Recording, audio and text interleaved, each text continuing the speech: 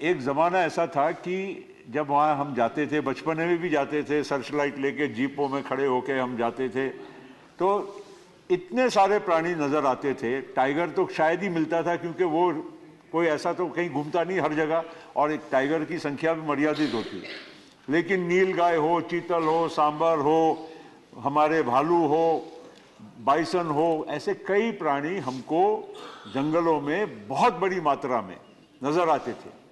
आज आप वही जंगल में जाएंगे तो आपको नीलगाय हो, सांबर हो, चीतल हो, या जो भी जो जिसको बोलते हैं कि ग्रेजिंग एनिमल्स हैं, ये हमको उस संख्या में अब नज़र नहीं आते हैं। अब आप कहोगे कि शेर हो, चीता हो या लेपर्ड हो, चीता अभी आया, लेकिन लेपर्ड को अपने यहाँ सामान्य अभी भी चीता ही बोलते हैं गांव में, क्योंकि स्पॉटेड है। तो ये सब प्राणियों को आज उनकी प्रे जो चाहिए, वो खाएगा क्या? वो घास तो नहीं खाएगा, उसको चाहिए उसका शिकार, और वो शिकार की मात्रा कम होते जा रही है महोदय। उस वजह से मेरा निवेदन है मंत्री महोदय से कि बाकी के आपके सभी प्रयास सराहनीय है, उसमें कोई दो राय नहीं है, आप जरूर उसमें आगे बढ़िए, लेकिन इस एस्पेक्ट को बहुत ध्यान रखिए। आज मुंबई जैसे शहर में संजय गांधी नेशनल पार्क है, वो संजय गांधी नेशनल पार्क के चीते, वहाँ के लेपर्ड जो हैं, वो पूरे शहरों में आ रहे हैं। आज मुंबई जैसे शहर में बॉर्डर पे लोग आते हैं, वो चीते आते हैं और लोगों को वहाँ पर नेचुरली, चाहे वो कुत्ता हो, चाहे कोई गाय हो, पशु हो, या कोई इवन इंसान हो, बच्चे हो, उनको भी खाने का काम करते हैं। क्यों? कि वहाँ पर कुछ उनको जो नेचुरल जो उनका शिकार होना चाहिए वो मिल नहीं पा रहा है। तो मेरी यही बात है, निवेदन है कि आप इस बारे में बहुत ज़्यादा ध्यान दीजिए। दूसरा, जहाँ तक अब सड़कें बनती है, नेशनल हाईवेज बनते हैं, 2 मिनट, नेशनल हाईवेज बनते हैं, वहाँ पर हम लोग काम रोक देते हैं, नेचुरली ठीक है, पर्यावरण का, पर एक पॉलिसी, एक नीति कॉमन बना दीजिए ना, कि भाई अगर नेशनल हाईवे है, कहीं कोई फॉरेस्ट एरिया में से जाता है, तो वहाँ पर किस तरह से वहाँ पर वो वायरडक्ट बनाया जाए, या जिस तरह से भी अंडर पासेस हो, ताकि एक नेशनल हाईवे का काम बार बार आपके मंत्रालय में आकर वहाँ पर एनजीटी में जाएगा और उसका क्लियरेंस होते होते हाईवे बन जाएगा, लेकिन उस पोर्शन को 10-10 साल तक मान्यता नहीं मिलेगी। तो why don't we have a national policy where roads are going to be required, development can not stop, तो आप उसकी एक नीति बना लीजिए, तो ये बहुत ज़रूरी है। और तीसरा और अंतिम मेरा एक निवेदन है कि हम जिस क्षेत्र से महाराष्ट्र में आते हैं वो विदर्भ का इलाका माना जाता है। एक ज़माने में हमारे तनखा जी हमारे को जानते हैं, सीपीएन बिरार का वो हिस्सा था। जब सीपी बिरार का रीऑर्गेनाइजेशन स्टेट्स का जब हुआ 60 में, महाराष्ट्र बना, मध्य प्रदेश बना, बाद में तो छत्तीसगढ़ बना, तो वहाँ पर जो जमीन थी जहाँ पर डिग्रेडेड फॉरेस्ट, उसका नाम हमारे महाराष्ट्र में झुड़पी जंगल, ये एक नॉमेनक्लेचर रह गया, और मध्य प्रदेश में वो नॉमेनक्लेचर उन्होंने वो हटा दिया, उसको रेवेन्यू फॉरेस्ट कर दिया। तो रेवेन्यू फॉरेस्ट में डेवलपमेंट हो सकता है, लेकिन झुड़पी जंगल का नॉमेनक्लेचर वो जंगल की परिभाषा में ही रह गया। तो आज नागपुर की चाहे हाई कोर्ट हो, नागपुर में विधानसभा हो, ये सारे फॉरेस्ट एरिया में झुड़पी जंगल के परिसर में बने हुए हैं। तो कहने का मतलब ये है कि पुराने ज़माने में ये कानून आने के पूर्व विकास हो सकता था। अब वहाँ पर हमको चाहे इरिगेशन प्रोजेक्ट हो, रोड हो, गांव की एक स्कूल हो, गांव में कोई और काम, विकास का काम हो, ये सारा वो फॉरेस्ट के वजह से, झुड़पी जंगल नॉमेनक्लेचर के वजह से आज हमको परेशानी होती है। मेरे अकेले एरिया में नहीं, पूरे विदर्भ की ये बात है। तो मेरी आपसे निवेदन है कि ये इस बारे में आप जरूर एक पहले प्रयास जयराम रमेश जी के समय पे और कमलनाथ जी, कई लोगों के वक्त में हुए, लेकिन इसकी भी एक सखोल नीति बनाइए, पर्यावरण का भी ध्यान रखा जाए, वहाँ के वन क्षेत्र का भी ध्यान रखा जाए, लेकिन जो एक गलत, एक केवल नॉमेनक्लेचर 60 में स्टेट्स का रीऑर्गेनाइजेशन होने के बाद जो नहीं बदल पाया, उसके वजह से अगर ये नुकसान हो रहा है, तो कुछ ना कुछ इसमें मार्ग निकाला जाए। आपके इस बिल के लिए आपको सराहना करते हुए आपको पूरा हमारा सहयोग रहेगा। बहुत बहुत धन्यवाद। Shri Kumar Ketkar.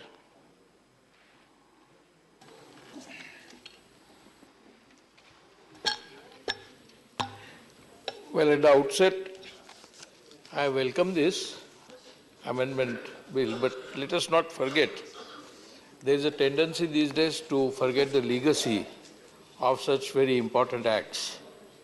This act, which is being amended now, was made in 1972. And that year is important because that very year, then Prime Minister Indira Gandhi addressed a conference in Stockholm, the Earth Conference, in 1972, and led by her personal initiative to create this act. Not only Project Tiger, but she was concerned about all other animals from crocodiles to lions and every single animal in jungles or in the sea, including the fish. Now that legacy was necessary to be remembered when we amend this, because she was particular in seeing that the jungles are not killed, jungles are not devastated, jungles are not devastated. At present, when we are talking here about this act, Nicobar is being completely ruined. Nicobar jungles are being removed. And Nicobar jungles are being removed for the benefit of some corporates. So essentially, the wildlife is actually attacked not by any humans as such, but the corporates, and sometimes by celebrity Bollywood types. It is necessary not, अभी राकेश जी ने कहा कि सख्त कानून होना चाहिए, कानून सिर्फ सख्त नहीं होना चाहिए, उसका इम्प्लीमेंटेशन भी सख्त होना चाहिए, और उसका इम्प्लीमेंटेशन सख्त नहीं हो रहा है. इसके लिए corporates are actually using their money power or their muscle power or their contacts in bureaucracy and in the government to destroy jungles, and when jungles are gone, the wildlife is gone. Another thing that is necessary to be noticed is that wildlife, jungles and human habitats are closely linked and closely related. One without the other is not possible. We talk about climate change, but while talking about climate change, we generally do not talk about wildlife and birds and other migration of birds and things like that. Climate change is directly concerned with protection of wildlife, protection of birds, creating environment for them. And while we talk about environment, we must also talk about the creation of environment for them to survive and grow. When Project Tiger was announced, there was considerable discussion about it, and thankfully there was a lot of support. But today this issue has come because of the real estate sharks and corporates are devastating jungles and creating problems for the wildlife. I think it is necessary also to remember that from Jim Corbett to Salim Ali, so many people have written about the jungles in India. In fact, these jungles, this forest life, this flora and fauna was the main thing that attracted Europeans, not only the masalas, not only the spices in South India, but also this flora and fauna attracted the Europeans. So we are actually ruining the flora and fauna, and I don't think we particularly care about it. I don't see any discussion. For instance, we talk about biodiversity, but not a single university has any syllabus and discussion and studies or research projects done on biodiversity. I think only one university has just started a biodiversity subject, but otherwise most universities ignore biodiversity subject completely.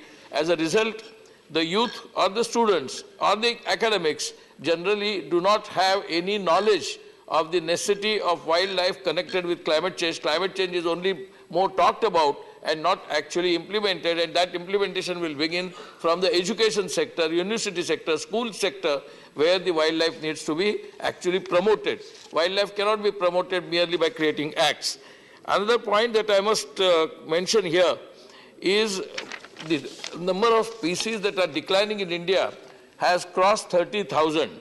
Globally, some 1 lakh species are actually gone forever, and that will happen, that protection of those species will happen only if the government is serious and strict about implementing this. I'll take a final point, only 1 more minute, and the point is, former Prime Minister had said, she referred to Mussoorie when she had gone there and said that jungles are being destroyed for the construction. Just now, Praful Patel ji talked about development and ecology together, and development is possible even without destroying ecological balance. But I don't think that is the approach of the present government. Ecology is sacrificed for the sake of, or in the name of development, in the name of highways, in the name of freeways, and in the name of new projects. It is not enough to protect Adivasis. It is not enough to protect Adivasis and jungles together. It is necessary to protect Adivasis and jungles and wildlife together, because they live together and they don't live separately. Unfortunately, what is discussed today is separating Adivasis from the wildlife and from wildlife from the human habitats. I think it is necessary to take a comprehensive and total view of the thing of Wildlife Act, and therefore not only having an act is important, but having implementation is perhaps even more important. Thank you. सुश्री इंदुबाला गोस्वामी। धन्यवाद sir. महोदय, wild life protection amendment bill 2022 जैसे महत्वपूर्ण विधेयक पर बोलने का मौका देने के लिए मैं आपका आभार प्रकट करती हूँ। मानव, पेड़ पौधे और जीव जंतुओं का जीवन एक प्रतिरक्षण चक्र है। पृथ्वी पेड़ पौधों का पोषण करती है और पेड़ पौधे कीटों, पक्षियों और जंगली जानवरों का पोषण करते हैं। दूसरी ओर मृत पशु गिद्ध का शिकार बनते हैं और गिद्ध जब मृत्यु प्राप्त होकर पृथ्वी में समाता है तो कीटों का भोजन बनता है। मृत कीड़े मकोड़े पौधों की खाद बनते हैं और जब पौधे आयु प्राप्त कर लेते हैं तो मनुष्य के जीवन यापन का साधन बनते हैं। मनुष्य पेड़ पौधों और जीव जंतुओं से अपने जीवन चक्र को चलाता है। कहने का तात्पर्य ये है कि मनुष्य, जीव जंतु और पेड़ पौधे एक दूसरे पर निर्भर करते हैं। जीवन का प्रतिरक्षण चक्र हमारे मानव जीवन के लिए बहुत ही आवश्यक है। इसलिए जल, जंगल और जानवर की सुरक्षा करना मानव का मुख्य दायित्व है। पर्यावरण में वनस्पति जीव जंतुओं के विलुप्त होने का सीधा प्रभाव मानव जीवन के अस्तित्व को प्रभावित करता है, क्योंकि मानव जीवन व उस जीवन से जुड़ी हुई सुख सुविधा और समृद्धि पेड़ पौधों और जीव जंतुओं से ही प्राप्त होती है। महोदय, मानवीय गतिविधियों की वजह से मानव द्वारा अपने लाभ व सुख सुविधाओं के लिए जीव जंतुओं व वनस्पति का इतना दोहन शुरू हुआ है कि आज इनकी कई प्रजातियां विलुप्त होने की कगार पर हैं या विलुप्त हो चुकी हैं। मानवीय सुख सुविधा की पूर्ति से पर्यावरण बहुत प्रभावित हुआ है। ग्लोबल वार्मिंग बढ़ी है, जंगल खत्म हो रहे हैं, चारागाह खत्म हो रहे हैं, फ्लोरा और फौना की बहुत सारी प्रजातियां या तो विलुप्त हो गई हैं या विलुप्त होने की कगार पर हैं, क्योंकि मनुष्य अपनी ज़रूरतों के लिए भोजन, ऊर्जा, दवाई, तेल, ईंधन के लिए इनका सिर्फ लगातार प्रयोग ही नहीं कर रहा है, बल्कि अपने व्यक्तिगत लाभ के लिए इनका अवैध व्यापार व तस्करी भी कर रहा है। IUCN की लुप्तप्राय प्रजातियों की सूची में 1,42,577 से ज़्यादा प्रजातियां दर्ज हैं। इनमें विलुप्त होने की खतरे वाली 41,000 प्रजातियां दर्ज हैं, जिन्हें बचाया जाना विश्व समुदाय की बहुत ही महत्वपूर्ण जिम्मेदारी है। इस संदर्भ में भारत का हिम तेंदुआ, हिमालयन मलाल, तितर, सारस, एशियाटिक लॉयन, कृष्ण मृग एवं नीलगिरी तहर जैसी प्रजातियों पर प्रश्न है। मेरे प्रदेश में 1990 में गिद्धों की संख्या में भारी वृद्धि हुई। जांच करने पर पता चला कि डिप्लोफेनिक दवाई बनाने के लिए गिद्धों को मारा जा रहा है। गिद्धों के संरक्षण के लिए डिप्लोफेनिक दवाई पर बैन लगाया गया और वन विभाग के निरंतर प्रयास से आज प्रदेश में गिद्धों की संख्या में वृद्धि हुई है। हिमाचल प्रदेश का पहला बायोडाइवर्सिटी पार्क बनकर तैयार हो रहा है। इस पार्क के क्रियाशील होने से विलुप्त हो रही जड़ी बूटियों की पहचान आसान होगी। खासकर हिमालय की विलुप्त हो रही जड़ी बूटियां, उनको संरक्षण प्राप्त होगा, क्योंकि मैं जिस प्रदेश से आती हूँ वो हिमालयन रेंज में आता है।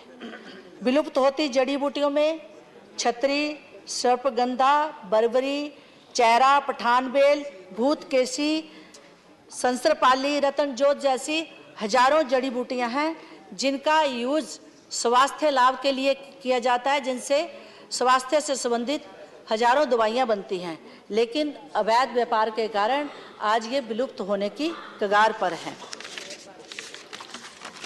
महोदय, चूंकि मैं उस राज्य से आती हूं जो प्रकृति को संरक्षित रखने में बहुत महत्वपूर्ण भूमिका निभाता है।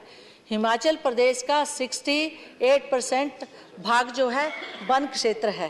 हिमाचल प्रदेश में 5 राष्ट्रीय उद्यान हैं और 32 वन्य जीव अभयारण्य हैं, इसलिए इस बिल के महत्व को मैं समझती हूँ। महोदय, वनों व जीव जंतुओं के संरक्षण की अवधारणा हमेशा से हमारी प्राचीन संस्कृति और विरासत का हिस्सा रही है। हमारे वेदों में वनों को 3 श्रेणियों में बांटा गया था। महावन, जो महान वन आरक्षित था, और आज हमारे देश में ऐसे 100 से अधिक भंडार हैं। दूसरी श्रेणी श्रीवन की आती है, जो मानव और पशुओं की आजीविका के लिए आवश्यक वनोपज का साधन था। आज हमारा देश लकड़ी, चंदन, प्लाईवुड, केंदू के पत्ते, बांस, साल के बीज, शहद और औषधीय पौधे, रबड़, काजू और मसालों जैसे वन उत्पादनों की एक बहुत बड़ी रेंज यहीं से प्राप्त कर रहा है। महोदय, प्राचीन काल में तीसरी श्रेणी तपोवन थी, जहां ऋषियों का स्थान होता था। किसी भी जानवर या पेड़ को नुकसान करना यहाँ जो है अपराध समझा जाता था। आज ये हमारे प्राकृतिक अभयारण्य हैं।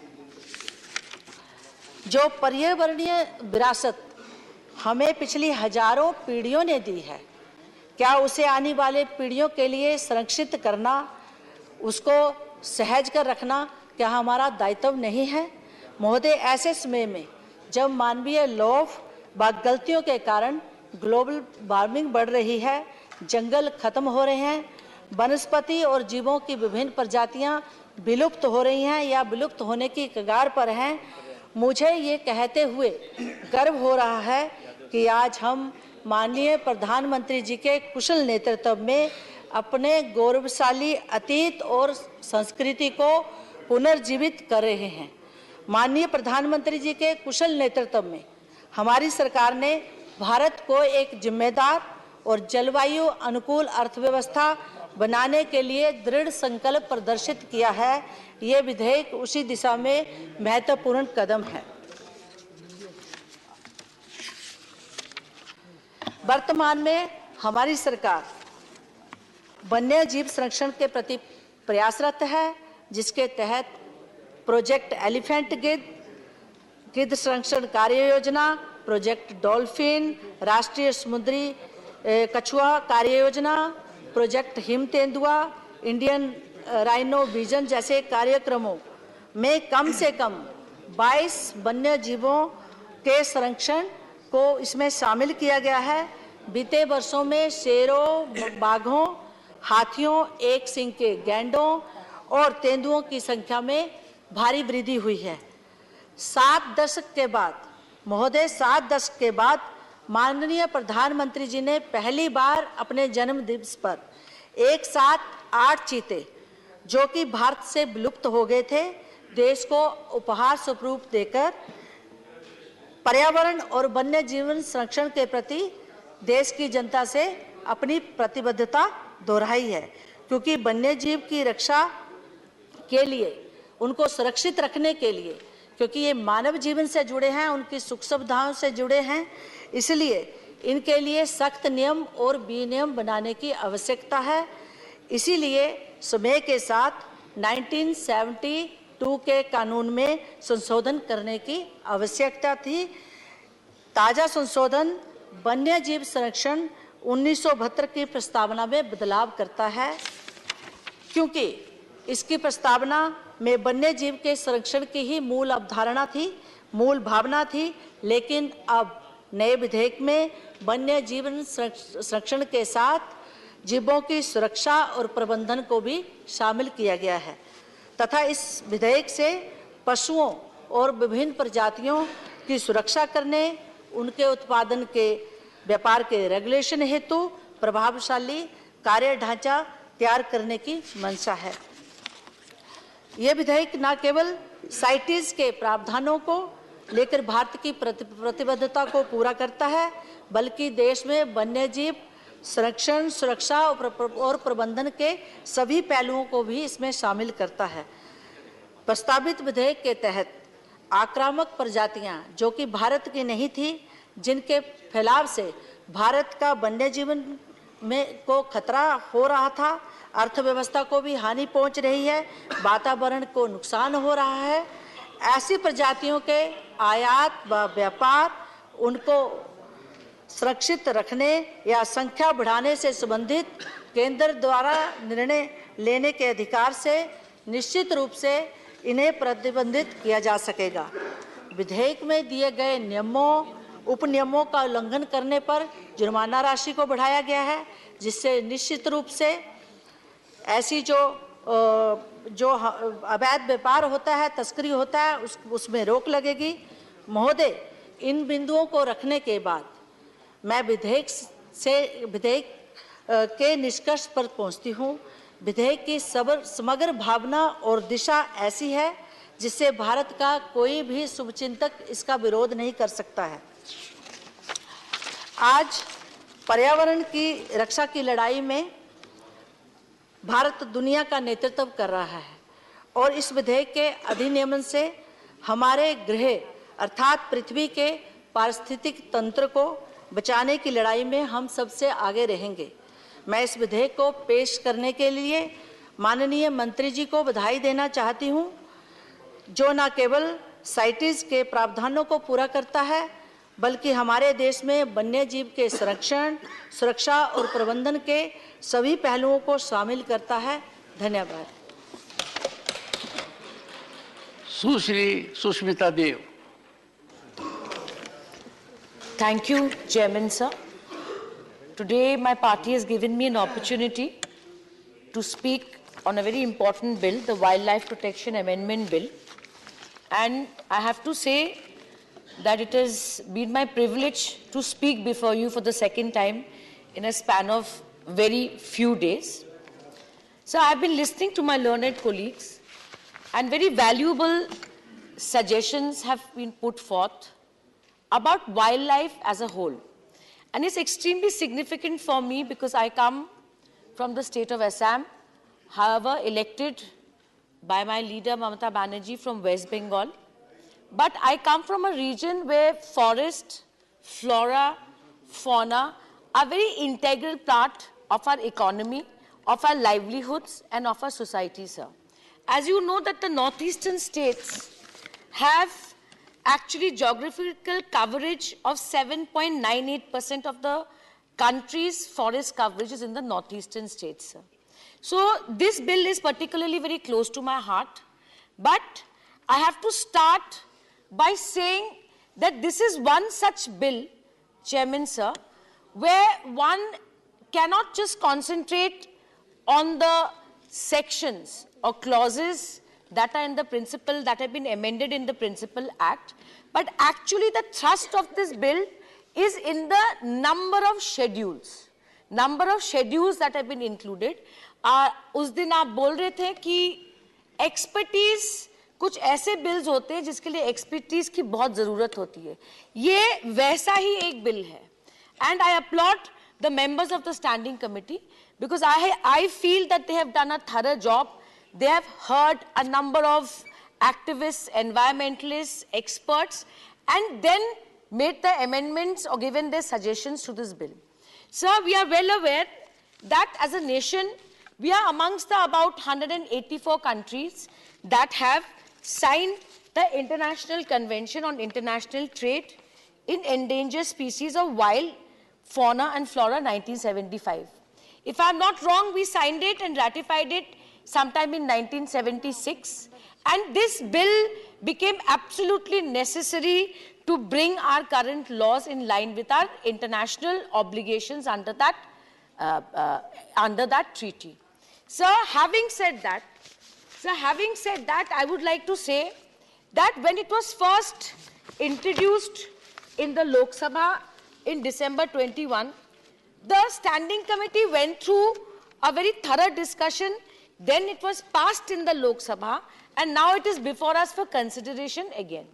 If I may say so, that this bill is a prime example of how a standing committee can act as a watchdog of the nation, sir. Today we should, as all of us members of the House, whether they're in the Treasury bench or the opposition bench, we must all come together in agreeing that it is a disservice to the nation if the number of bills that go to the standing committee drops from 60% to 13%. So today I'm a member of parliament, but I don't have every expertise. So it is an opportunity for me to read the standing committee report and learn it.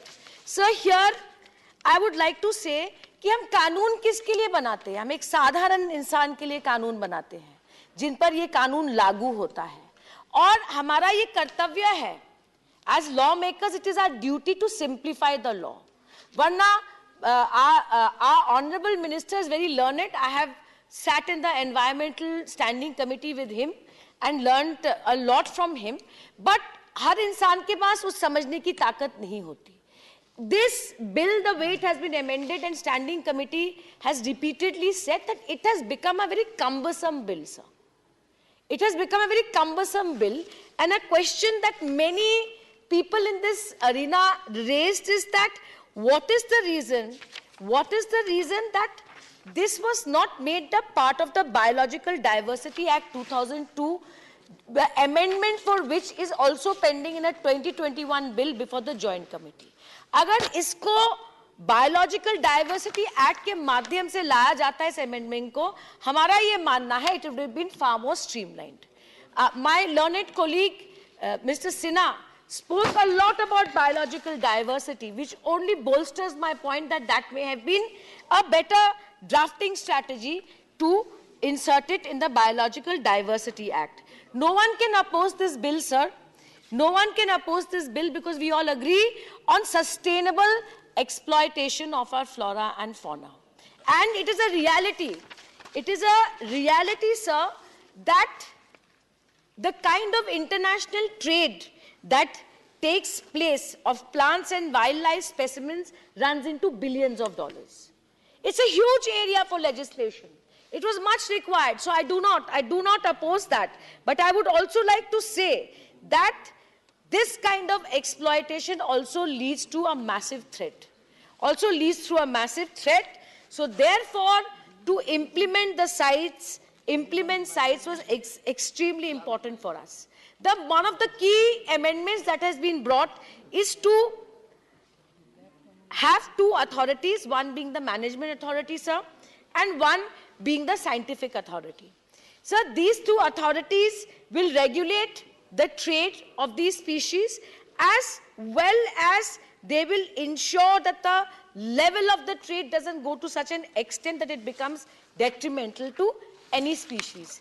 So this is important, I don't deny it, because our sustainable development goals number 15 is also very important to us when it comes to wildlife. But I do feel, sir, that in the composition of these two authorities, one must remember that this is a subject that is in the concurrent list. And therefore, the states must have a significant say in how it is implemented. So these two authorities, how they will be set up, who will run it, which set of officers, must take into account our strong principles of federalism and help the states to be constructively they should be able to constructively engage at the level of these authorities, sir.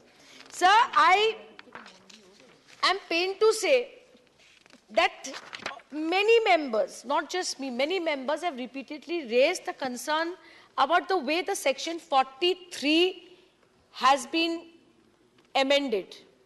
Section 43 has been amended of the Principal Act, which is the 1972 Act. And this is not a concern of parliamentarians or members of the standing committee, but this is a concern of people who have been fighting for decades for the protection of captive animals like the elephants. Sir, if I may say so, हमने देखा था एक जमाना था जब राजा महाराजा हाथी पे चढ़ के युद्ध पे जाते थे. मुझे याद है बचपन के वो दिन जब हम रिपब्लिक डे में देखते थे कि साहसी बच्चों को हाथियों पर बिठाकर परेड में ले जाते थे. पर इस देश में हमने उन कानूनों में या उन रिचुअल्स में हम परिवर्तन लेके आए. क्यों लेके आए? उस पशु के हित में जिसको जंगल में होना चाहिए, पर वो हमारे बीच में है, उसमें थोड़ा हमारा स्वार्थ है. So whether all of us parliamentarians realize that a wild elephant, sir, in this country comes under captive animals. और मेरा ये मानना है कि हमने रिपब्लिक डे के परेड में भी एलिफेंट्स को यूज करना सर बंद कर दिया. It has been declared as a heritage animal. Mr. Jairam Ramesh, I think, was at that time the minister. और जो क्लॉज 27 ये सरकार लेके आई है sir, it is a direct contravention of the earlier section 43. I am sure honourable minister is very learned, he will explain himself. Standing committee के बिल्कुल विपरीत अमेंडमेंट लेके आए सर, जो लोकसभा में पास होकर आज राज्यसभा में आई है. Original act says you cannot transfer any captive animal for consideration. So what are the exceptions? Like you move an animal from one zoo to the other, no one can say anything. And moment you move them, you have to inform the chief wildlife warden within 30 days. Sir, इस section को बदल के सरकार ने जो परिवर्तन, जो amendment, संशोधन लेके आए हैं, उसमें लिख दिया कि लाइव एलिफेंट्स जो ओनर्स है, जिनके पास सर्टिफिकेट है, they can transfer and transport with the permission of the state government on fulfillment of such conditions as may be prescribed by the central government. Huge discretion, sir. इसमें purpose तक नहीं लिखा. Standing committee may to give a very practical suggestion. We realize the ground realities of this nation and elephants form a part of our rituals. So I plead with the honorable minister कि sir आपने जो any other purpose करके और भी इसको broad कर दिया, उसकी वजह से पब्लिक डोमेन में एक डर है जिस डर की वजह आप समझते हैं सर. बिकॉज अगर एलिफेंट्स, और एक इंपॉर्टेंट तथ्य देके मैं अंत करूंगी, मेरा टाइम अप होने वाला है, कि I want the honourable minister to tell the parliament that what is the reason that this government did not vote against the motion where international trade for ivory was due to be started. That motion was defeated, but this government abstained from voting. So any other purpose और उसके बीच में कोई संबंध तो नहीं है sir, ये पूछना शायद लोकतंत्र में मेरा हक है. आपका बहुत बहुत धन्यवाद, पार्टी का बहुत बहुत धन्यवाद. Shri Jairam Ramesh. Mr. Chairman, sir. Sir, I rise to oppose the Wildlife Amendment Bill 2021 in its present form. Before I speak, let me say how delighted I am. As rare is wildlife, rare is to see the chairman on the chair in the afternoon at 2:30. And sir, it's my privilege that I'm speaking in your presence, with no disrespect to the deputy chairman who is sitting in front of me. Sir, before I speak on the bill, my colleague Kumar Ketka drew attention to the fact that we are celebrating the 50th anniversary of the Wildlife Protection Act. The Wildlife Protection Act was discussed in the Lok Sabha and the Rajya Sabha in August of 1972 and was gazetted on the 9th of September 1972. It's an important landmark because this act was passed by Parliament when wildlife was in the state list of the Constitution. The first government made an effort under Pandit Jawaharlal Nehru and K.M. Munshi to pass a Wildlife Act. They could not pass it because the states objected to it, because wildlife was part of the states list. This matter came up when Indira Gandhi became Prime Minister. She was a very ardent conservationist, and she found a way to pass an act by Parliament on a subject belonging to the state list. She resorted to Article 252, which empowers Parliament to pass a law on a state list, provided 2 or more states assent to it. So on the 12th of April 1972, she wrote a letter to all the chief ministers, and I wish to quote this letter because it's very relevant to our discussion today. She writes, "Dear Chief Minister, I have written to you in the past about wildlife conservation and management. Although there is now greater consciousness about this problem than a few years ago, we have not been able to significantly arrest the continuing decline of our fauna, including many endangered species. Poaching is on the increase, and we continue to receive reports of lucrative trade in furs and pelts of even those animals like the tiger, whose shooting is in law prohibited throughout the country. My colleague, the Agriculture Minister, Mr. Jagjeevan Ram then, has already written to you about the difficulties of controlling trade and taxidermy in the absence of a uniform central law applicable to the entire country. Experts are unanimous that only an integrated and country-wide policy of wildlife conservation and management can arrest the present precipitous decline. It is for these reasons that we now seek your cooperation to enact central legislation on wildlife conservation and management. This is not a political issue. It concerns the survival of our famous natural heritage. Past experience reveals the limitations of a regional approach. The center and states must now act in concert on the basis of a common legislation which should be strictly enforced. So following this letter and following the Parliament passing this law, 11 states enacted their own laws in consonance with Parliament's law, and subsequently all states began adopting this national legislation.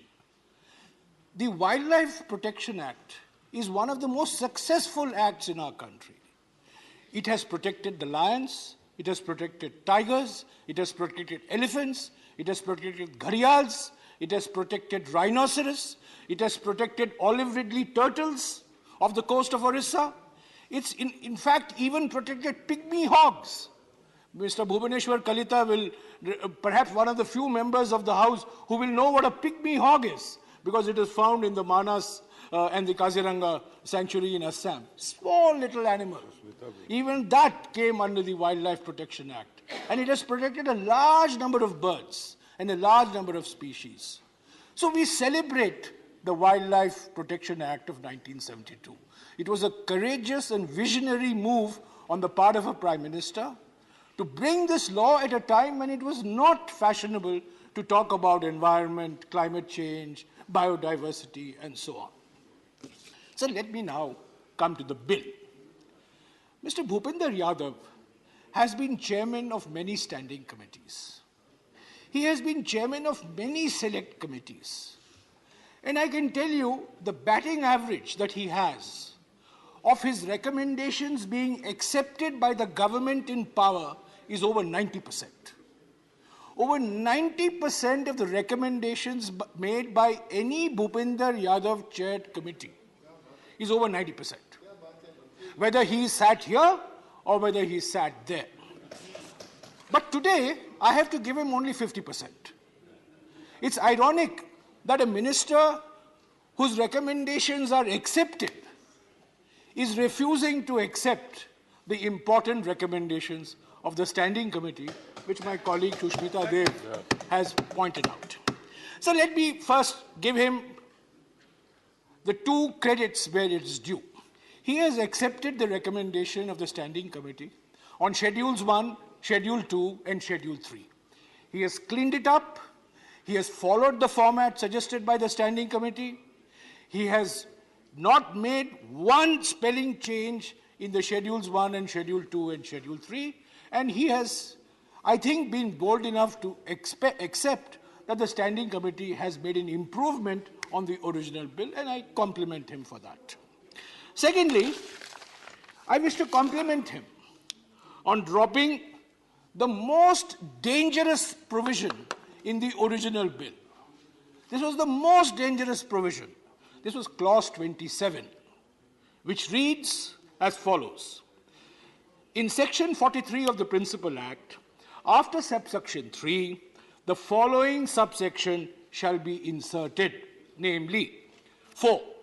This section shall not apply to the transfer or transport of any live elephant by a person having a certificate of ownership when such person has obtained prior permission from the state government on fulfillment of such conditions as may be prescribed by the central government. He has dropped this in consonance with the recommendations of the Standing Committee. So far, he's got 2 out of 2. Now comes the problematic part. He has accepted the Standing Committee's recommendation on redrafting this clause 27. And I, sir, have to point out here, there's a conflict of interest. I was chairman of the Standing Committee. I hope you will permit me to say this. The elephant is a natural, not only a natural, but it's also a national heritage mammal of India. And we know the cultural and religious significance of the elephant in many states of India. And that is why the Standing Committee had recommended an alternative, provided that the transport or transfer of a captive elephant for a religious, the Standing Committee accepted the religious significance of the elephant. But what does Mr. Bhupinder Yadav do in the bill? Mr. Bhupinder Yadav adds, or any other purpose. What is this any other purpose? To provide for an elephant for a captive zoo in Gujarat? To provide for some private amusement parks in some other state? What is this any other purpose? So I requested him, please drop any other purpose. Keep, in fact, I suggested to him, say religious and cultural purposes. But he did not agree. And he has kept any other purpose. I would request him, sir. Secular credentials. Sir, I have moved amendments. I moved amendments to the bill on the 3rd of August. But these amendments I cannot move today. The Rajya Sabha is a continuing house. The amendments should be continuing. The bills are continuing. But now, today I am told, these amendments are infructuous because they have not been moved 48 hours before the bill. Yes. I have moved these amendments. Anyway, I don't want to get into this procedural issue. So I want to request the minister, please drop any other purpose. If you have any other purpose in mind, put it into the act. Take the House into confidence. Put it into the act and don't get up and say, rules mein aayega, because we know what happens in the rules. So please put it into the act. So I'll take 2 minutes more. So far his score is 2.5. 2 plus, and the third recommendation he's accepted half, and he's diluted it by putting any other purpose. So State Board on Wildlife. I moved an amendment. What the minister has done in the bill, he has made the State Board on Wildlife a rubber stamp machine. Today the State Board on Wildlife is chaired by the Chief Minister. At least the Chief Minister twice a year pays attention to the problems of wildlife. In the case of Mr. Naveen Patnaik, it's more frequent because he takes great interest in the protection of wildlife in Odisha. Now, this bill says you can have a standing committee chaired by the minister, who will be the vice chairman, and you will have 10 members, and we know, sir, these 10 members will be Secretary Forest, Secretary Environment, Secretary Finance, Secretary Culture. They'll all be people who will say yes. So please preserve the integrity and independence of the State Board on Wildlife and bring some institutional members, bring some scientists, bring some conservationists, bring some outsiders who will give you a different point of view. You want to protect diversity, biodiversity, protect biodiversity of intellectual opinion. You cannot have only one person deciding on the State Board on Wildlife. Finally, sir, my friend and colleague Shushmita Dev has referred to this. I do not object to the fact that this bill came because of the need to fulfill CITES commitments. The third assembly of CITES was held in India in 1981. There was no dhoom-dham, no tamasha that CITES is coming to India. CITES came to India in 1981. 150 countries met here. India is a world leader in conservation. We don't have to learn lessons from any other country. We are number one in the world on conservation because of the Wildlife Protection Act. Now, what Mr. Bhupinder Yadav has done in this bill, he has produced a tome of a bill which is impossible to navigate, impossible to understand. It was a very simple solution that the Standing Committee had suggested, that was agreed to initially, but then for some reason that agreement was taken back and we have gone back into a very cumbersome bill. So, sir, I cannot support the bill in its present form. I support the 2 points on which Mr. Bhupinder Yadav has agreed to the report of the Standing Committee.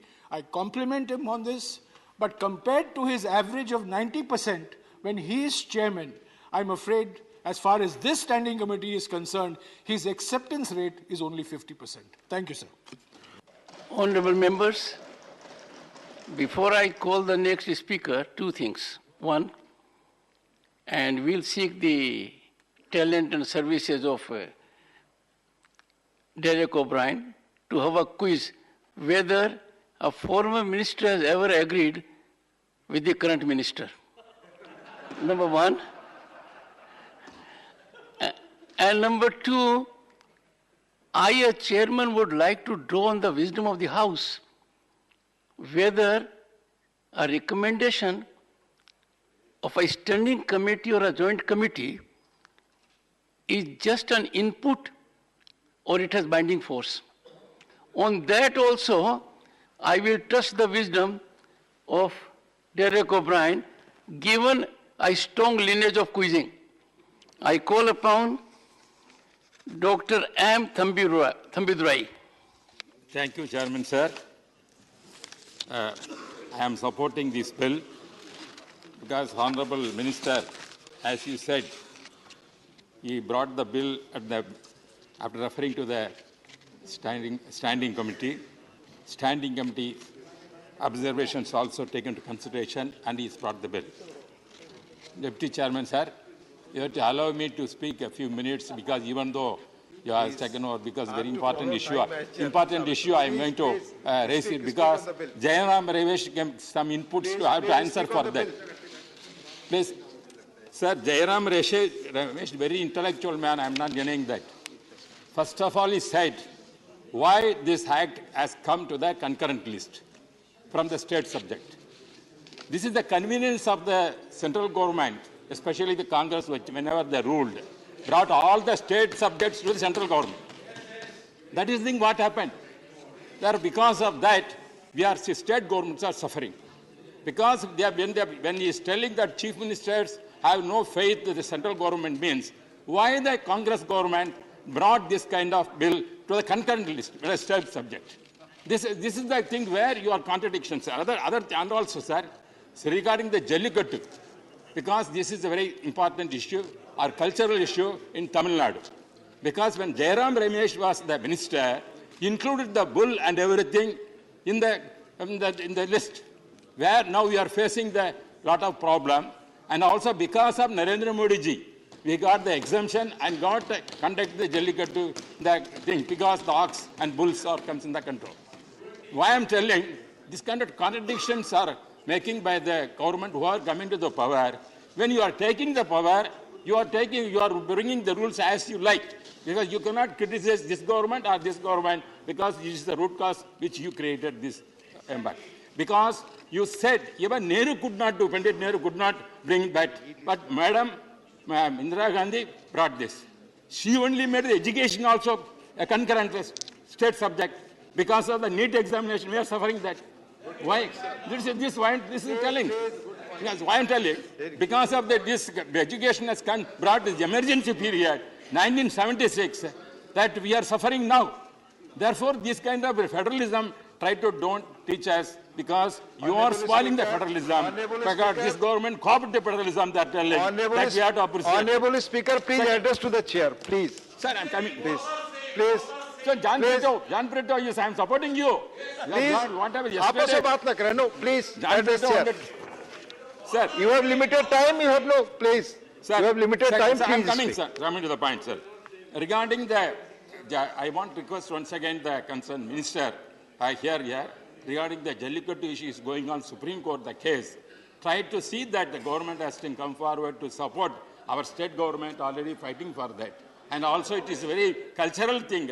It has to be, I'm requesting central government to support in the Supreme Court, the case is going on, to see that Tamil Nadu's interest can be protected and culture will be protected, sir. Second, regarding the elephant thing, what they're telling, how they brought the amendment, whether it's a captive animal or whether in the forest. Sir, now many incidents are taking place in many parts of the country that because of our human beings, certain things we have done wrong or not, that is different issue. But the animals are killing human beings are killed by the animals, especially the elephants, which are coming many parts. Many human beings, whether you want to protect the human beings or not, you want to answer for that. Because, sir, these elephants, when they are coming up, sir, I'm coming to the point, sir. Please, there are a few more no, that is speakers. there, but what can I do that? I have to say something which is important for our consideration. Because the elephants are, because of the elephants moving many places, human beings killed. Many people are killed, innocent. Then also, it's coming to the field of cultivations and destroying that. Then who's going to give compensation for that? For that, how to protect these wild animals like elephants to be kept in the forest, not to come to our human habitat centers. That is sufferings a lot. Therefore, I request the Honorable Minister to see that how you can protect the human beings. Apart from the animals, you protect it. You have to protect all. Please, all human beings are important. Please. But I request once again, same points I'm taking, sir. In the name of federalism, and also concurrently, many things are taken over from the state government. It has to once again go back to state government. Thank you. That is my request. Thank you. Thank you, Dr. Second, Samir. regards the Jallikattu, which I Please. raised this issue, Please. it has to be considered favorably to the feelings of the Tamil Nadu people. That has to be respected. Request, sir. Thank you. Regarding the elephants, when many people are died and compensation required, therefore, let the central government, state government come forward to protect the human beings apart from the Thank you. animals also. Sri Abdul Wahab. Mani Abdul Wahab. आदरणीय okay, English. Respected Vice Chairman, this bill, according to me, it was my first feeling was to support. But now Jairam Ramesh is opposing. I don't know. I am in the middle now. Some part I am accepting. I got only one request, as you know, only simple request. I am not going to Ragesh. This one, he's just like Sinha's, just like speech and the other speeches and all. I got one request, because one side Mr. Jairam Ramesh is sitting, other side Mr. Binoy Vishwam sitting. Both they were ministers in state and in center. They are making all the problems. Whenever he is in the ministry, we cannot go into the forest office. If we are telling them these developments, allow something, then immediately, Mantriji aisa bola. That was the situation in Kerala during his reign. Yeah, he's here. Yeah, we know. Yeah. So these sort of people should not be in this ministry. I prefer this, Bhupendra is little, not just like this extremist. So I hope that you will do something justice, just like a Jangliwala. I am coming from Nilambur, foothills of Nilgiris. Every day we are facing in my house this one, what you call elephant attack. Not Kadalakramanam, just like elephant akramanam. So I request you, just allow or give fund to our government to have hanging solar. The normal solar, they know how to beat, how to cover it. They know they will come with the wood and they will smash it. So please allocate some funds. Whenever our DFOs, Divisional Forest Officer, is telling no fund for hanging, solar. So please do something that we are living, including me. I am also seeing sometimes elephant in my house. Yeah, you come, then you know. So please do something for this human-animal conflicts, wild animal. And one more thing, you are taking care of the wild animal. There are some wild animals also in humans. Take care of them also. Thank you. Thank you, Abdul Wahab ji. Mani Sri Virendra Prasad Vyas ji. Mani Virendra Prasad Vyas ji, please. Virendra Prasad Vyas ji. Not going on record, please. Thank you very much, sir. I raised here today to support the bill, sir. The Wildlife Protection Act 1992, amended 1972, amended various times, sir, with the requirements of the situation, sir. Sir, in the 2001, bill was introduced in the Lok Sabha, sir. Bill was earlier discussed in the Rajya Sabha also. But then bill was sent to the standing committee. After recommendation of the standing committee, sir, bill is placed today. With the recommendation of standing committee, we discuss it with the bill today to pass the bill, sir, and which I supporting totally, sir. The bill, because I have a very less time, I have to speak few minutes only, so deliberately I cannot go. But I like to give some examples here. It is my appeal to the Honorable Minister. Animal protection is the call of the hour. Simultaneously, she is looking after the situation of the global warming, climate change, forest protection of the call of the hour, sir. In many parts of our country, sir, forest is destructing like anything, sir. Without forest, we cannot live, sir. So, to face the situation, world today facing the worst problem from the climate change and global warming, to looking on the situation, governments to take strongest measure to reserve forest should be protected like anything, sir. I like to give one very sad news, sir. Railway track was constructed in many parts of India in the elephant corridor, sir. Recently, very recently, 3 elephants were killed nearby Guwahati when they are trying to crossing the railway track because it is the elephant corridor, sir. So I request Minister after look up to consult this situation with the railway minister to protect the elephant. Secondly, sir, Kaziranga National Park, sir, we can pass the bill today. The implement of a bill, most important rule have to play by the state government, sir. All the state government have to play the important rule, otherwise this bill will be not implemented, sir.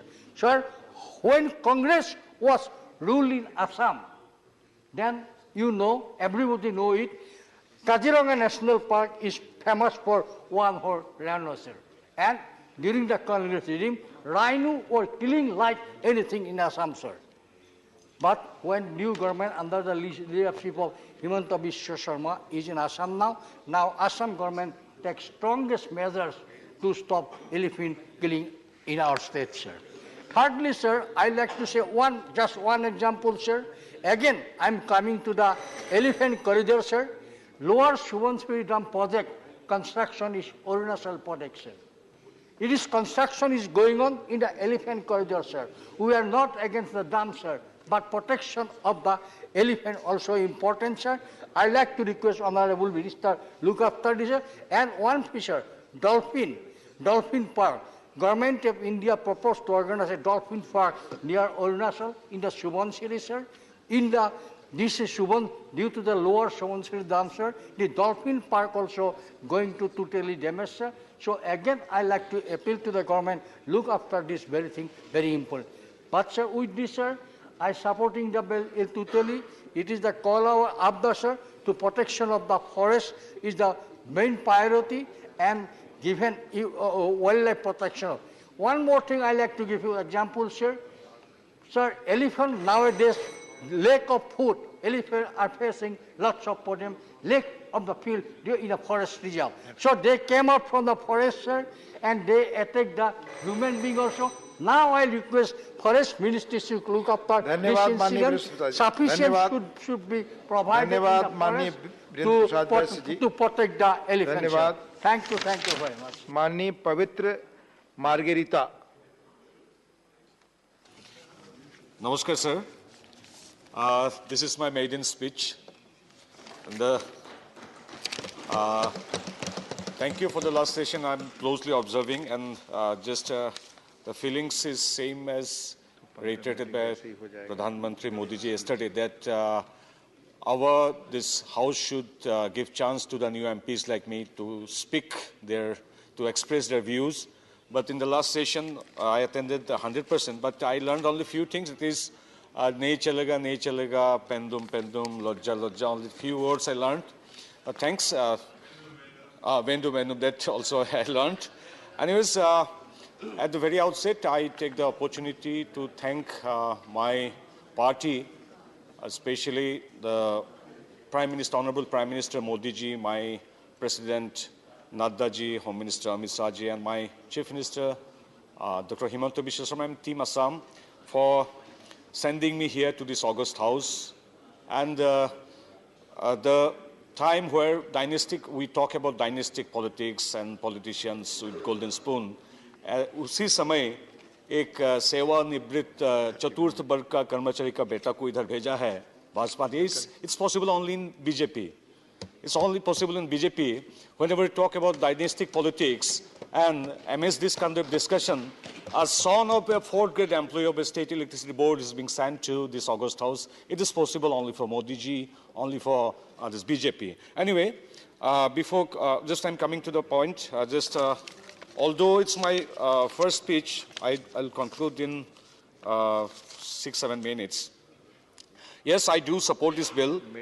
The proposal to amend the Act has covered a variety of topics, starting from the preamble to establishing a mechanism for regulating the export and import of endangered species in India.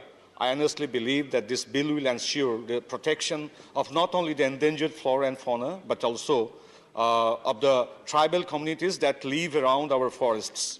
Honorable Prime Minister Narendra Modi ji had said in one of his Mann Ki Baat in 2020 that India's biodiversity is a unique treasure for the entire humankind, and we believe that biodiversity requires equal protection as the humans. Our party believes in the philosophy of integral humanism of Dindal Upadhyay ji, and that seeks to unite human beings and also to establish coherence between human beings and the nature. And we live in Vasudhaiva Kutumbakam, which means the world is one family. Our approach also reflects the ideals of Assam's revered Vaishnavite saint Srimanta Hankodev, who had stated 5 centuries ago that Eka Briksha Dasa Putra Sama, which means one tree is equivalent to 10 sons. Our emphasis of nurturing the biodiversity is also in line with the global efforts to protect the earth and its flora and fauna from the impact of climate change. This legislation will also help efficiently regulate many economic activities revolving around the biodiversity.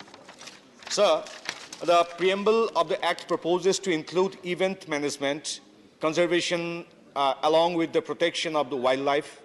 The preamble itself can be expected to lay the foundation for a strong law to protect the country's biodiversity. The draft of the legislation also talks about preventing sales and auction of animal articles and trophies. It makes provision for state governments to destroy such seized articles as well, to protect, to preserve, to possess, and to destroy also. That step is required to demonstrate that the state will not tolerate poaching of wildlife at any cost. Last year, Honorable Assam Chief Minister Dr. Himanta Biswa Sarma had led from the front and burnt more than 2,000 rhino horns, in public view, thereby sending out a message that the state has no tolerance policy towards the poaching of rhinos. And I want to mention one point that Assam is famous for rhinos, and we have 72% of rhinos, 72% of world population of rhino, and 89% of total rhino population of India. that is we have in our Assam. The draft legislation also talks about the transparent transportation of elephants. As told by the Honorable Forest Minister in Lok Sabha, elephants are an integral part of our lives, and in order to have a smooth transfer and transportation system for these animals, the Act proposes to regulate the entire process. And why I'd like to emphasize on this point, because Assam holds the second largest population of elephants in India, with more than 6,719 elephants as per an estimate in 2017. So we have a population of 6,719 plus. So a unique aspect of this bill is the designation of management authority for scientifically issuing permits for transnational movements of species, laying a greater emphasis of minimum government and maximum governance. The bill strongly regulates and monitors the export permits. That makes it a transparent process. And again, I'm coming to Assam. Assam, as we all of us know, that it's a home to one-horned rhino, which our Birendra Vaisuji has just mentioned, which is a pride of the state and the country. And the price of the horns of rhinos that are being illegally sold in the international market goes up to crores of rupees. As per report of media, one horn may cost around above 5 to 10 crore. It oscillates between that rate. As a result, the poaching numbers always remain high. But I don't know how my respected friends from Congress will accept it. I'm giving a data. That is, during the Congress regime in Assam, they ruled Assam they were in power for 15 continuous years. And I'm giving you data. In 2013, 27 rhinos were poached. In 2014, again 27. In 2015, 17. In 2016, 18. So everywhere, around 30 rhinos were killed by poachers during the regime of Congress. But when Narendra Modi ji came into power in the center and BJP came to the power of Assam, that figure came down to 1. So you'd like it, it is now only 1, and it goes towards 0. So the same surrounding villages, same forest guards, same police officials, same forest department officials, but during the Congress regime, it was 27 to 30. But now, as and when Modi's government came into power, the figure is going to 0. So this is the situation we are facing, we had faced there, and you'd like to know it, that not only the rhino poaching is minimized, along with the population of rhinos are also increasing. It was 2,895.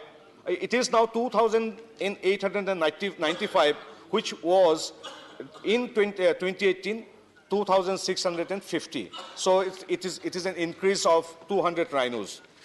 So hereby, I again I would like to also to reiterate the Honorable Minister's assurance, our Bhupen Jadavji's, in Lok Sabha, that the tribal communities shall continue to exercise their grazing rights and will maintain their lawful livelihood activities in forests until they have been completely and successfully rehabilitated. So this act has included the respect and empowerment for the tribal peoples and the forest dwellers. So I wholeheartedly support the bill and call for the reforms in the conservation of biodiversity to ensure that the number of endangered species in India keep growing and help us to maintain the biodiversity in full glory. Thank you, sir. I conclude. Thank you, Pavitra Margarita ji. Now, Sri Rawang Vara Narjari. Mr. Rawang Vara Narjari. Thank you, sir. Please. Pronunciation is Rangara Narjari, sir. Honorable Deputy Chairman, sir. Thank you for giving me this opportunity to speak on this bill. Sir, I am speaking in support of bill. Wildlife is part and parcel of our environment.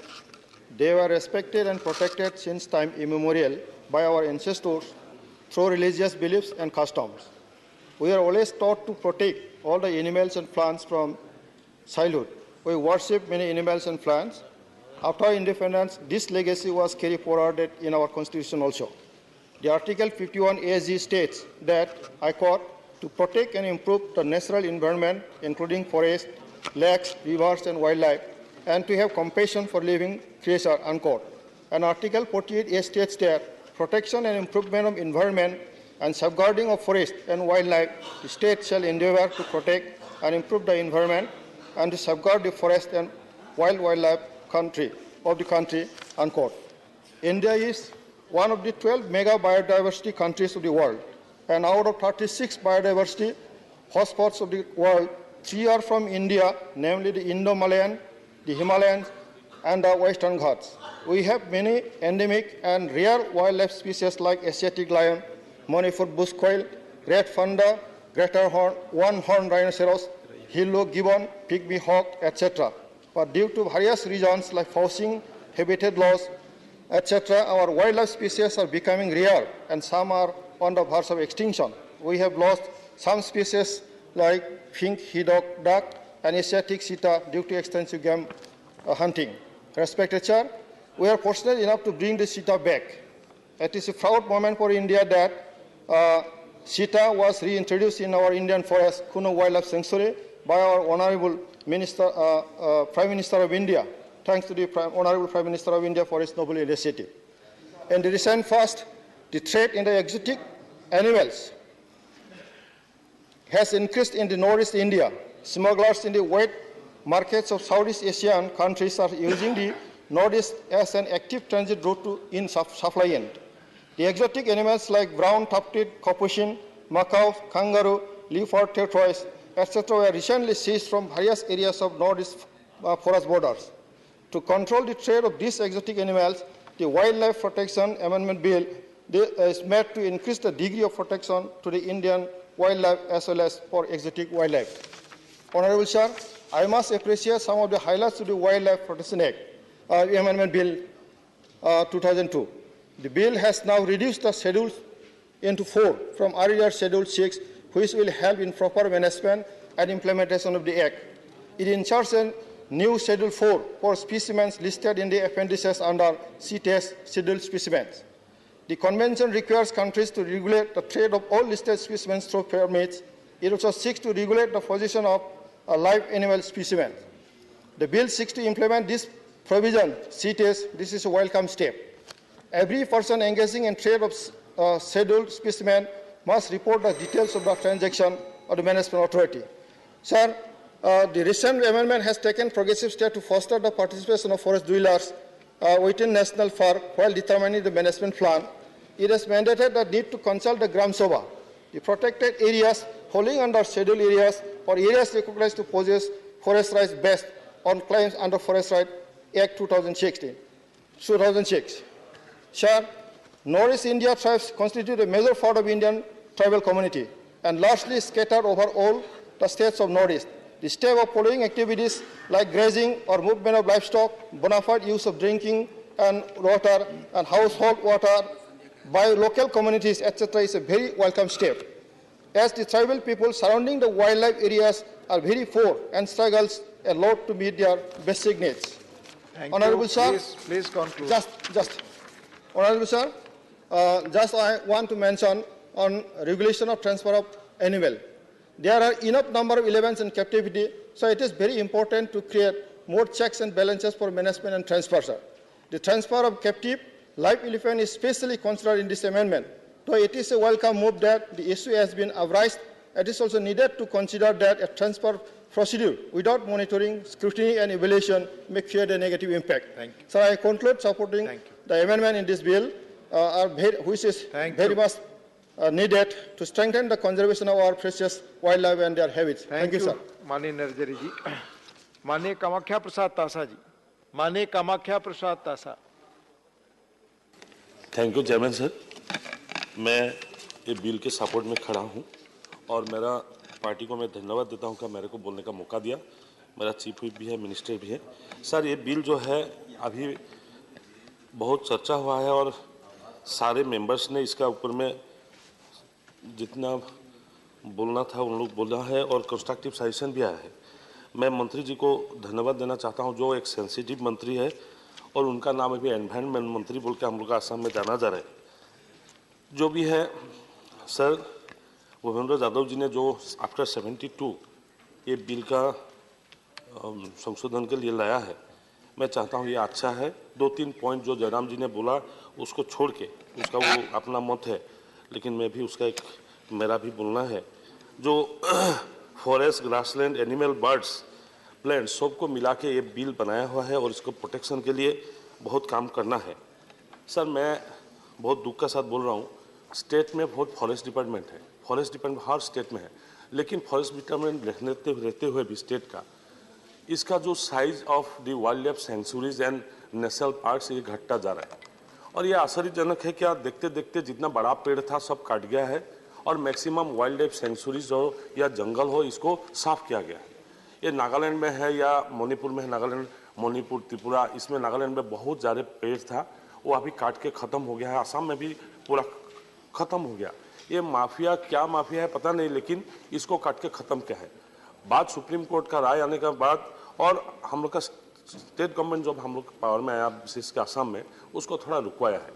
बस sir ये बात बोलना चाहता हूँ, क्या जो international treaty हो या क्या हो, लेकिन डिज़ाइन जो इंडिया के लिए क्या है ये अच्छा है। मैं ऑफिसर लोग को भी धन्यवाद देता हूँ, विशेष करके हम लोग का मिनिस्टर ऑनरेबल भूपेंद्र जी जो काम किया है वो निश्चित रूप से एक अच्छा काम किया है, जो वाइल्ड लाइफ के ऊपर में चिंतित करने के लिए सबको बाध्य किया है। पूरा होल हाउस अभी इसमें व्यस्त है और इसके ऊपर में चर्चा भी कर रहे हैं। सर मैं देखा अभी जितना भी नेशनल पार्क है, जितना भी वाइल्ड लाइफ सेंचुरीज है, इसके आसपास में कुछ प्रोटेक्शन है, लेकिन छोटा छोटा जो जंगल है धीरे धीरे खत्म होते जा रहा है। इसका फ्लोरा और फौना जो है, इसके ऊपर ऑर्किड जो है, जो छोटा छोटा एनिमल्स है लाइक फ्रॉग्स, फिश, विभिन्न ऐसा वो खत्म होते जा रहा है।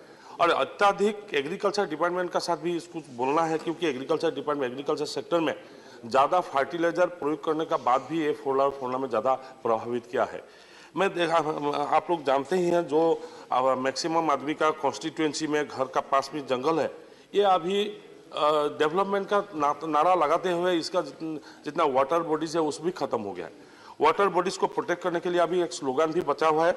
और सर ये देख रहा हूँ, क्या अभी पेड़ लगाने वाला एक फैशन बन गया है, एक पेड़ लगाता है और फेसबुक में, सोशल मीडिया में देता है, लेकिन इसको एक मिशन का मूड पे ऑनरेबल प्राइम मिनिस्टर ने लेने के लिए बोला है और इसको एक मिशन मूड में लगाना चाहिए। सर मैं देख रहा हूँ आसाम नॉर्थ ईस्ट पूरा जंगल में भरा हुआ है, आप लोग को पता है, लेकिन जो मैक्सिमम वाइल्ड लाइफ सेंचुरीज है उसका बहुत पहले पेड़ काट गया है। अभी अभयारण्य था एक अभयपुर अभयारण्य बोल के है, उसका 90% खत्म हो गया। अभी हम लोग 1 लाख पेड़ वहाँ पर लगाया, लेकिन इसको बचाना बहुत मुश्किल है। हम लोग पेपर में तो नाम छप गया, लेकिन वो बचा नहीं। ऐसे ऐसे करते हुए इसका ऑर्किड है, जितना ऑर्किड्स का उस था, जितना मेडिसिनल प्लांट था, जितना जो भी था वो खत्म हो गया। और उसको छोड़ते हुए, उसको एक साइड पे करते हुए अभी देख रहा हूँ मैक्सिमम जगह पे जो लिजर्ड्स है, बड़ा बड़ा लिजर्ड्स है, ओल है, इसको लेकर तस्करी हो रहा है। और राइनो का बाद मेरा साथी लोग बोला, राकेश सिन्हा जी बोला, पवित्र मार्घेटिया जी बोला, विजेंद्र प्रसाद बसु जी ने बोला, अभी असम गवर्नमेंट ने स्ट्रिक्ट व्यवस्था किया है। सर्बानंद सोनोवाल जी का बाद डॉक्टर हिमंत बिश्व शर्मा जी तो पूरा जला दिया है, ये 200 से ज़्यादा हॉर्न जला दिया है। इसका मतलब है 200 से ज़्यादा उसको संरक्षित था, बाकी सब लेके भाग गया। वो कहाँ चलता था पता नहीं। यहाँ पर पार्टी का तो नाम बोलना नहीं चाहता, लेकिन कांग्रेस गवर्नमेंट ने बहुत व्यापक पैमाने पर था, अभी इसको कंट्रोल किया गया। अभी हम लोग का उधर बॉर्डर जो है, बॉर्डर म्यांमार, बांग्लादेश, इधर से भी कुछ तस्करी होता है, जहाँ स्किन्स और सिंग ऐसा बहुत चीज़ जिंदा या मुर्दा वो लेके कहाँ लेके जाता है पता नहीं, लेकिन इसको पकड़ते हैं हम लोग पुलिस। अभी जो बिल आया है इसमें भी थोड़ा सेंसिटिवली देखना चाहिए, मेरा रिक्वेस्ट है। दूसरा बात है हाथी का बात जो बोला, बाकी तो बिल में बोला गया है, हाथी का मैं 2-3 वहाब जी भी बोला, मैं चाहता हूं कि आप लोग रेस्ट्रिक्शन मत लगाइए। हाथी तो खाता नहीं है आदमी, हाथी को ट्रांसपोर्ट करता है, इसको भी फ्री करना चाहिए। क्योंकि मेरा जो छोटा एरिया है उसका विचरण भूमि, उसका जो मूवमेंट करने का जो एरिया है बहुत बड़ा लगता है, लेकिन इसको काट करके आदमी लोग पूरा छोटा बना दिया है। इसमें एक एक जंगल में 100-150 हाथी रहता है, वो पूरा डेली निकल के किसी ना किसी को आदमी को मारता है। ये एलिमेंट मैन कॉन्फ्लिक्ट अभी बहुत ज़्यादा हो गया, ह्यूमन एंड एलिफेंट कॉन्फ्लिक्ट। ये हाथी को कैसे वहाँ से डिस्प्लेस किया जाए उसका भी चिंता करना चाहिए। ये हाउस के मैं रिक्वेस्ट करता हूँ कि इसको देखना चाहिए, नहीं तो डेली आदमी भी मर रहा है और हाथी भी घायल हो रहा है। आदमी डेली कुछ ना कुछ धान उगाने नहीं सकता, उत्पादन कम गया है। मैं कृषि मंत्री पास में बैठा है, वो पता है, क्योंकि हाथी का कारण बहुत ऐसा भूमि है जो खत्म हो गया। इसको हाथी को यहाँ से ट्रांसपोर्ट करके जहाँ हाथी रह सकता है उसमें लेके जाना बहुत जरूरी है। ये नहीं है क्या उसको डिस्प्ले करना है, मंदिर में लेके जाना है, वो मैं नहीं बोलूँगा, लेकिन जो लेके जाता है उसको खिलाता है। 2-3 दिन कुछ महीने पहले हम लोग के हाथी जयमती को लेके कंट्रोवर्सी हुआ था, उसको छोड़ के ज़्यादातर कंट्रोवर्सी नहीं होना चाहिए। सर, मैं एक रिक्वेस्ट करता हूँ, मैं 2 दिन 3 दिन रिक्वेस्ट ऋषिकेश गया और ऐसे ऐसे जगह पे गया जहाँ पर जंगल है, वहाँ पर धीरे धीरे उसका टेम्परेचर भी बढ़ रहा है। यही कारण है क्या वहाँ पर 5 स्टार होटल भी बहुत ज़्यादा हो रहा है। जैसा है ऐसा ही रहना देना चाहिए। अभी काजीरंगा में नो सेंसिटिव जोन लगाया है, आदमी लोग का पूरा धंधा है कि नो सेंसिटिव जोन उठा ले। हम लोग का चीफ मिनिस्टर बहुत स्ट्रिक्ट है और एनवायरमेंट गवर्नमेंट ऑफ इंडिया भी बहुत स्ट्रिक्ट है, जहाँ पर नो सेंसिटिव जोन उसको नहीं उठाया, सेंसिटिव जोन उसको रखा हुआ है। वो धंधा दूसरा नहीं है, उसका धंधा है उसमें जो सैंड है, उसमें जो हिल्स है, पत्थर है, उसको लेके बिजनेस करना उन लोग का मतलब है। इसको लेकिन कुछ किसी कारण से उसको देना नहीं चाहिए, नहीं तो फोड़ा एंड फोड़ा पूरा इंडिया में खत्म हो जाएगा। मैं आपको इस वाइल्ड लाइफ बिल पे, जो बिल पे लिखा है, प्रोटेक्शन का बात है, ट्रांसपोर्टेशन का बात है, जो इंटरनेशनल प्रोटेक्शन पूरा गवर्नमेंट प्रोटेक्शन सिर्फ वार्डन का बात है। मैं नहीं लगता है कि स्टेट का साथ कुछ झगड़ा होगा। रेलवे के लेके तो झगड़ा नहीं है, टेलीफोन को लेके झगड़ा नहीं है, लेकिन इसको लेके क्यों झगड़ा होगा। मैं नहीं चाहता हूं क्या ये स्टेट का जो ढांचा है, स्टेट का ढांचा में जो संघीय व्यवस्था है, इसमें कुछ ठेस पहुंचेगा, क्योंकि central government always I think central government का और स्टेट गवर्नमेंट का साथ ये रिलेशन बरकरार रहेगा। स्टेट का कुछ सब्जेक्ट सेंट्रल गवर्नमेंट भी है, लोग उसको बोलना चाहिए, क्योंकि अभी स्टेट गवर्नमेंट का हाथ में रखते हुए आप लोग भी देखा है, इतना बड़ा है, इतना घट गया है। हम लोग सैटेलाइट पिक्चर से देखता है, लेकिन हम जो फिजिकली जाएगा कोई वनभूमि में देखेगा उसका हालत बहुत खराब है। इसको प्रोटेक्ट करने के लिए ये बिल आई थिंक बहुत अच्छा होगा। और जैसे बोला ग्राम सभा और जो पास में रहने वाला, खाली आदिवासी लोग का बात ऐसा नहीं है, आदिवासी का बात तो है ही, लेकिन गांव का जंगल का पास रहने वाला हर आदमी का कुछ रेस्पॉन्सिबिलिटी होता है। सर, ये मैं देखा, ये रेस्पॉन्सिबिलिटी लेके उन लोग प्रोटेक्शन करता है, वो प्रोटेक्ट करके पूरा जंगल को उन लोग ही प्रोटेक्ट करता है। लेकिन ये जो स्ट्रिक्ट व्यवस्था होना चाहिए माफिया लोग का जो पेड़ काटने वाला है, मैं मंत्री जी से रिक्वेस्ट करता हूँ, वो बहुत विद्वान है, इसको थोड़ा देखेगा और प्रोटेक्शन करने के लिए जो फोड़ा विशेष करके जो तस्करी करने वाला है, इनका ऊपर में कड़ा से कड़ा व्यवस्था करने के लिए मैं उनसे रिक्वेस्ट करता हूं। और भूपेंद्र यादव जी, ये जो किया है, आप लोग ऐसे मत बोलिए क्या किसी का प्रसाद। भूपेंद्र यादव जी एक विद्वान आदमी है और प्रधानमंत्री जी इसको निगरानी रख रहे हैं। ये बिल अच्छा होगा, इसका इम्प्लीमेंटेशन अच्छा होगा, मेरा ये मानना है। और नॉर्थ ईस्ट के लिए विशेष करके ध्यान देने के लिए मैं रिक्वेस्ट करूंगा, क्योंकि ज़्यादा से ज़्यादा बहुत कुछ सेंचुरीज है, इसको ध्यान देगा। Thank you. धन्यवाद कामाख्या प्रसाद जी। श्रीमती प्रियंका चतुर्वेदी जी।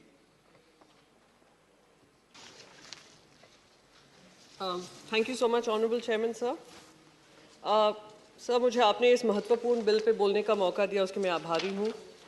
ये जो बिल आया है उसका मैं मानती हूँ हम सभी को समर्थन करना चाहिए, पर इसमें कुछ कंसर्न्स हैं जो मैं आपके माध्यम से मंत्री जी को बताना चाहती हूँ।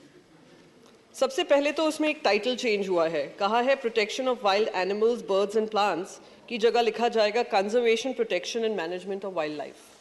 तो जब हम मैनेजमेंट, कंजर्वेशन, प्रोटेक्शन की बात करते हैं, प्रेजर्वेशन की बात करते हैं, तो सबसे पहले हमें इंट्रोस्पेक्ट करना पड़ेगा कि क्या हम जो भी ऑब्जेक्टिव्स साइट्स के माध्यम से हम फॉलो करना चाह रहे हैं, इम्प्लीमेंट करना चाह रहे हैं, क्या इस बिल के माध्यम से वो हम क्रिएट कर पा रहे हैं।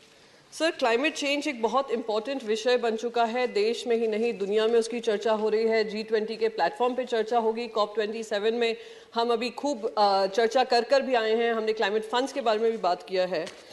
तो उसको ध्यान में रखते हुए हमें जो इकोसिस्टम की बात है, हम वाइल्ड लाइफ, हम साइलोज की बात करें, वाइल्ड लाइफ की हम बात कर रहे हैं, हालत ये हो रही है कि अभी मैन एनिमल कॉन्फ्लिक्ट की बात अब्दुल वहाब जी कर रहे थे, जो एलिफेंट्स को लेकर काफ़ी सारे हमारे सांसदों ने बात की है इस बारे में।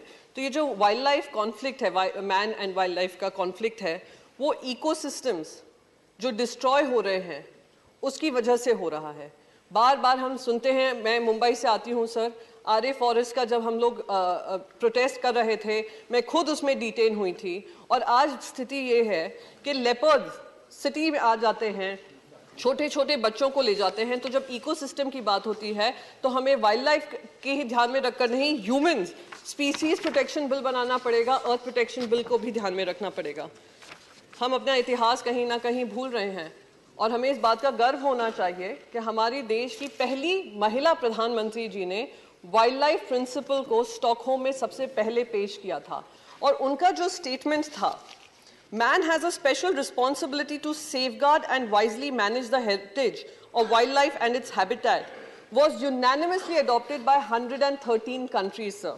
So I can clearly say that हमारी जो देश रहा है, we have led the revolution in terms of understanding the principle of wildlife and coexistence of humans along with wildlife.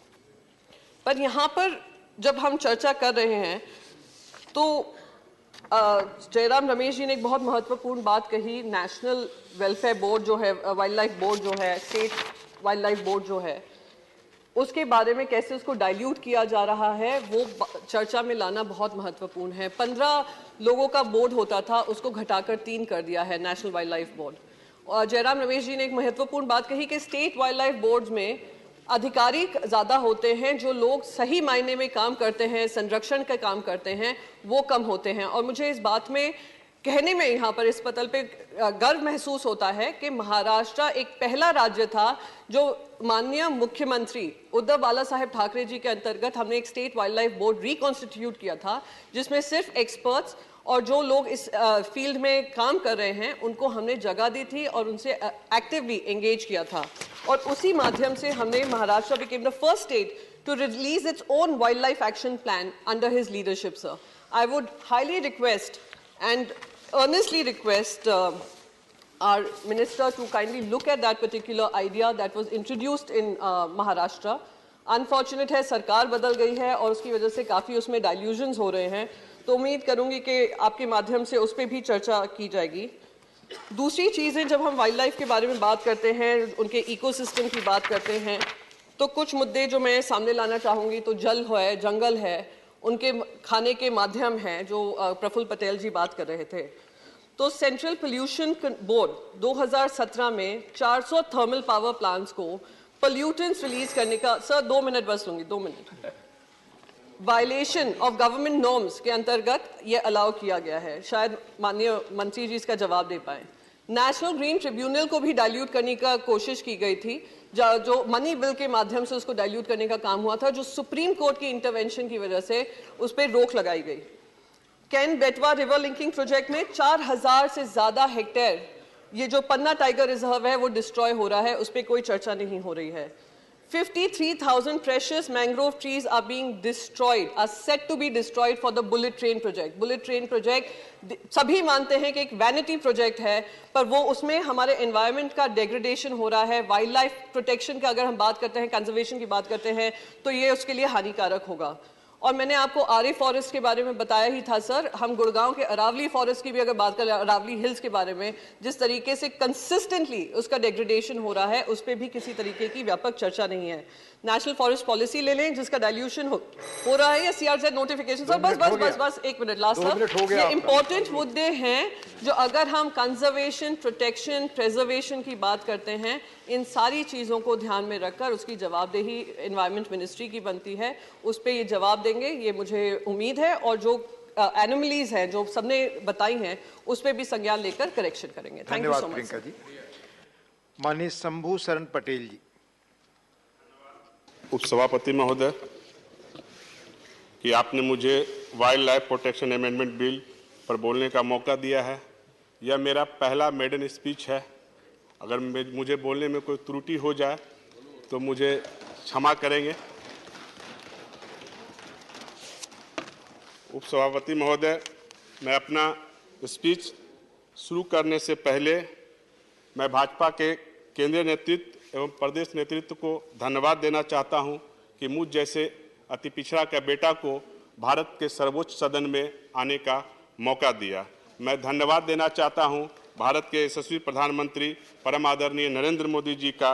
मैं धन्यवाद देना चाहता हूं अपने भाजपा के राष्ट्रीय अध्यक्ष आदरणीय जेपी नड्डा जी का। मैं धन्यवाद देना चाहता हूं अपने देश के यशस्वी गृह मंत्री आदरणीय अमित शाह जी का। मैं धन्यवाद देना चाहता हूं भाजपा के राष्ट्रीय संगठन महामंत्री आदरणीय BL संतोष जी का। मैं धन्यवाद देना चाहता हूं अपने प्रदेश भाजपा के प्रदेश अध्यक्ष डॉक्टर संजय जायसवाल जी का। हमारे बिहार भाजपा के क्षेत्रीय संगठन महामंत्री आदरणीय नागेंद्र जी का। मैं धन्यवाद देना चाहता हूं अपने संगठन महामंत्री आदरणीय भिखुभाई दलसानिया जी का। और मैं धन्यवाद देना चाहता हूं अपने भाजपा के निवर्तमान प्रदेश अध्यक्ष सह देश के गृह राज्य मंत्री आदरणीय नित्यानंद राय जी का, जिन्होंने मुझ जैसे एक साधारण से कार्यकर्ता को भारत के सर्वोच्च सदन के लायक समझा। और मैं इस तहे दिल से उनका धन्यवाद देता हूं महोदय। यह इतना बड़ा कार्य और इतना बड़ा दिल सिर्फ भाजपा के पास ही हो सकता है कि एक बूथ स्तर का कार्यकर्ता भी भारत के सर्वोच्च सदन को सुशोभित कर सकता है। महोदय, सभापति महोदय, मैं बिहार प्रांत से आता हूं। वह बिहार जो भगवान बुद्ध की ज्ञानस्थली रही है, भगवान महावीर की जन्मस्थली रही है, भगवान गुरु गोविंद सिंह जी की जन्मस्थली रही है। मैं उनका भी इस सदन के माध्यम से सशत नमन करता हूं। मैं अपने बिहार के महापुरुषों बाबू वीर कुंवर सिंह जी को, रामधारी सिंह दिनकर को और शहीद राम फणमंडल जी को भी मैं नमन करता हूं इस सदन के माध्यम से। अब बिल पर बोलिए। मैं बिल पे ही बोलूँ, मैं अपने समय पे समाप्त कर दूंगा उपसभापति, अब चिंता न करें। उपसभापति महोदय, ईश्वर ने सभी इंसान एवं सारे जीव जंतुओं को पैदा किया है, इसलिए जीने का जितना अधिकार मनुष्यों को है उतना ही अधिकार वन प्राणियों और पशु पक्षियों का भी है। इसलिए जितना संरक्षण सरकार से मनुष्यों को जीने के लिए मिलता है उतना ही संरक्षण बेजुबान प्राणियों को भी मिलना चाहिए। दुनिया में भारत ही एक ऐसा देश है उपसभापति महोदय जहां की ईश्वर के साथ साथ पशु पक्षियों की भी पूजा होती है, इसलिए उन्हें भी उनके नेचर के हिसाब से जीने का अधिकार है। महोदय, अगर वन जंगल पशु पक्षी ना हो तो प्रकृति का जो है इकोसिस्टम असंतुलित हो जाएगा। इसलिए भारत के संविधान ने वन जीवों के संरक्षण के लिए नियम बनाए हैं। Wild life protection amendment bill जो कि राज्यसभा में लाया गया है, भारत के संविधान की 7वीं अनुसूची सीरियल नंबर 17B ख protection of wild animal and bird सूचीबद्ध किया गया है।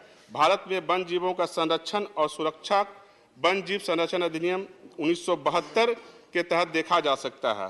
महोदय, यह अधिनियम उस समय का परिणाम है जब न्यायिक सक्रियता के कारण भारत में पर्यावरणीय न्यायशास्त्र तेजी से विकसित हो रहा था। यह अधिनियम उस बात को ध्यान में रखते हुए बनाया गया था कि पिछले कानून जैसे जंगली पशु पक्षी और पशु संरक्षण अधिनियम 1912 में के लिए अपर्याप्त थे। इससे पहले इस अधिनियम में बहुत सारी खामियां थी। Wild life protection amendment bill 2021 के आ जाने से वन जीवों, पशु पक्षियों, जंगलों एवं वन में रहने वाले जनजाति समुदाय को और अधिक सुरक्षा मिलेगा, उनके अधिकारों का अधिक संरक्षण होगा, जिससे कि पर्यावरण में जो असंतुलन की स्थिति उत्पन्न होगी उसको कम करने में मदद मिलेगी। जंगल की कटाई रुकेगी।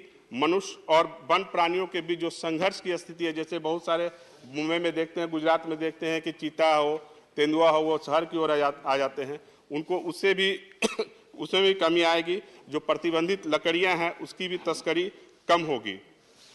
महोदय, 2012 में माननीय सर्वोच्च न्यायालय ने एक कोट किया था, टी गोदावर्मन थिरुमुलपाद बनाम यूनियन ऑफ इंडिया। माननीय सर्वोच्च न्यायालय ने कहा था, ब्रह्मांड अपने प्राणियों के साथ भगवान का है, कोई भी प्राणी किसी से श्रेष्ठ नहीं है। मनुष्य को प्रकृति से ऊपर नहीं होना चाहिए और किसी एक प्रजाति को अन्य प्रजातियों के अधिकारों और विशेषाधिकारों का उल्लंघन नहीं करना चाहिए। महोदय, बोलने को तो बहुत कुछ है, चूंकि आज मेरा ये मैडन स्पीच था, आप समय की अपनी बाध्यता है। उन्होंने बोला 8 मिनट बोला गया। 8 मिनट बोला गया है। कोई बात झा साहब प्लीज झा साहब सुझाव इधर दीजिए, उधर नहीं प्लीज। हाँ आप बोलिए, अभी बोलिए झा भैया, आप इधर चेयर को देखें प्लीज, आपस में बात ना करें प्लीज। ठीक है, कल भी बोलेंगे, उसमें क्या है। महोदय, बोलने का तो बहुत कुछ है। अंत में मैं वन, पर्यावरण एवं जलवायु परिवर्तन मंत्री माननीय श्री भूपेंद्र यादव जी, जो कि हमारे पार्टी के राष्ट्रीय महामंत्री भी रहे हैं और बिहार के बहुत वर्षों तक प्रभारी भी रहे हैं, मैं उनके प्रभारी काल में मोर्चा से लेके भाजपा में काम किया हूं और यह मेरा सौभाग्य है कि मैं अपना पहला स्पीच जो है उनके द्वारा लाए गए बिल पे मैं बोल रहा हूं। इससे बड़ी बात और इससे बड़ा सौभाग्य मेरे लिए कुछ नहीं हो सकता है। यह बिल्कुल सौभाग्य है। बात कुछ नहीं, प्लीज बात पे आपस में बात न करें। आप बोलिए। जो हमारा मजाक उड़ा रहे हैं वो खुद कल मजाक उड़ाएंगे, चिंता मत करें। नहीं कोई वो नहीं, आप अपने विषय पे बोलिए। मैं इस बिल का समर्थन करते हुए अपनी वाणी को विराम देता हूं। जय हिंद, जय भारत, वंदे मातरम।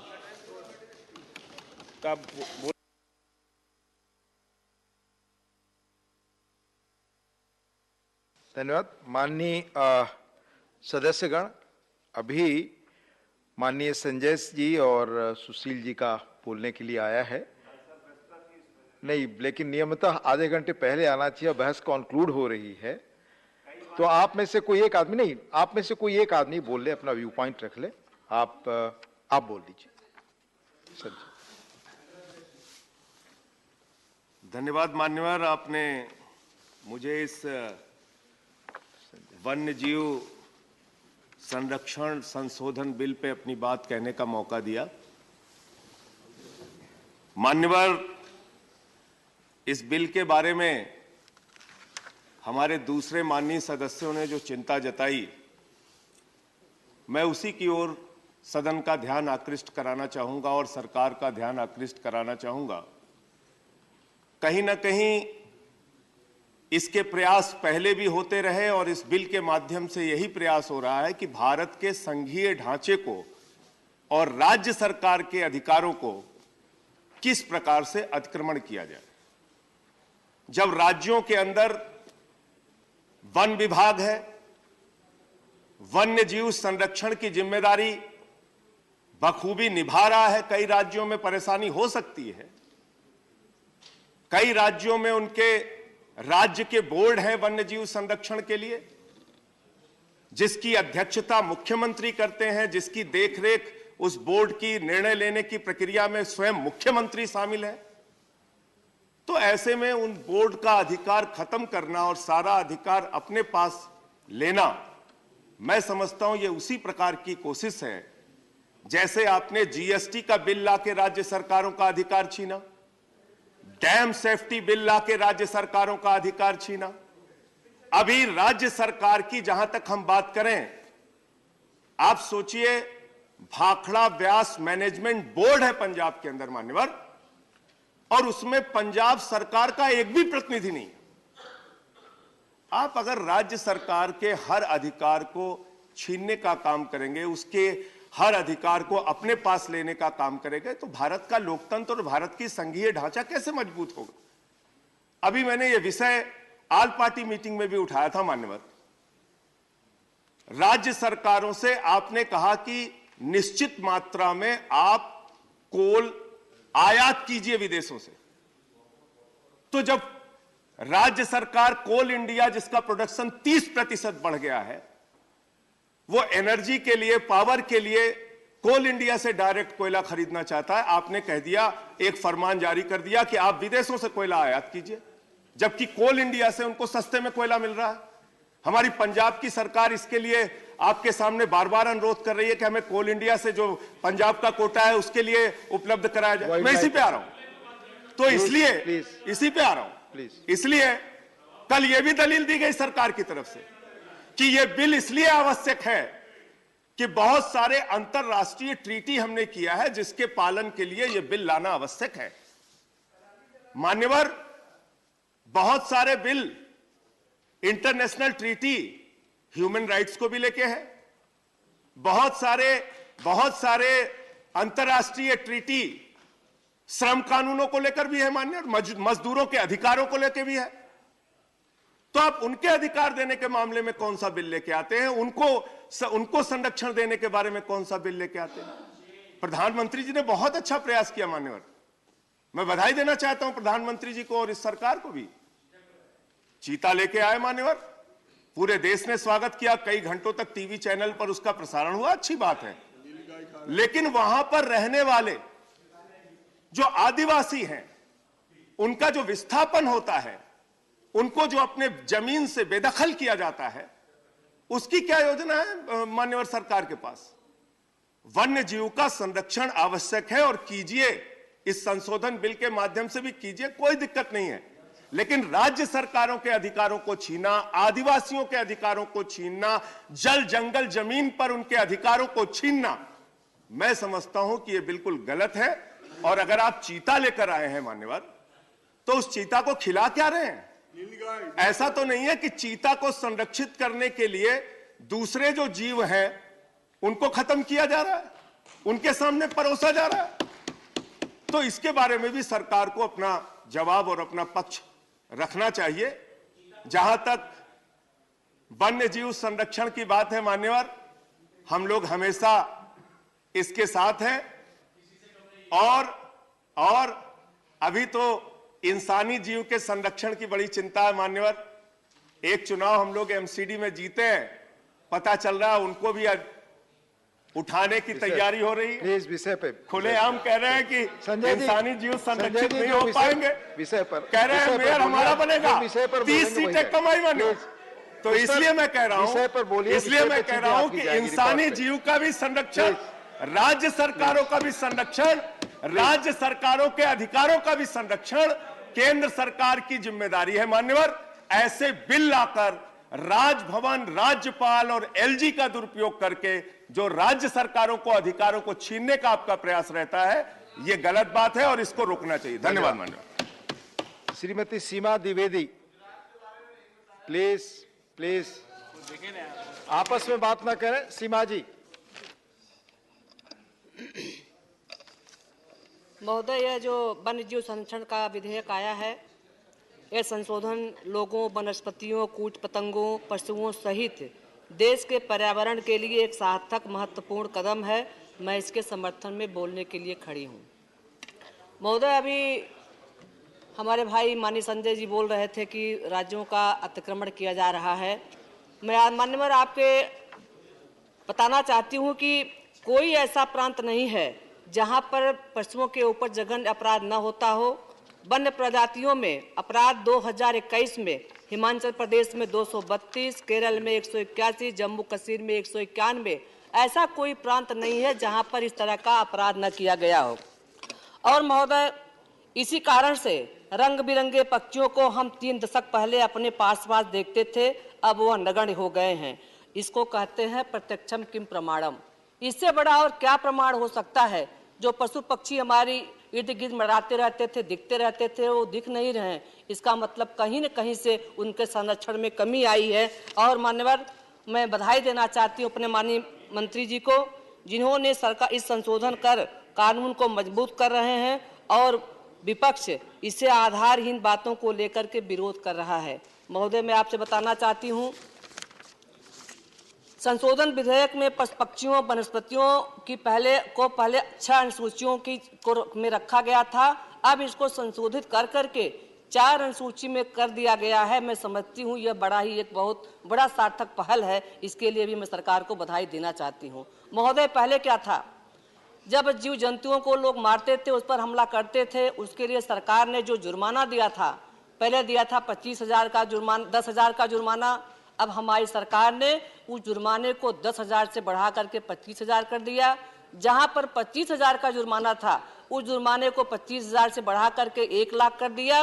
और सबसे बड़ा जुर्माना उसको 25,000 से 5 लाख कर दिया। मान्यवर, इसको लेकर के हम यह कह सकते हैं कि वन्य जीवों पर जो अनियंत्रित अपराध होते थे, उस पर रोकने की मजबूती आएगी। मान्यवर, मैं एक माननीय अपने विद्वान सदस्य आदरणीय जयराम जी, जो हमारे कमेटी के चेयरमैन भी हैं, वो बहुत विद्वान सदस्य हैं, मैं उनको सुन रही थी। आपने कहा कि पशु पक्षियों को राज्य का विषय बताकर केंद्रीय कानून का विरोध किया। आपने कहा कि जो पशु पक्षी है इसका विषय राज्य सरकारों से है, केंद्र सरकारों को इस पर कोई कानून नहीं बनाना चाहिए। आपने कहा कि इंदिरा जी, नेहरू जी को ने बहुत किया। मैं पूछना चाहती हूं कि अब तक राज्यों ने क्यों अब तक इस अपराध को क्यों नहीं रोका? क्या पशु पक्षियों को अवैध तरीके से व्यापार होता रहा? इसी गलती को आज ठीक किया जा रहा है। पशु पक्षियों को देश के भीतर आवागमन होता रहता है, अतः केंद्रीय कानून के अभाव में राज्यों के लिए अपराध को रोकना कठिन होगा। मान्यवर, आपको याद होगा पहले ग्रामीण क्षेत्रों में जब बारिश होने को होती थी तो तमाम तितलियां मंडराती थी। हम सभी ग्रामीण क्षेत्रों से आते हैं, आज बिल्कुल देखने को नहीं मिलता। हमारी तितलियां कहाँ चली गई, हमारे गिद्ध कहाँ चले गए, हमारी गौरैया कहाँ चली गई, हमारे कौवे कहाँ चले गए। गांव की परंपरा थी, पितृपक्ष में जब पितृ का विसर्जन होता था तो हम उम्मीद करते थे कि कौवे आएंगे। आज मानवर कौवे ढूंढने से भी नहीं मिलते हैं। गिद्ध और लाल ठोड़े वाला जो गिद्ध होता था, इस गिद्ध को लेकर के पर्यावरण का बड़ा फायदा होता था। कोई भी जीव जंतु मरता था, बदबू आती थी, तो ये हमारे गिद्ध उसको ले जाकर के खाते भी थे और उसकी बीज से जो पैदा होने से खाद भी उत्पन्न होती थी। इन सबों का बहुत बड़ा अभाव हो गया है। और मान्यवर, मैं हिंदी साहित्य की छात्रा रही हूँ, मैंने तुलसीदास की शब्दावली को भी पढ़ा है। रामचंद्र जी के बन जाने के बाद माँ कौशल्या माता आंगन में बैठ कर कहती हैं, बैठी कुशल मनावे माता, कब आई हो मेरे बाल कुशल घर, कहो काग फूरी बाता। पहले कौवे हमारे संदेश वाहक हुआ करते थे। रसायन में जो ये हमारे इस काव्य में जो हमारी कुछ की नायिका होती थी, उन्होंने भी अपने वीरा वेदना में कहा है, पीयू से कहो संदेशड़ा, हे भौरा हे काग। काग और भौरे हमारी पौराणिक परंपराएं थीं। आज इन पौराणिक परंपराओं को हम देख रहे हैं कि बहुत पीछे चले जा रहे हैं। जंगलों में जिस तरह से कटाने हो रही हैं, जिस तरह से जंगल काटे जा रहे हैं, जंगल को काटने के बाद जिस तरह से पर्यावरण का एक घोर संकट पैदा हो गया है, वह किसी से छुपा हुआ नहीं है। हमारा देश का पर्यावरण संतुलित रहे, हमारे देश की व्यवस्था अच्छे से चलती रहे, इसके लिए मानव कानून बनाना कोई अपराध नहीं है। मैं सरकार को बहुत प्रशंसा करना चाहती हूँ कि आपने इस कानून में विधेयक को ला करके जो एक नई दिशा में काम करने का प्रयत्न किया है, इससे किसी भी सरकार को कोई नुकसान नहीं होगा। और अगर किसी सरकार को लगता है कि नुकसान होगा तो सरकारों ने अभी तक इसके ऊपर कानून क्यों नहीं बनाया। आप देखिए मानव, बड़े से बड़े जंगल खत्म होते चले जा रहे हैं।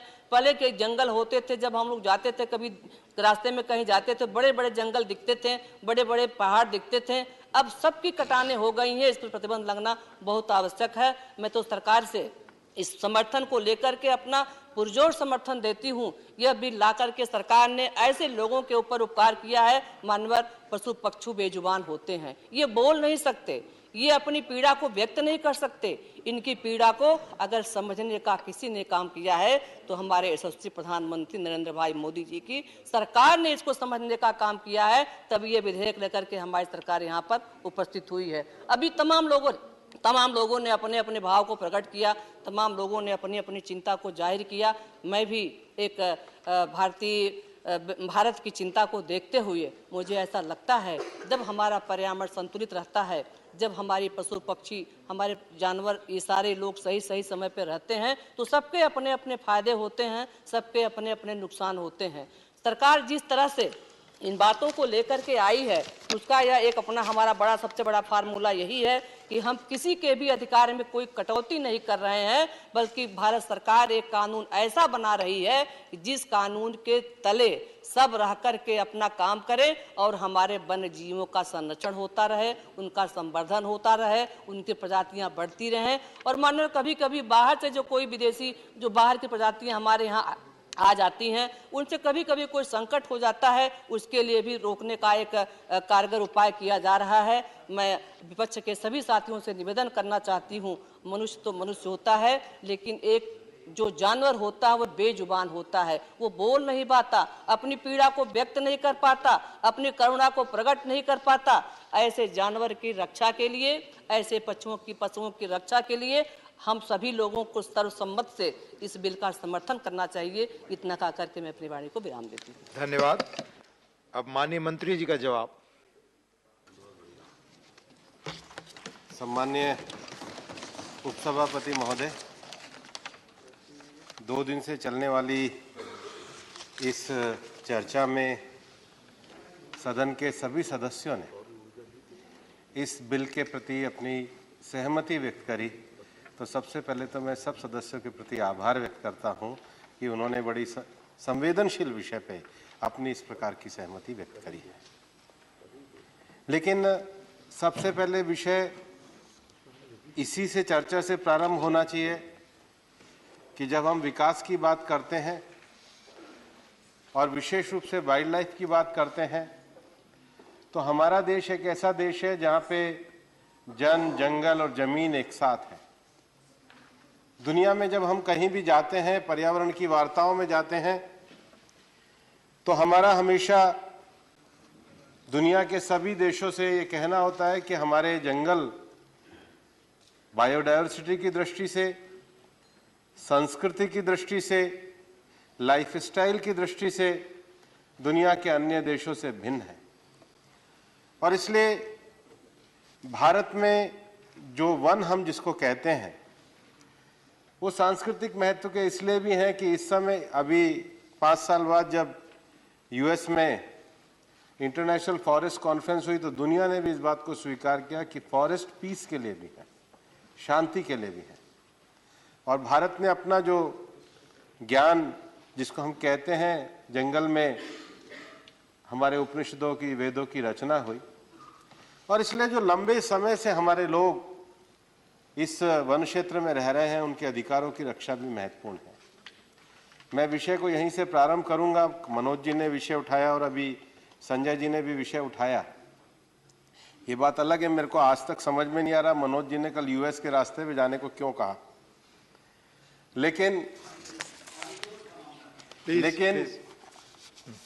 हमने जब ये बिल बनाया, हमारे यहाँ पे फॉरेस्ट राइट एक्ट है, हमने कूनों में भी जो जिनको भी पुनर्स्थापित किया, मैं विस्थापित नहीं, हमने पुनर्स्थापित किया है।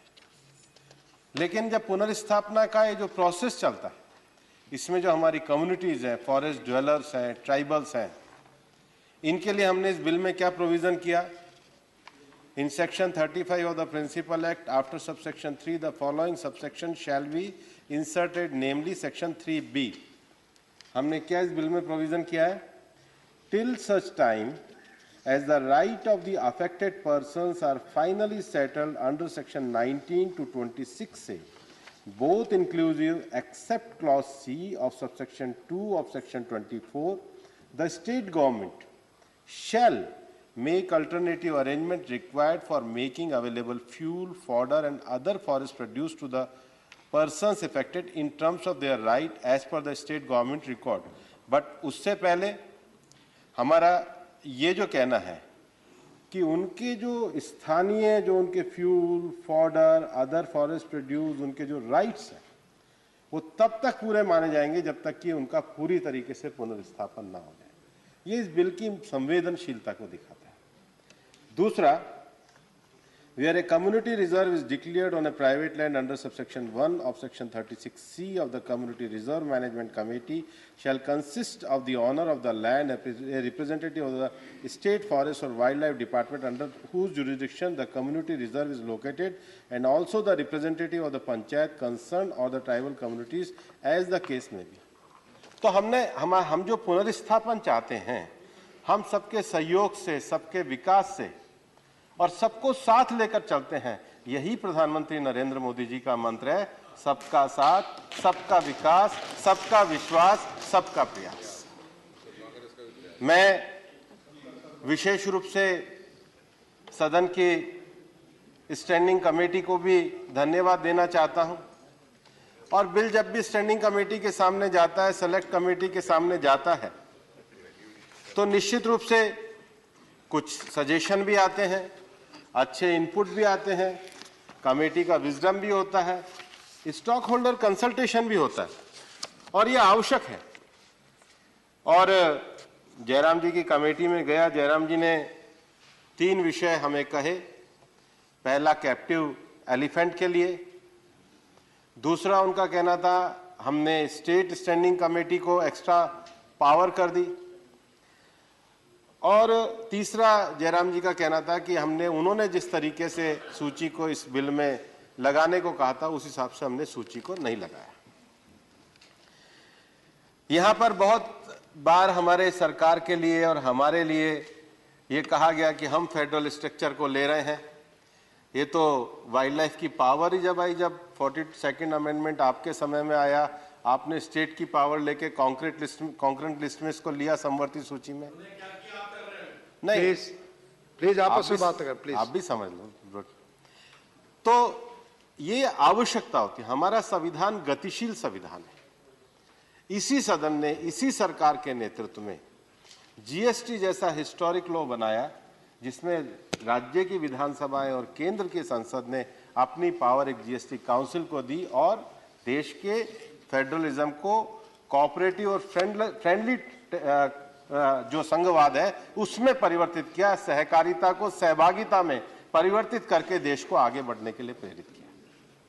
और इसलिए मैं ये कहना चाहता हूं कि अब अगर हम राज्यों में ज्यादा पावर देना चाहते हैं तो आपको क्या आपत्ति है? प्लीज आर्गुमेंट को ट्विस्ट कर रहे हैं। नहीं, मैं ट्विस्ट नहीं कर रहा, मैं आर्गुमेंट का जवाब दे रहा हूं। एक मिनट प्लीज। देखिए, ईमानदारी से आप सुनिए जो मैंने कहा।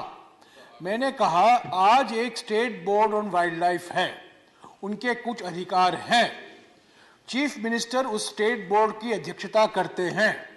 अभी आप क्या कर रहे हैं इस बिल से? वो स्टैंडिंग कमेटी होगी वो state board of wild life की, मिनिस्टर कंसर्न उसकी अध्यक्षता करेंगे और 10 सदस्यों की एक समिति बनाई जाएगी। सब अफसर होंगे, सब रबर स्टैंप होंगे। यही तो मेरी चिंता ये है। आप अधिकार नहीं छीन रहे हैं, आप state board of wild life को कमजोर कर रहे हैं, मुख्यमंत्री को हटा रहे हैं मंत्री और अपने एक मंत्री को वहां बिठा रहे हैं, आपके नहीं, स्टेट के मंत्री को बिठा रहे हैं। हमारा सुझाव यह था कि इस 10 सदस्यों वाले समिति में आप बाहर से 4 या 5 विशेषज्ञ लाए जो इंडिपेंडेंट एक्सपर्ट रहे, सिर्फ गवर्नमेंट ऑफिशियल की एक समिति मत बनाइए। यही आर्गुमेंट था। गलत आप कह रहे हैं कि हम कह रहे हैं कि अधिकार छीन रहे हैं। माननीय मंत्री।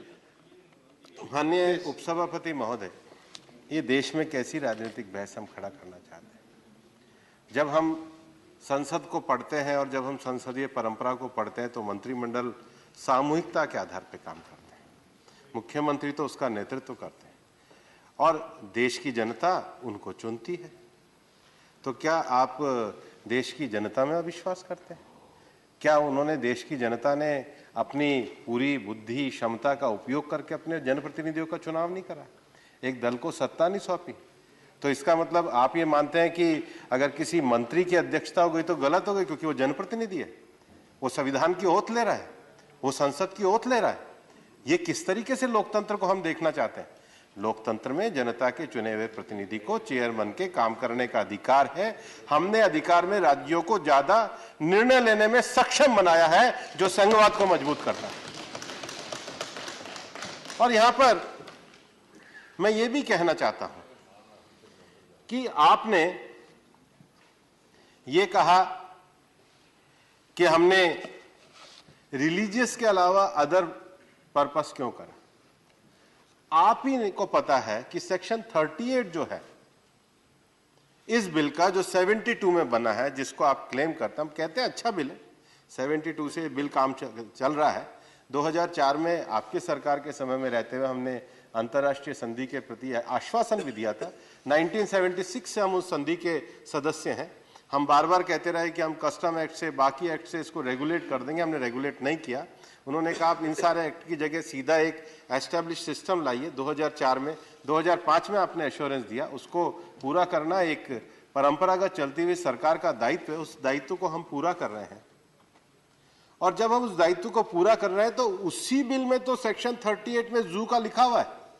तो अगर अदर रिलीजियस पर्पस नहीं ले जाएंगे और अगर हम उसमें अपने ही एक्ट में जो सेक्शन 38 में पावर हमने क्रिएट कर रखी है उसको भी अगर हम वो प्रस्तुत नहीं करेंगे, उसका भी उसमें कोई अधिकार नहीं रखेंगे, तो हम कैसे देश में वन्य जीवों का संवर्धन करेंगे?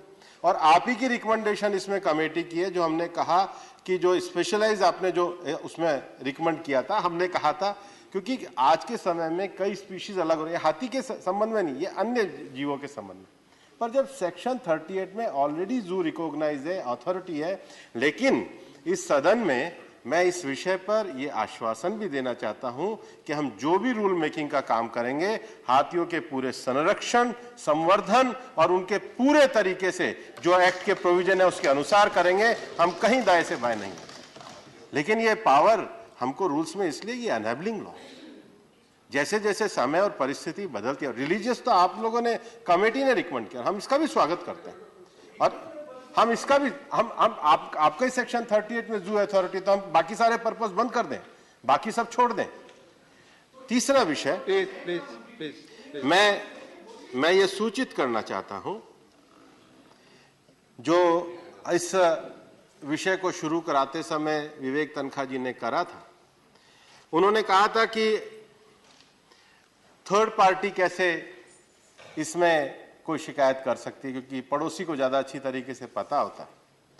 मैं सूचित करना चाहता हूं कि अधिनियम में पहले से ही तीसरे पक्ष द्वारा शिकायत कराने का प्रावधान मौजूद है। वन्यजीव संरक्षण 1972 के किसी भी प्रावधान के उल्लंघन के लिए किसी भी व्यक्ति द्वारा अदालत के समक्ष शिकायत केंद्र सरकार या राज्य सरकार को अधिनियम की धारा 55 के तहत शिकायत दर्ज कराने के इरादे से 60 दिनों का नोटिस देकर की जा सकती है। नई धारा जो 49M है वो भी इस संबंध में लागू रहेगी। मैं जो आपने विषय कल कहा था कि हम इसमें ESZ को क्यों नहीं लेकर आ गए, सुप्रीम कोर्ट का जजमेंट है, 1 किलोमीटर का जजमेंट है, उसके बारे में मैंने लगातार कहा है कि इस बारे में सरकार का संज्ञान है, सरकार इस मामले में रिव्यू में भी गई है, क्योंकि सुप्रीम कोर्ट के पहले जजमेंट के द्वारा एक अथॉरिटी बनी थी, एक कार्यवाही बनी थी, एक प्रक्रिया बनी थी। उस प्रक्रिया के द्वारा इकोनॉमिक सेंसिटिव जोन जो है वो डिक्लेयर किया जाता है। आज देश में 670 से ज़्यादा जो इकोनॉमिक सेंसिटिव जोन है उसमें हम 470 का पूरा नोटिफिकेशन कर भी चुके हैं। लगभग ये संख्या का आंकड़ा ऊपर नीचे हो सकता है, लेकिन उतनी संख्या है। लेकिन जहाँ तक बिल का संबंध है, पर्यावरण संरक्षण जो अधिनियम है 1986, उसके तहत बनाए गए नियमों के अंतर्गत ही राष्ट्रीय उद्यानों और अभयारण्यों के आसपास जो इकोनॉमिक सेंसिटिव जोन है, प्राकृतिक दृष्टि से जो संवेदनशील जगह है, उनको अधिसूचित किया जाता है। इसको वन्य जीव संरक्षण जो अधिनियम है इसके द्वारा नहीं किया जा सकता, क्योंकि वो एक्ट उसके ऊपर लागू होता है।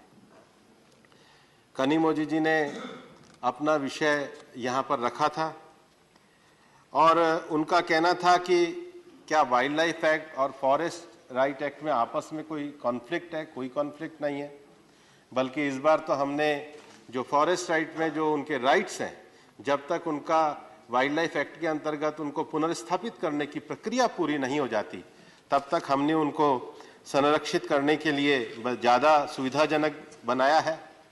और मैं सदन में बधाई देना चाहूँगा, हमारी बीजेडी की जो सुलता देव जी थी, उनका कल मेड इन स्पीच था, लेकिन मैं इसलिए भी बधाई देना चाहूँगा कि उन्होंने मेड इन स्पीच को बहुत अच्छे तरीके से रखा।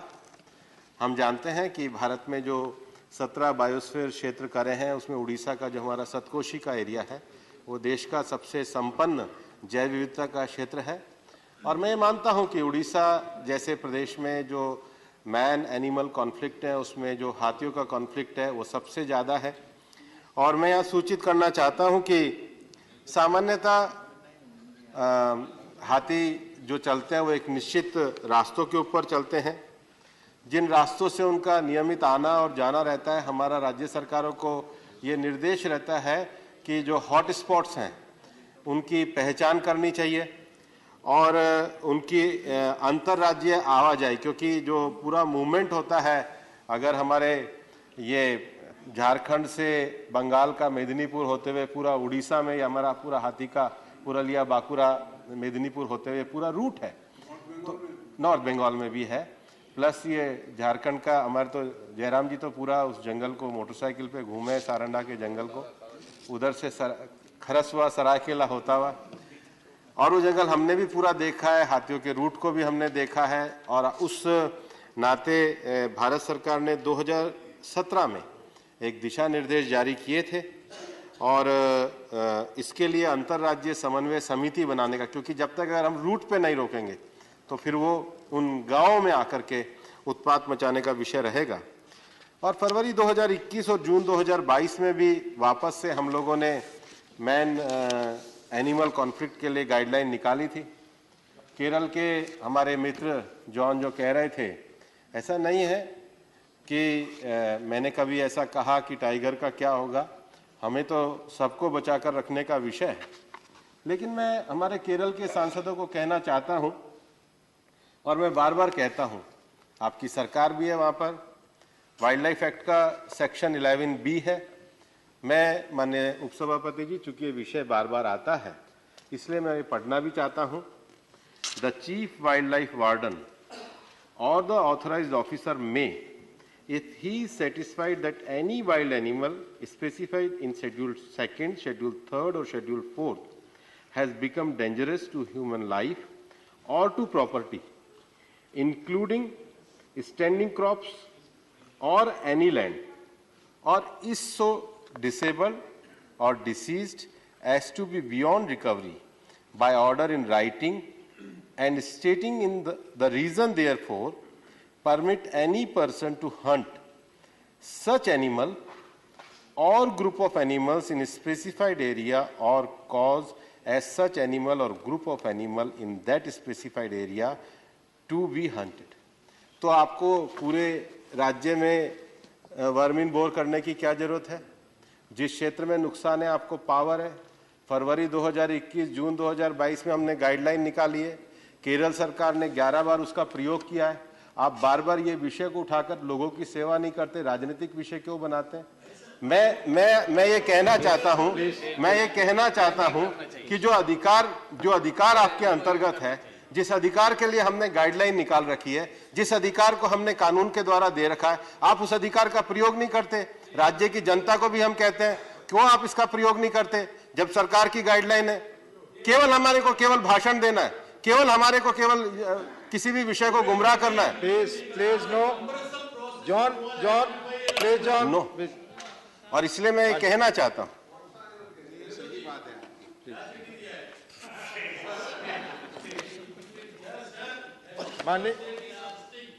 माननीय मंत्री जी प्लीज।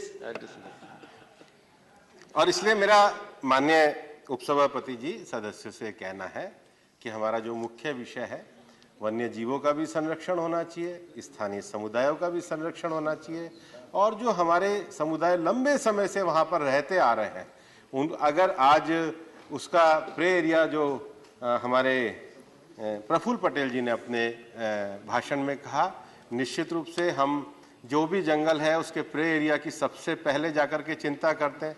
जब भी हम वाइल्ड लाइफ में जाकर के कोई भी मीटिंग जब वन अधिकारियों के साथ लेते हैं तो सबसे पहले हम प्रे एरिया देखते हैं। और आप ये मान के चलिए कि जिस जंगल में टाइगर रहेगा, जिस जंगल में लॉयन रहेगा, जिस जंगल में चीता रहेगा, अगर सभी हमारे वन्य जीवों का संतुलन रहेगा तभी रहेगा, क्योंकि ये नेचर का सिद्धांत है, ये प्रकृति का सिद्धांत है, और हमें प्रकृति का जो सिद्धांत है उसके हिसाब से ही हमको उसकी व्यवस्था बना के रखनी चाहिए, और हमारे जो अधिकारी हैं पूरी तरीके से उसमें लगे हुए हैं।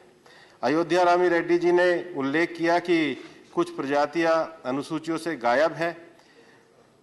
अनुसूचियों में संशोधन करने और प्रजातियों को जोड़ने की शक्ति केंद्र सरकार के पास है।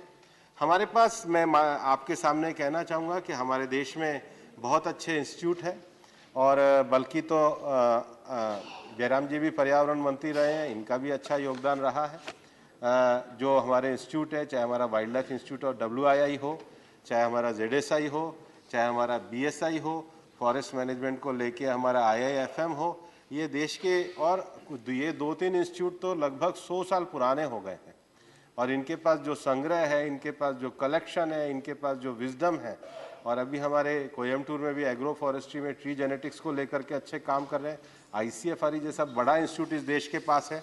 तो ये सारे हमारे पास वैज्ञानिक जो हैं, हमारे साइंटिस्ट जो हैं, वो इसका मूल्यांकन करते हैं, समीक्षा करते हैं और उसके हिसाब से ही हम इनको जोड़ने का काम करते हैं। जी.के. वासन जी ने भी इस डिबेट में भाग लिया और उन्होंने वापस वर्मिन वाला विषय कहा और ये स्पष्टीकरण कहा कि इसको किस प्रकार से वर्मिन घोषित किया जा सकता है। मेरा ये मानना है कि डॉक्टर जॉन ब्रिटस और जो वासन जी ने जो विषय उठाया उसका मैंने विस्तार से जवाब दिया है। हम एकदम से किसी प्रजाति को पूरे राज्य में से खत्म कर दे, जब पर्टिकुलर एरिया में आपके पास पावर है, आपके पास अधिकार है, पर्टिकुलर एक जानवर को भी कर सकते हैं, ग्रुप को भी कर सकते हैं और क्रॉप्स को नुकसान पहुंचाते हैं तो उसको भी संपत्ति के अंतर्गत माना है। तो मेरा मानना है कि राज्य सरकारों को अपनी विजडम के साथ, अपनी नीति निर्णय के साथ और सबसे ज़्यादा अपनी गरीब जनता के हक में त्वरित रूप से निर्णय लेने चाहिए। निर्णय लेने के लिए सरकारें चला करती हैं, जो केंद्र सरकार लेकर के दिखाती है, इसका भी अनुकरण करना चाहिए। मैं ये कहना चाहता हूँ कि डॉक्टर अनिल हेगड़े ने जो फसल नुकसान के संबंध में विषय उठाया, अगर केवल मैन एनिमल कॉन्फ्लिक्ट में केवल मनुष्य का नहीं, उसका नुकसान के लिए भी हमने पूरी एडवाइजरी जारी करी है।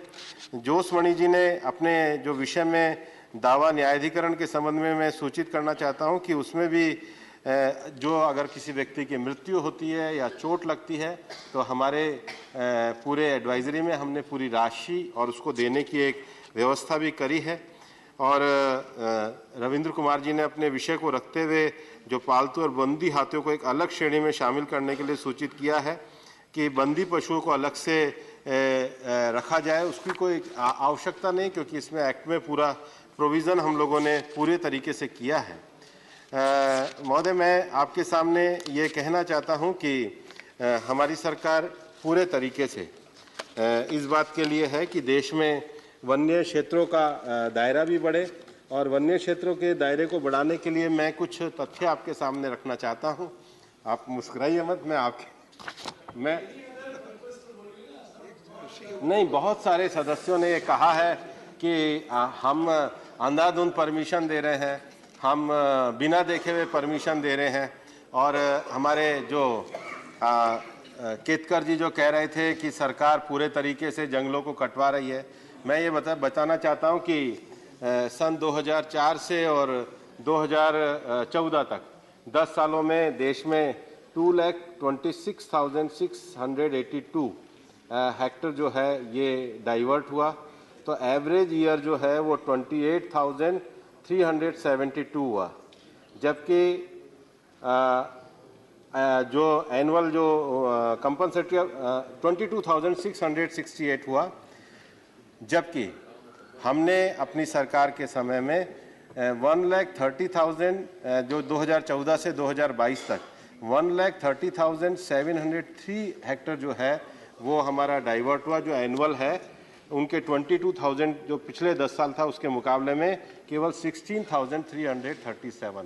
तो हमने कम जंगल डाइवर्ट किया और ज़्यादा देश का विकास करा। मैं ये भी कहना चाहता हूँ जो कंपनसेटरी अफॉरेस्टेशन है, अगर 10 सालों का औसत देखा जाए तो 28,372 हेक्टर था, जो बढ़ करके केवल अगर एनुअल देखा जाए तो 37,845 हेक्टर हुआ है। तो हमने देश में जो ग्रीन कवर बढ़ाने का जो हमारा कमिटमेंट है उसको भी बढ़ाने का प्रयास किया है। राकेश सिन्हा जी ने हमारे इकोनॉमी, इकोलॉजी और एनफोर्समेंट के विषय को कहा और निश्चित रूप से देश के इसको बढ़ाने के लिए इसकी बहुत आवश्यकता है। प्रफुल्ल पटेल जी ने एक और जो कहा कि नेशनल हाईवे और रास्ते के विषय में WII के साथ मिलकर, जयराम जी को ही पता है, कुछ अच्छे डिज़ाइन भी बनाए और देश में पहला अच्छा प्रयोग पेंच में भी हुआ था जब हम ऊपर से हाईवे को लेकर के गए। अभी अलवर में सिरिस्का के पास भी एक ऐसा अध्ययन चल रहा है ताकि जो हमारे जानवर नीचे उनका जो एरिया है वो भी डिस्टर्ब ना हो। और सबसे बड़ी बात है कि एक अगर आप जितना वन्य क्षेत्र में जाते हैं आपको प्रकृति के साथ उतना ही जानने का, सीखने का, स्वभाव का अवसर मिलता है। तो डिज़ाइन भी हमने इस प्रकार से कहा है कि हमारा पूरा फ्लोरा और फोना अव्यवस्थित ना हो, बल्कि अभी तो नेशनल वाइल्ड लाइफ बोर्ड में हमने ये भी कहा है कि जो तार निकाले जाते हैं, बाकी भी जो उपयोग किया जाता है, उसके जो मिटिगेशन मेजर्स है उसमें क्या तरक्की हुई उसकी भी रिपोर्ट हमने मांगी है, ताकि जो हमने लक्ष्य तय करे थे जंगल के कंपनसेटरी अफॉरेस्टेशन के लिए, उन लक्ष्यों को पूरा किया गया नहीं किया गया, उसके लिए भी हमारी सरकार पूरी तरीके से प्रतिबद्ध है। बल्कि हमने रेलवे के साथ WII, रेलवे और पर्यावरण मंत्रालय साथ बैठे हैं। देश में जो 1800 किलोमीटर का एक ऐसा क्षेत्र हम लोगों ने पहचान करा है जहां से हाथियों का अधिकतम निकलने का रास्ता है, उनके डिज़ाइन को लेकर WII ने अपने कुछ सजेशन दिए, रेलवे ने कुछ जगह पे उसको प्रयोग के तौर पे भी आगे बढ़ाने की बात करी है। सुष्मिता जी ने अपने विषय को रखते समय ये कहा कि हम बायोलॉजिकल डाइवर्सिटी एक्ट में क्यों नहीं संशोधन ले आए।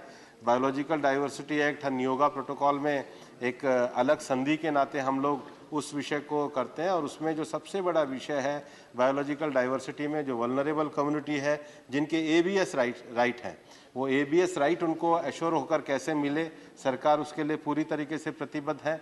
और ये जो हमारा वाइल्ड लाइफ का एक्ट है, ये अलग संधि से है, दोनों का कुछ समानता है लेकिन कुल मिलाकर के दोनों के क्षेत्र अलग अलग हैं, और इसलिए उसमें पेटेंट, कॉपीराइट बाकी ज़्यादा है।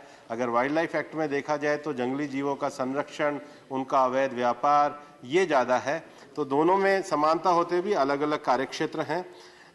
उसी के साथ इंदु गोस्वामी जी, अब्दुल वहाब जी, कामाख्या प्रसाद जी और प्रियंका जी ने विषय उठाया था कि गुड़गांव में अरावली को लेकर के क्या कर रहे हैं। मैं आपको बताना चाहूँगा कि अरावली को लेकर के पूरा जो वहाँ के ज़मीनों का पूरा एक हरियाणा सरकार ने पूरा अधिग्रहण किया है, और इसको पूरे जोन को हम किस प्रकार से हरा भरा रखें, क्योंकि दिल्ली में जो राजस्थान के थार के मैदानों से भी जो हवा आती है या जो रेत आती है, उसके लिए अरावली एक बड़ी भूमिका निभाते हैं। वो निश्चित रूप से काम चल रहा है।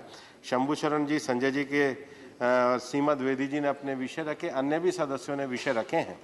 मेरा ये मानना है कि निश्चित रूप से बिल को रखते समय सदन की कंसेंसस करना जरूरी है। फिर भी जयराम जी, जो आपने आशंकाएं जताई है, मैं आपको आश्वासन देता हूं कि इसके लिए जो नियमों में जो ज़्यादा व्यवस्था है, क्योंकि ऑलरेडी सेक्शन 38 का भी पालन करना है, उसको भी हम संरक्षित करके रखना चाहते हैं। हाँ, ये जल्लीकट्टू जी बालू जी ने कहा है, वो निश्चित रूप से तमिलनाडु की हमारी सांस्कृतिक परंपरा और उसका हिस्सा है, न्यायालय के भी निर्णय हैं, और हमारा मानना है कि इसमें निर्णयों का भी पालन होना चाहिए और उसके साथ साथ परंपरा का और संस्कृति का भी पालन होना चाहिए। दोनों का समन्वय बना करके रखा जाना चाहिए।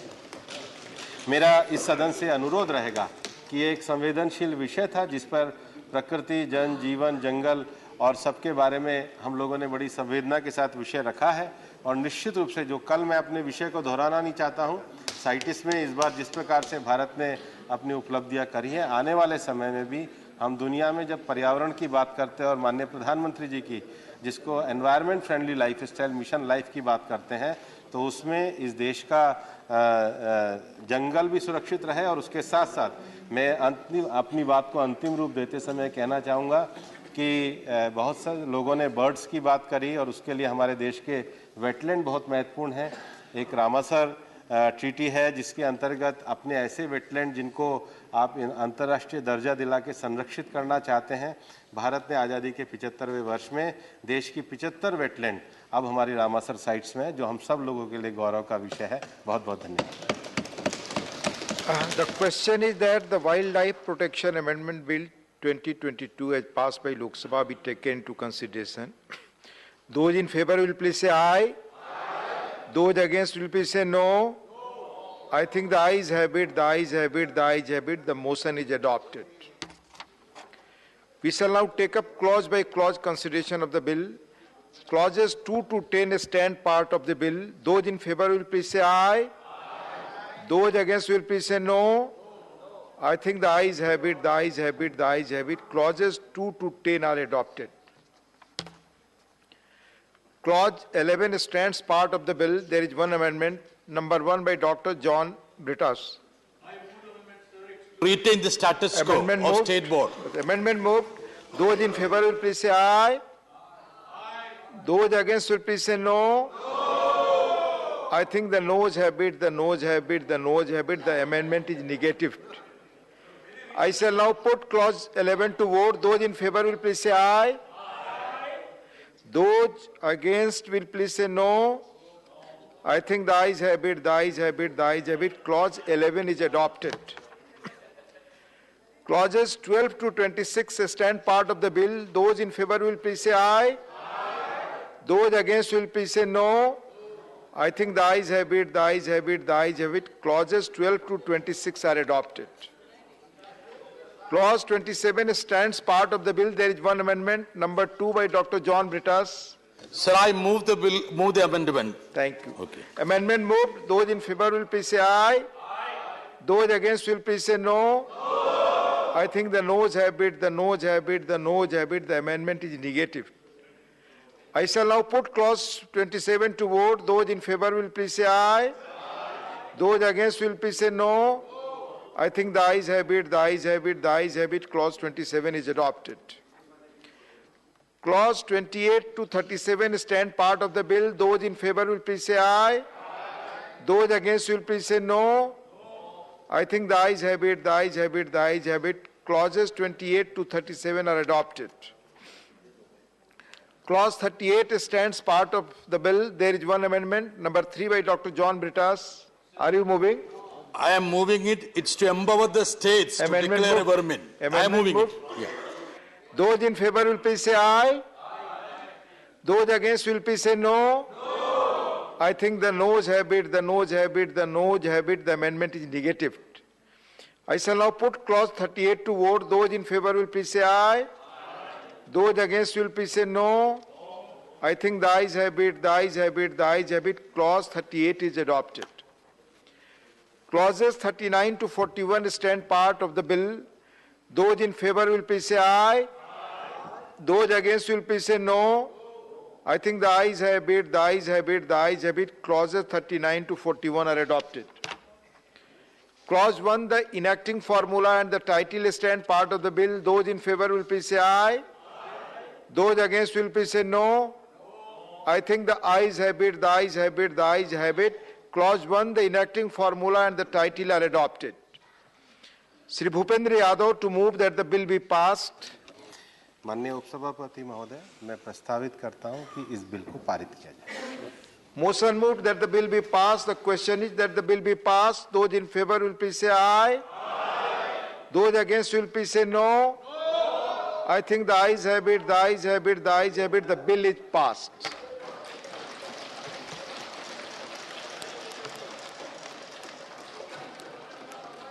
Now next business, the Energy Conservation Amendment Bill 2022.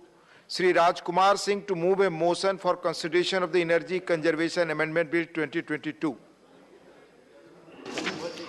Sir, I beg to move that the Energy Conservation Amendment Bill be taken into consideration. माननीय मंत्री जी कुछ बोलना चाहते हैं तो इस बिल के संबंध में बताएं. अध्यक्ष महोदय,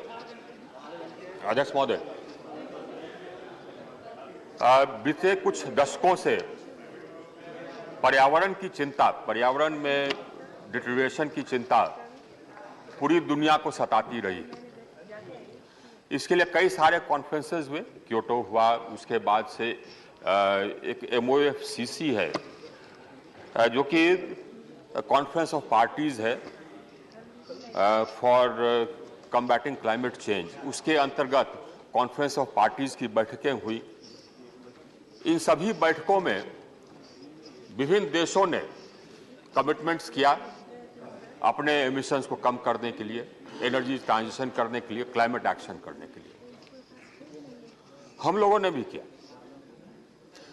हालांकि हमारी जो पर कैपिटा एमिशंस हैं वो दुनिया के पर कैपिटा एमिशंस के 1/3 हैं.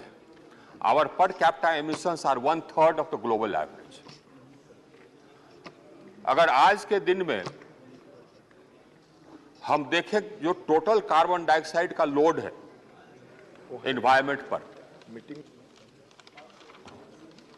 उस टोटल लोड में हमारा कंट्रीब्यूशन मात्र 3.4% है, जबकि हमारी आबादी दुनिया की आबादी का 17.5% है. तो हमारा जो पर कैपिटा एमिशन है, हमारी जो कंट्रीब्यूशन है टू लेगेसी एमिशंस, वो बहुत कम है. इसके बावजूद अध्यक्ष महोदय, we have emerged as one of the leaders in energy transition. We have emerged, our country has emerged as one of the leading nations in climate action, in energy transition.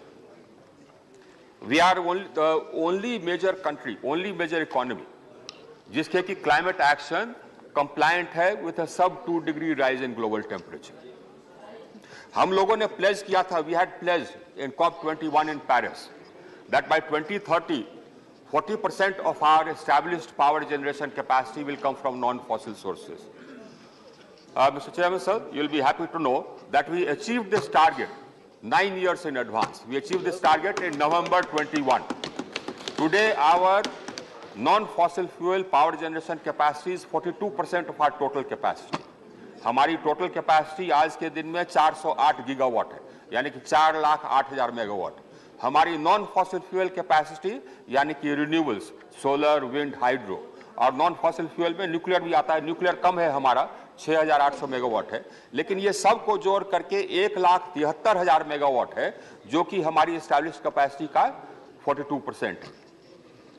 इतने तेजी से किसी भी देश ने अपने COP21 में दिए गए प्लेज को अचीव नहीं किया, और चूंकि हमने अचीव किया लिया, because we achieved it well in advance, इसीलिए COP26 में हमने अपना एम्बिशन बढ़ाया है. पहले हमने कहा था 40% विल अचीव 40% बाय 2030, अब हमने कहा है कि will achieve 50% of our established capacity by 2030. We have enhanced our ambition as a country. इसी तरह से जो एमिशंस इंटेंसिटी फॉर इकोनॉमी है, हमने COP21 पेरिस में 2015 में प्लेज किया था that bye 2030 we'll reduce the emissions intensity for economy by 33 to 35% by 2030. Now we've already achieved 30%. So we shall overachieve that as well. And that is why in COP26 in Glasgow, we again upped our ambition and we said that by 2030, we will achieve a reduction of 45% in our emissions intensity. So we are doing well. We are doing well, despite the fact that our per capita emissions are so low. But that is because, we believe in the environment. Our government believes in the environment. In fact, as a civilization, we've always believed in the environment. As a civilization, we sort of venerate the trees, the water, we venerate nature. So it's in our blood, it's in our culture. So we venerate the environment. Now we want to carry this forward. This needs to be carried forward. Energy transition में जो ways of generating electricity है, उसको तो हमने change कर दिया. But that accounts for about 40% of the emissions. 40% जो emissions होता है वो power generation कारण होता है. That accounts for 40% of the emissions. But we have to address the other sectors which account for 60% of the emissions. Steel manufacturing, cement manufacturing, all these. Now these are called hard to abate sectors. Now the way to do this, one of course is to electrify the economy so that people move away from coke and coal to electricity, and the other of course is to green the electricity. That is the strategy we are following. But we also have to change our feedstock from fossil to non-fossil. ये feedstock जो हम use करते हैं, for example, I'll give you an example. हमारे fertilizer manufacturing में ammonia की जरूरत होती है. अभी जो अमोनिया बनता है वो नेचुरल गैस से बनता है. तो अमोनिया बनाने के प्रोसेस में कार्बन डाइऑक्साइड एमिट होता है, कार्बन लोड बढ़ता है. हम जो पेट्रोलियम रिफाइनिंग करते हैं उसमें हाइड्रोजन का इस्तेमाल करते हैं. हाइड्रोजन का जो अभी मैन्युफैक्चरिंग होता है, हाइड्रोजन जो अभी बनता है वो भी नेचुरल गैस से बनता है, उसमें भी CO2 एमिट होता है. अगर हमको एनर्जी ट्रांजिशन करना है और हम लोगों ने प्लेज किया है that by 2070 we will be net zero and we shall achieve that pledge. Let me tell you this, we have achieved our targets in the past, we shall achieve our targets in the future as well. And we shall remain, we are a leader in energy transition. That's not only me saying it. The whole world says it. The Bloomberg called us the most attractive destination for investment in renewables. And, a body came out with a ranking of countries which are in the forefront of climate action. Now we stand 5th in that. Now ahead of us, there are just 4 countries, Denmark, Sweden, one Chile, and one other country. Only 4 countries, small economies. In the major economies, we are the first, insofar as success in climate action. So we shall remain a leader. Now, in order to do that, I have brought these amendments. इसी के लिए हमने ये amendment लाया. अब जैसे कि petroleum refining में we use hydrogen drawn from natural gas. The idea is to make green hydrogen here, and thereafter replace that. We import natural gas to make hydrogen. To replace that imported natural gas and to stop this carbon emission, we'll use green hydrogen. Of course, we'll prescribe that replacement in stages. To begin with, a small stage, maybe 5%, 10% first year, going on thereafter. Similarly, for production of fertilizers, we use ammonia made from natural gas. Now, and we import about 2.3 million tons of ammonia. And of course, we also import more natural gas and make ammonia here. Now, that all that releases carbon dioxide into the atmosphere. Now, we propose to replace that with green ammonia, that means made from green hydrogen. तो इसके लिए हमको ये amendment हम ला रहे हैं ताकि जो फीड स्टॉक है वो फीड स्टॉक में हम बदलाव करें. तो इसका आप देखेंगे कि हमने ये एक अमेंडमेंट इसमें हम लोगों ने लिया. एक और सेक्टर है जिसको कि हम एड्रेस कर रहे हैं इस अमेंडमेंट में, वो है कंस्ट्रक्शन सेक्टर, बिल्डिंग सेक्टर. अब बिल्डिंग सेक्टर में जो कमर्शियल बिल्डिंग्स है वो ऑलरेडी एड्रेस है. Commercial buildings, large commercial buildings जिनका की कनेक्टेड लोड 100 किलोवाट से ऊपर है, large commercial buildings already addressed है. उसमें हम लोगों ने एनर्जी कंजर्वेशन बिल्डिंग कोड बना दिया. उसको करीब करीब 20 राज्यों ने अडॉप्ट कर लिया. तो अब जो भी बिल्डिंग्स बनेंगे, कमर्शियल बिल्डिंग्स बनेंगे, उनको ये फॉलो करना होगा.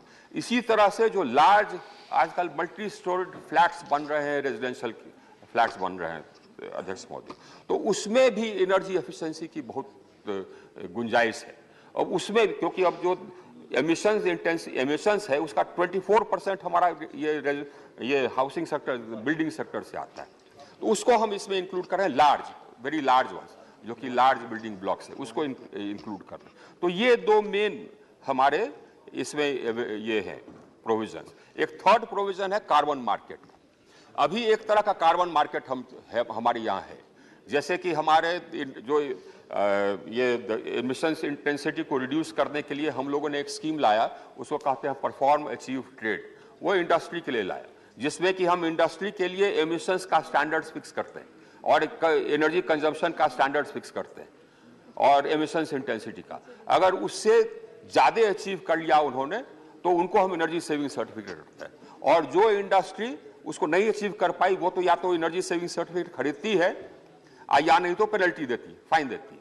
ये और इसके अंतर्गत अध्यक्ष महोदय ऑलरेडी हमने जो कार्बन डाइऑक्साइड एमिशंस रिड्यूस किया है 106 million tonne per annum carbon dioxide reduction हमारा हुआ है. सिर्फ 4 साइकिल ये हमने अभी एसेस किया, 4 साइकिल में हमारा इतना रिडक्शन हो गया CO2 एमिशंस पर एनम. अब उसको और एक हम रिन्यूएबल एनर्जी के लिए RECs देते हैं. इस सबको कंबाइन करके कार्बन क्रेडिट सिस्टम हम लाना चाहते हैं. दुनिया में आजकल एक कार्बन क्रेडिट, आजकल ही नहीं, क्योटो में एक कार्बन क्रेडिट सिस्टम लागू हुआ था जो कि चला 2020 तक. अब पेरिस में एक अलग कार्बन क्रेडिट सिस्टम का एक नींव रखा गया है, उसके नियम बने. तो उसके अंतर्गत 40 कार्बन क्रेडिट सिस्टम ऑलरेडी है दुनिया में. हम इसमें लाना चाहते हैं कार्बन क्रेडिट सिस्टम, ताकि जिसको हम मैंडेट करें कि आप अपना कार्बन इंटेंसिटी रिड्यूस करेंगे, कार्बन डाइऑक्साइड का एमिशंस रिड्यूस करेंगे, मैंडेट करेंगे, उससे ज्यादा अगर रिडक्शन करता है तो उसको कार्बन क्रेडिट देंगे जो कि सेलेबल होगा. मेजर अमेंडमेंट्स ये है. और उसके कुछ और अमेंडमेंट्स हैं. वो अमेंडमेंट्स हैं कि पेनल्टीज में हम कुछ ग्रेडिंग कर रहे हैं, उसको रैशनल बना रहे हैं. जो ब्यूरो ऑफ एनर्जी एफिशिएंसी का गवर्निंग काउंसिल है उसको ब्रॉड बेस कर रहे हैं. यही अमेंडमेंट्स हैं. ये सभी के सभी हम लोगों का जो मूवमेंट है ये एनर्जी में, moving forward, making our system modern. हम लोगों ने अध्यक्ष महोदय we have already achieved universal access. हम लोगों ने जितने दिन में यूनिवर्सल एक्सेस अचीव किया by adding 2 crore 90 lakh 29 million homes, correcting 29, उतना तेजी से और कहीं किसी दुनिया में नहीं हुआ. We already achieved a situation whereby the availability of power in rural areas has gone up from 12.5 hours in 2015 to 22.5 hours today. We've already done that. My demand as a result has increased by about 25,000 megawatts per day on a daily basis compared to the previous year. So all this because we have strengthened the transmission system, we've added and we've also strengthened the distribution. So we brought about major changes in the power system. I mean, we have reformed the power system already. This is one more step forward. So I would recommend this bill to the House. Thank you. Motion moved.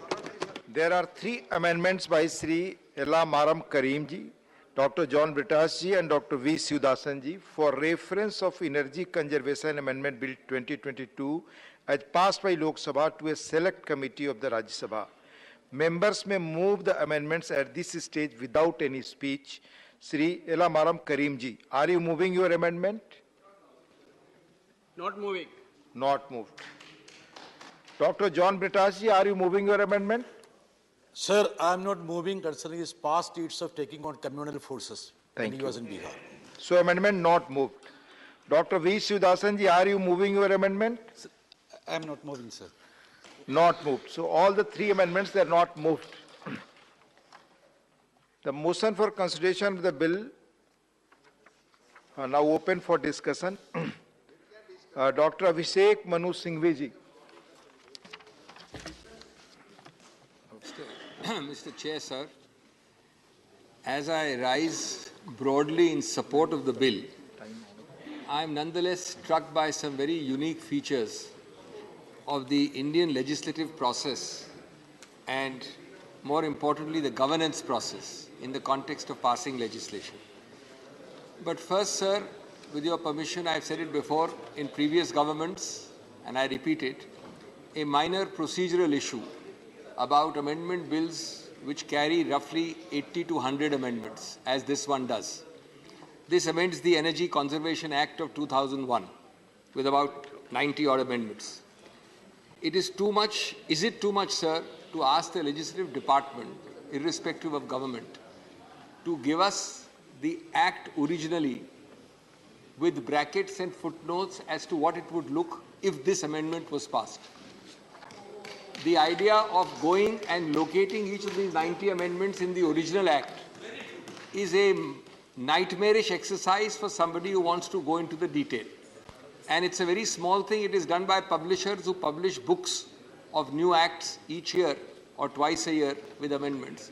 I think every legislator who wants to make a significant focused contribution should be blessed with a copy of the original act showing the amendments as they would look if the amendment bill is passed. And this is something so simple, but unfortunately has never been done for decades. Sir, let me therefore begin by complimenting the government broadly on the initiative taken and say that the virtuous parts of the bill are virtuous, are desirable. A, it brings in building codes for energy efficient, non-fossil fuel based constructions. So non-fossil based constructions will be encouraged, and therefore building codes have been amended or will be amended. 2, it is wider because it includes residences, commercial buildings, industrial spaces, etc., etc. So it is all inclusive, no exclusions. 3rd, it expands the concept of carbon footprint emanations from buildings, vehicles, vessels, appliances, and a much wider subset of human activity. Again, no exclusions, that's good. 4th, it creates agencies, not quite clear fully, but yes, it does, for issuing carbon credit certificates, a very important aspect on which I'll touch in a moment. It seeks to create an ecosystem to buy and sell these carbon certificates at all levels, supposedly under a scheme, and there is some problem there which I will address you in a minute. And of course, lastly, it penalizes with steep penalties those who don't comply with the requirements of reducing carbon footprints in all these activities, constructions and non-construction areas. But sir, equally, as in the well-known 1960s spaghetti Western movie, The Good, Bad and the Ugly, the good and the virtuous comes with the not so good and perhaps the ugly. The first phrase coming to my mind as I holistically see the original 2001 Act, which this bill seeks to amend, is that India is truly an over-legislated, under-enforced country. We tend to think that all our problems stop with legislation, and we go back clapping and backslapping ourselves on the back that we have passed legislation. And I'll make that good in a moment.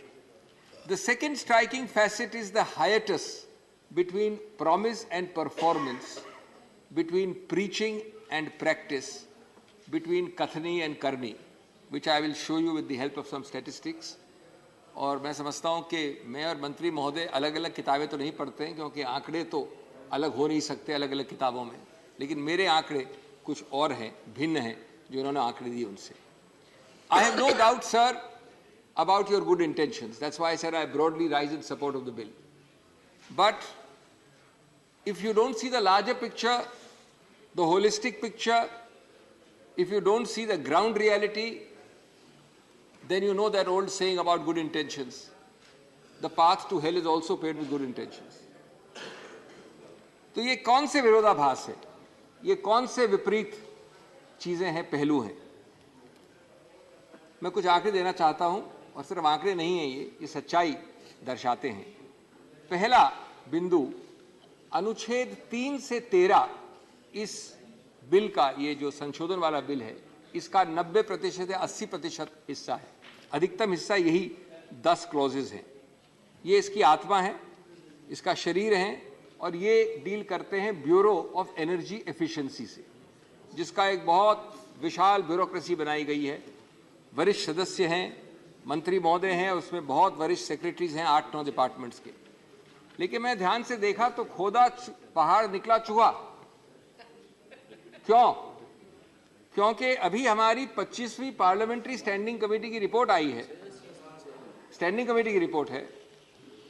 उसमें लिखा है कि पिछले वर्ष financial year 21 में यही bureau of energy efficiency, जो आपके संशोधन बिल का सबसे स्पेशल फोकस है 10 प्रावधानों में, उसका खर्चा सिर्फ 54% ऑफ बजट एस्टिमेट था, यानी आधे से थोड़ा ज्यादा, 54%।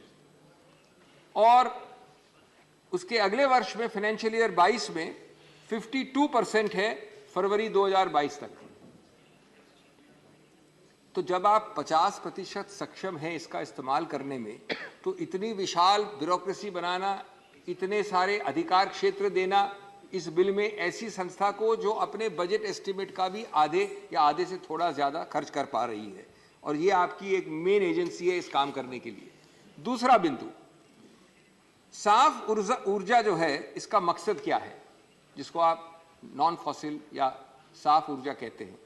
कार्बन फुटप्रिंट को कम करना, यही आपका रियो में 1992 में उद्देश्य था, यही आपका क्योटो में 1997 में था, यही आपका पेरिस में 2015 में था, यही आपका कोपेनहेगन में 2021 में था, और यही अभी जब गए थे शर्म एल शेख में 2022 में, कुछ हफ्तों पहले था।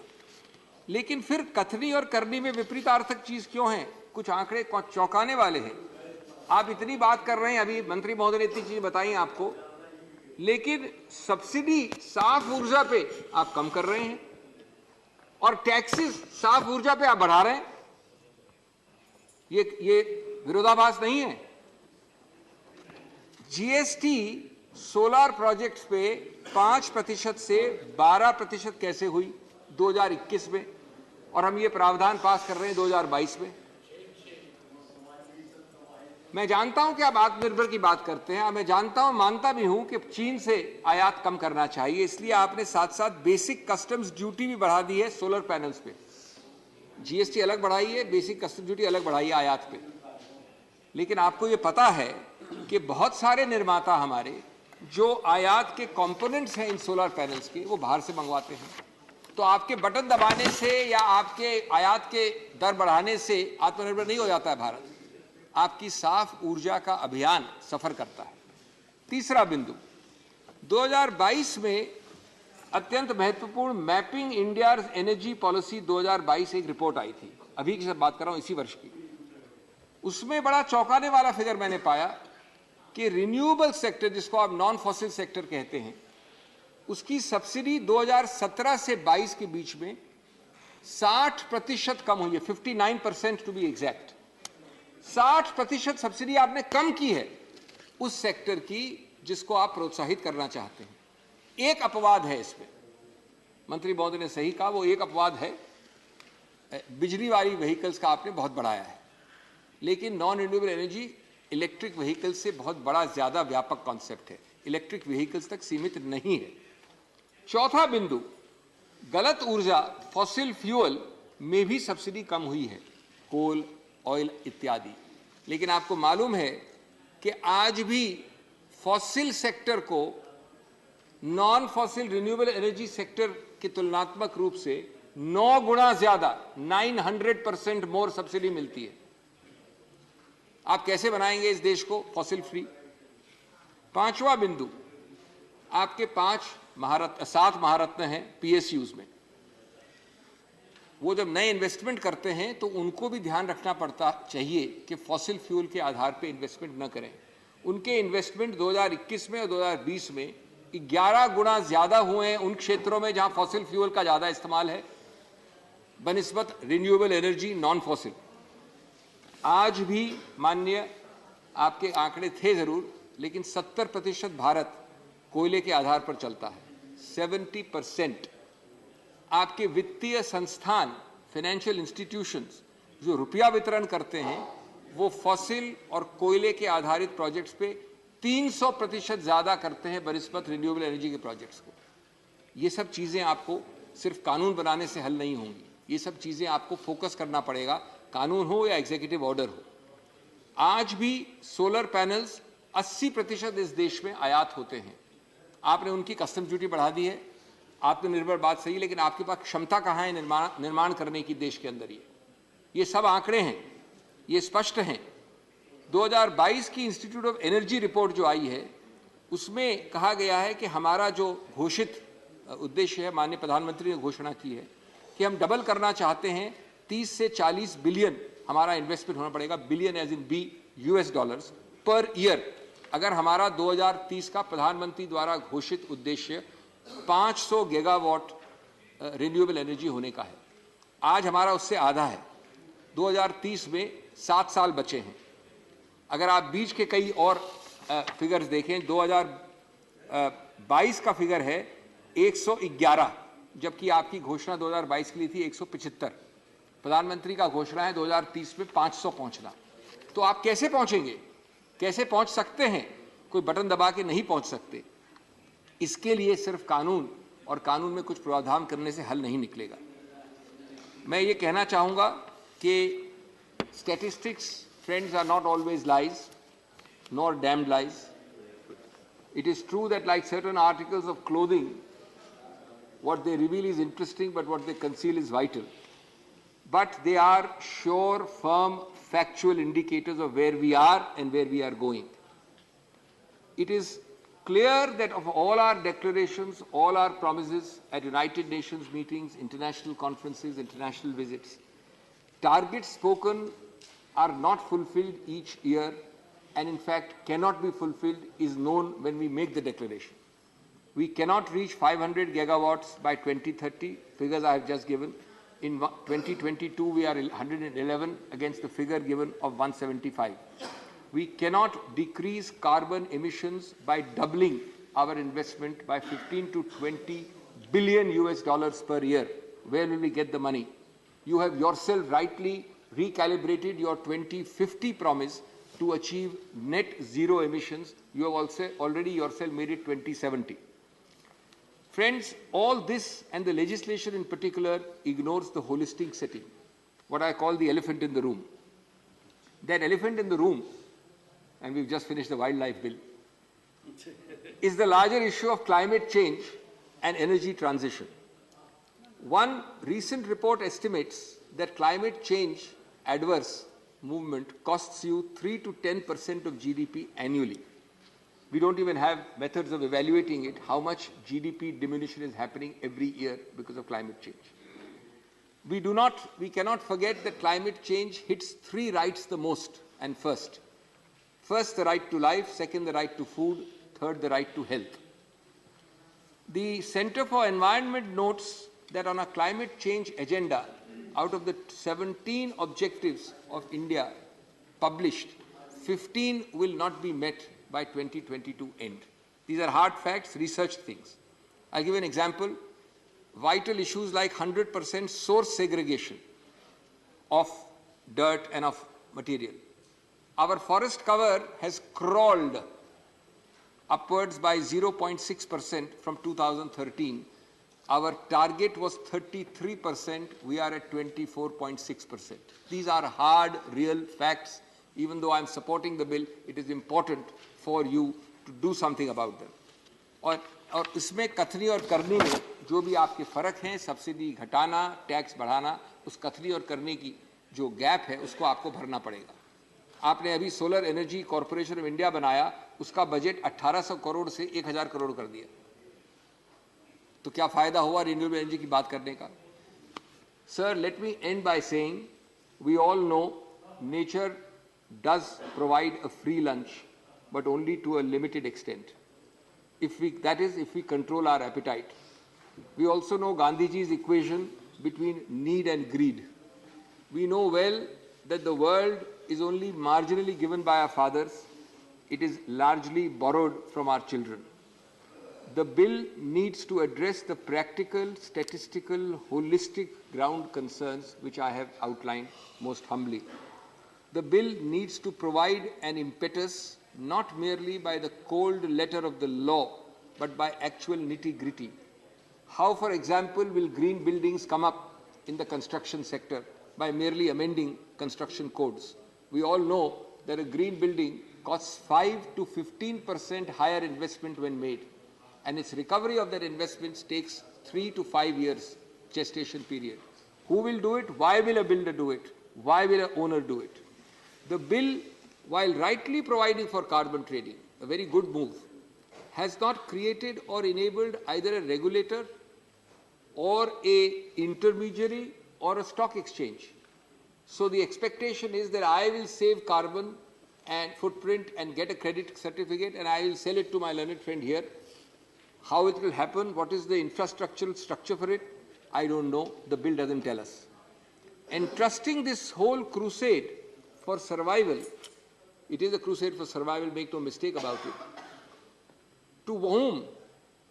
To Ministry of Power and not to the Ministry of Environment. Is there not a clear conflict of interest? I don't want to mean it seriously, but in the old days there used to be a joke that you might want to make Dracula the head of a blood bank. Now, Ministry of Power working to reduce carbon emissions is a major conflict of interest, sir, and at least you should centralize. It's your own government, it doesn't matter. At least give it to the MOEF with some independence to stand up for environmental issues. So, Honourable Chairman, it is a good bill.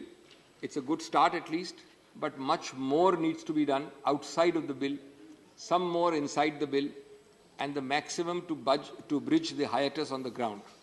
All such initiatives are laudable, even if partial, incomplete or imperfect. And certainly, this does fall in all the three categories.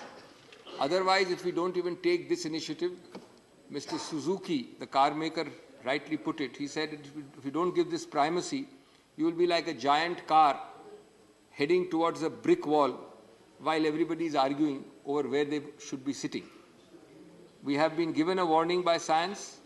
We've been given a wake-up call by nature. It is up to us to heed these calls by legislation as much as by executive action. And I hope that will be done. Thank you very much indeed. Thank you, Singhvi ji. Now, Mr. Sushil Kumar Modi ji. उपसभापति महोदय, मैं conservation amendment bill 2022 के पक्ष में बोलने के लिए खड़ा हुआ हूं। और अभी श्री आर.के. सिंह जी ने विस्तार से इस बिल के प्रोविजंस के बारे में बताया है।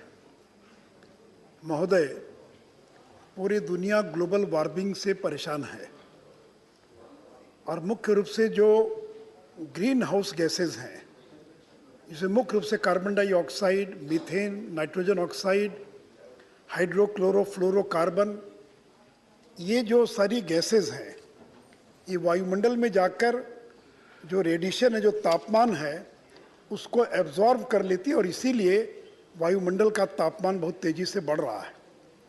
और इसी ग्लोबल वार्मिंग का ही परिणाम है कि बाढ़ है, सुखाड़ है, कहीं साइक्लोन है, कहीं अति वर्षा है, कहीं गर्मी है, कहीं ठंड है।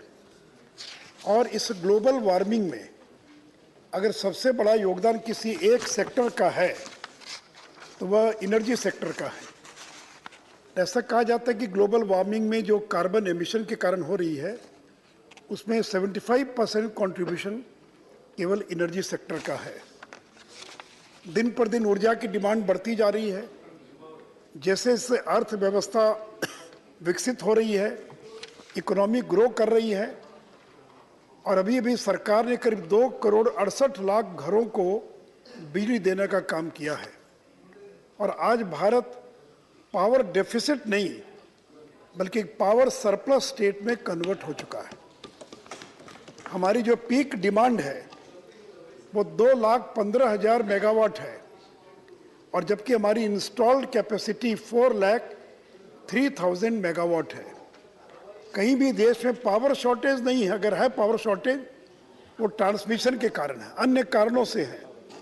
बिजली की कोई कमी नहीं है, और कोई बिजली की कमी के कारण पावर शॉर्टेज नहीं है। अब तो बिहार जैसे राज्य में भी 22 घंटे 23 घंटे लोगों को बिजली मिल रही है। तो यानी कहने का तात्पर्य कि जैसे जैसे और बिजली की डिमांड बढ़ रही है, अर्थव्यवस्था ग्रो कर रही है, वैसे वैसे बिजली की डिमांड बढ़ रही है। और जैसे जैसे बिजली की डिमांड बढ़ रही है तो वैसे वैसे pollution, carbon emission, green house gases का एमिशन भी जो है वो तेजी से बढ़ रहा है। और महोदय, हमारी सरकार ने पिछले 5 वर्षों में the government spend more than 2 lakh crore for improvement in the power infrastructure, और से वन नेशन वन ग्रिड। अभी एक कोने से दूसरे कोने तक हम बिजली को तेजी से पहुंचा सकते हैं। लेकिन उपसभापति महोदय, क्या हम बिजली की खपत को कम कर सकते हैं? हम कम नहीं कर सकते। अगर हम तुलना करें दुनिया के बाकी देशों से तो आज बिजली की पर कैपिटा जो कंजम्पशन इंडिया के अंदर वो 1149 किलोवाट पर आवर है, 1149। और अमेरिका का एक आम आदमी कितना कंज्यूम करता है? In America per capita consumption is 12 times more than what we are consuming in India. 7 times more than what it is being consumed in Germany. और यूके से 5, यूके में हमारी पर कैपिटा कंजम्पशन से 5 गुना consumption ज़्यादा है UK के अंदर, और चाइना भी करीब 5 गुना ज़्यादा कंज्यूम कर रही है। तो हम ग्रोइंग इकोनॉमी है, हम ऊर्जा की खपत कम नहीं कर सकते। हमको और ज़्यादा विकास के लिए ज़्यादा से ज़्यादा ऊर्जा चाहिए। और एक आकलन है कि 2021-22 की तुलना में अगर 31-32 को देखें तो आज जितनी बिजली की डिमांड है उसका लगभग 1.8 टाइम्स और बिजली की आवश्यकता जो है और हमको पड़ेगी, हमारी आवश्यकता है।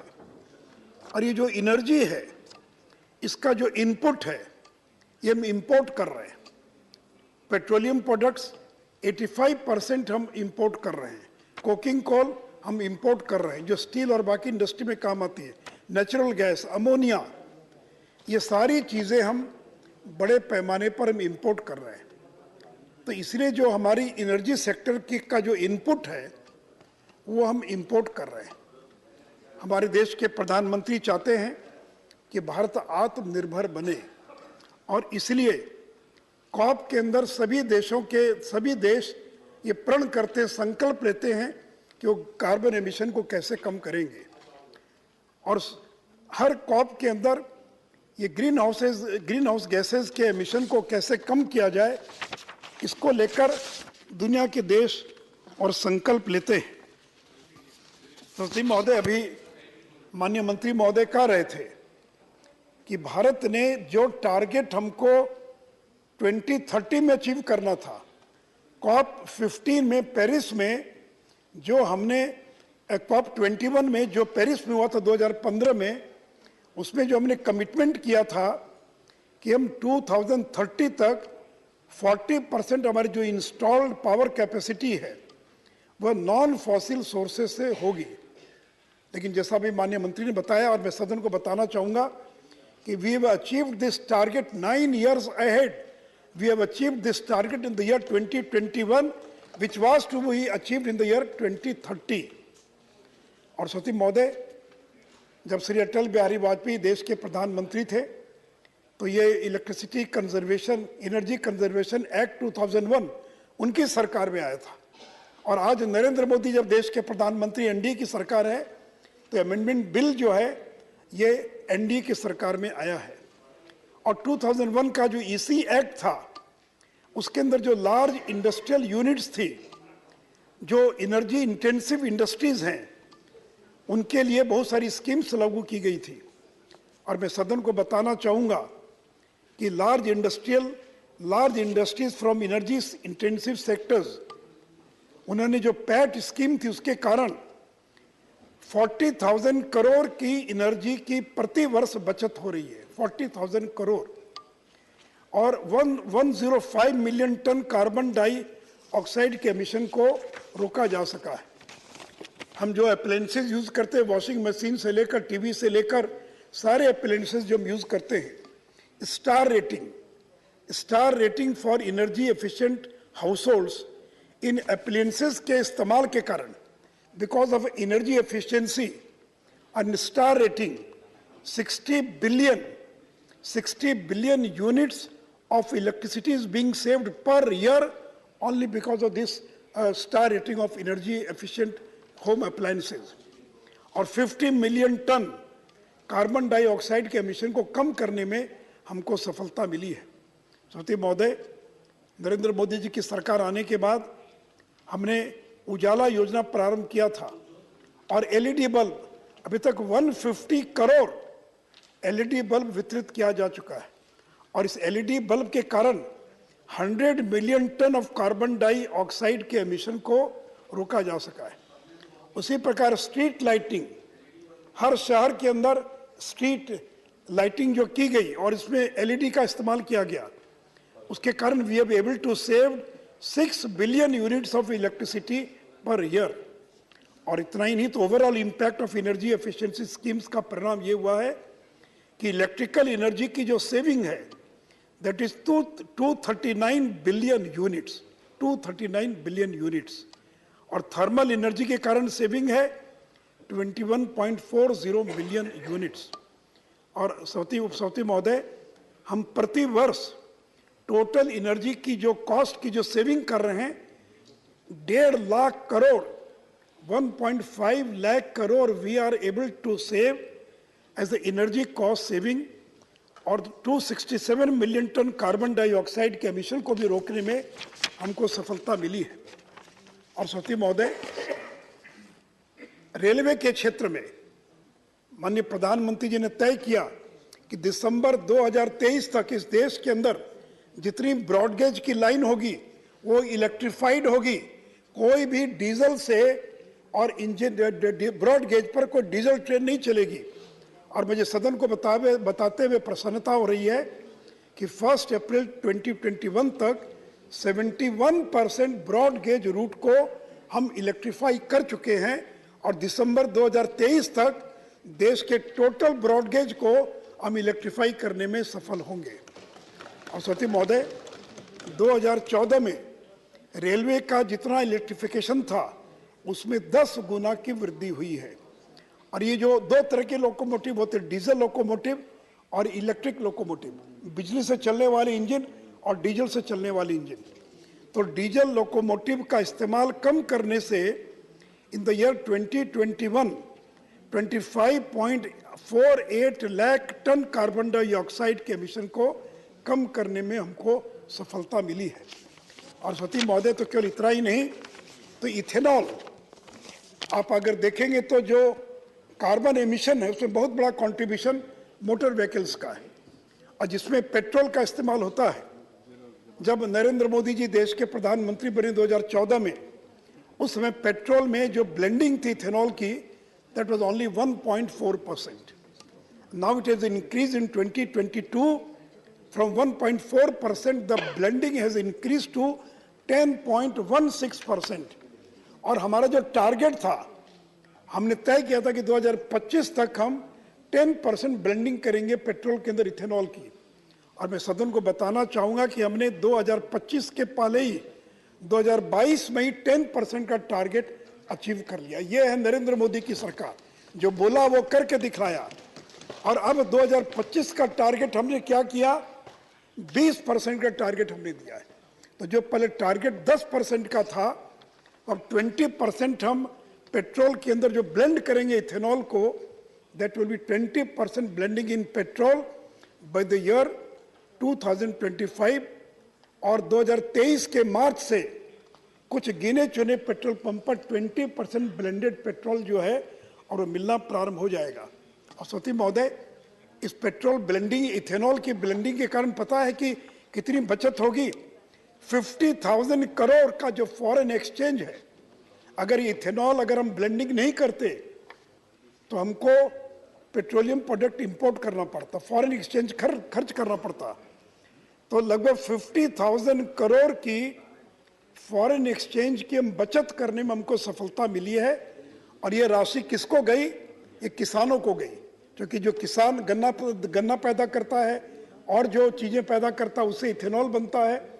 तो इसका एक और भारत के किसानों को इसका लाभ मिला और दूसरी ओर फॉरेन एक्सचेंज 50,000 करोड़ की हमको बचत हुई है। उज्ज्वला योजना में हमने 9 करोड़ फ्री कनेक्शन दिया था। इसके पहले गांव की महिलाएं क्या इस्तेमाल करती थी? गोबर, कोयला, लकड़ी।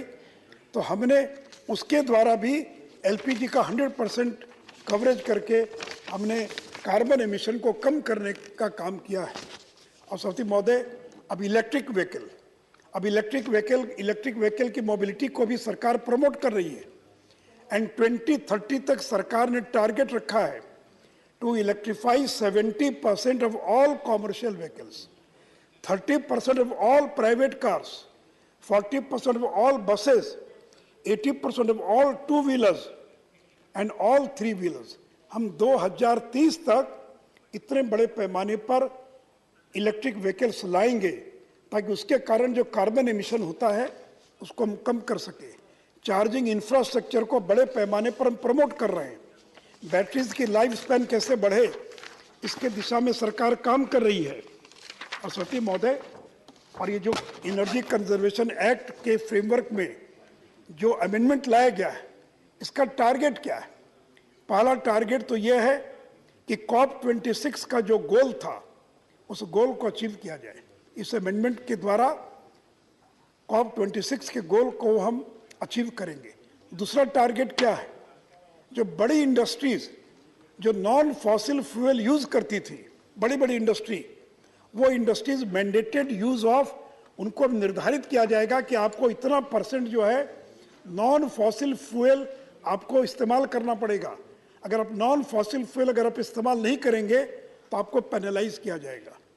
तीसरा भी जो माननीय मंत्री जी ने बताया, लार्ज रेजिडेंशियल बिल्डिंग, अभी तक केवल कॉमर्शियल बिल्डिंग ही जो है इसके दायरे में आता था। अब वैसी बड़ी रेजिडेंशियल बिल्डिंग जो 100 किलोवाट से ज़्यादा का जिनका लोड है उनको भी और एनर्जी कंजर्वेशन एक्ट के तहत लाया जा रहा है ताकि वो भी एनर्जी कंजर्व कर सके। और साथ ही साथ ये Sushil ji, how much more time? 10 minutes. There are 5 more speakers. 10 minutes. You want 10 more? There are 5 more speakers with you. ठीक है, थोड़ा सा मैं मुझे अलाउ कर दीजिए Please. और सती महोदय, Take 2 to 3 minutes, please. There are 5 more speakers from your party. और सती महोदय, अभी जो माननीय मंत्री महोदय कार्बन ट्रेडिंग का जिक्र कर रहे थे, अभी तक भारत में कार्बन की ट्रेडिंग नहीं होती थी। इस बिल के द्वारा पहली बार कार्बन की ट्रेडिंग प्रारंभ होने जा रही है। और सती महोदय, और इस कार्बन की ट्रेडिंग का मार्केट कितना होगा? इस कार्बन क्रेडिट की जो मार्केट, इसका जो मार्केट है 2026 से 4,000 करोड़ एक नया मार्केट क्रिएट हो रहा है। अगर किसी को टारगेट दिया गया कि आपको 500 मेगावाट आपको यूज करना है सोलर एनर्जी, और आपने या आप थर्मल यूज कर रहे थे 500 मेगावाट बिजली और आपने 400 ही यूज किया, तो जो बचा हुआ अंतर है आपको क्रेडिट मिलेगा। उस क्रेडिट को आप मार्केट में बेच सकते हैं। और सौती महोदय, ये एक नया बिजनेस, एक नया मार्केट इसके द्वारा प्रारंभ हो रहा है जिसमें प्राइवेट सेक्टर का बड़े पैमाने पर इन्वॉल्वमेंट होगा। डोमेस्टिक ट्रेडिंग प्रारंभ हो रही है और बाद में जाकर, और मैं भी बता दूं, अभी 40 कंट्रीज में ही केवल दुनिया के ये कार्बन ट्रेडिंग हो रही है। European union, China, Korea, India में जब स्टार्ट हो जाएगा इस बिल के बाद, तो भारत तीसरा दुनिया का सबसे बड़ा देश बन जाएगा जो कार्बन ट्रेडिंग कर रहा है। 1 टन कार्बन अगर आप कम खर्च करेंगे, 1 टन कार्बन डाइऑक्साइड, तो 1 कार्बन क्रेडिट मिलेगा जिसकी कीमत होगी 500 से 800 करोड़ रुपया, 500 से 800 रुपया प्रति यूनिट।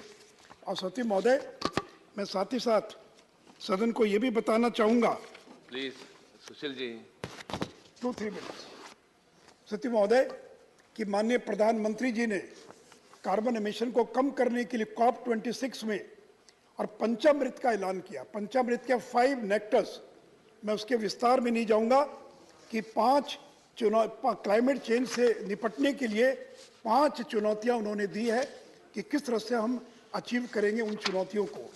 और जो सबसे बड़ी बात सती महोदय, वह life style for environment. Prime minister और यूनाइटेड नेशंस के सेक्रेटरी जनरल ने अक्टूबर 2020 में मिशन लाइफ, और मिशन लाइफ क्या है कि हर आदमी क्या करे कार्बन एमिशन को कम करने के लिए। 75 एक्शन पॉइंट दिए गए। For example, CNG electric vehicles का ज़्यादा से ज़्यादा आम आदमी इस्तेमाल करे। पानी को ठंडा करने के लिए फ्रिज और बाकी के बजाय मिट्टी के घड़े का इस्तेमाल करें। आप पेन ड्राइव और हार्ड डिस्क में डेटा स्टोर करने के बजाय सुशील जी प्लीज एक मिनट और कोल्ड क्लाउड में आप स्टोर करें। किचन गार्डन को डेवलप करें। कम पानी की खपत वाली फसलों को हम उगाएं। और सती महोदय, अंत में मैं इतना ही कहना चाहूंगा कि गांधी ने जो कहा था, earth can fulfil everybody's need but not everybody's greed. ये पृथ्वी हर आदमी की आवश्यकता को पूरा करने के लिए सक्षम है, परंतु आदमी के लोभ को पूरा करने, एक मिनट आधा मिनट खत्म करने दीजिए केवल, कि खत्म करने के लिए सक्षम है। और इसलिए कहा प्रधानमंत्री जी ने, जो श्लोक था वेदों का, तेन त्यक्तेन भुंजिता, त्याग पूर्वक भोग करो, यानी जो हम यूटिलाइज करें सोच समझकर, आगे पीढ़ी को ध्यान में रखकर हम त्याग पूर्वक भोग करें। जो लाइफ मिशन प्रधानमंत्री जी ने ऐलान किया है, इन्हीं शब्दों के साथ मैं इस बिल का समर्थन करता हूं। धन्यवाद। Thank you Sushil ji. Now Jawhar Sircar ji. For giving me this opportunity to place across the views of my party. We are not against any measure to conserve energy. We are completely with everyone in the nation in the conservation of energy. But where this particular bill is concerned, it was placed to us in a hurry, and we had submitted that it be sent to a select committee. We were procedurally debarred, but I would still submit that we need a re-examination. I'll explain as I move along. We need to re-examine the law. The intention is certainly good. The driving forces are also good. But the law as it stands today is full of defects. It empowers the bureaucracy at the wrong level. It empowers the bureaucracy at the wrong level. Mr. Minister and I have both been in service, and we know how bad the certain levels of the bureaucracy can be. But if you give over handlebars to them, they will obviously misuse.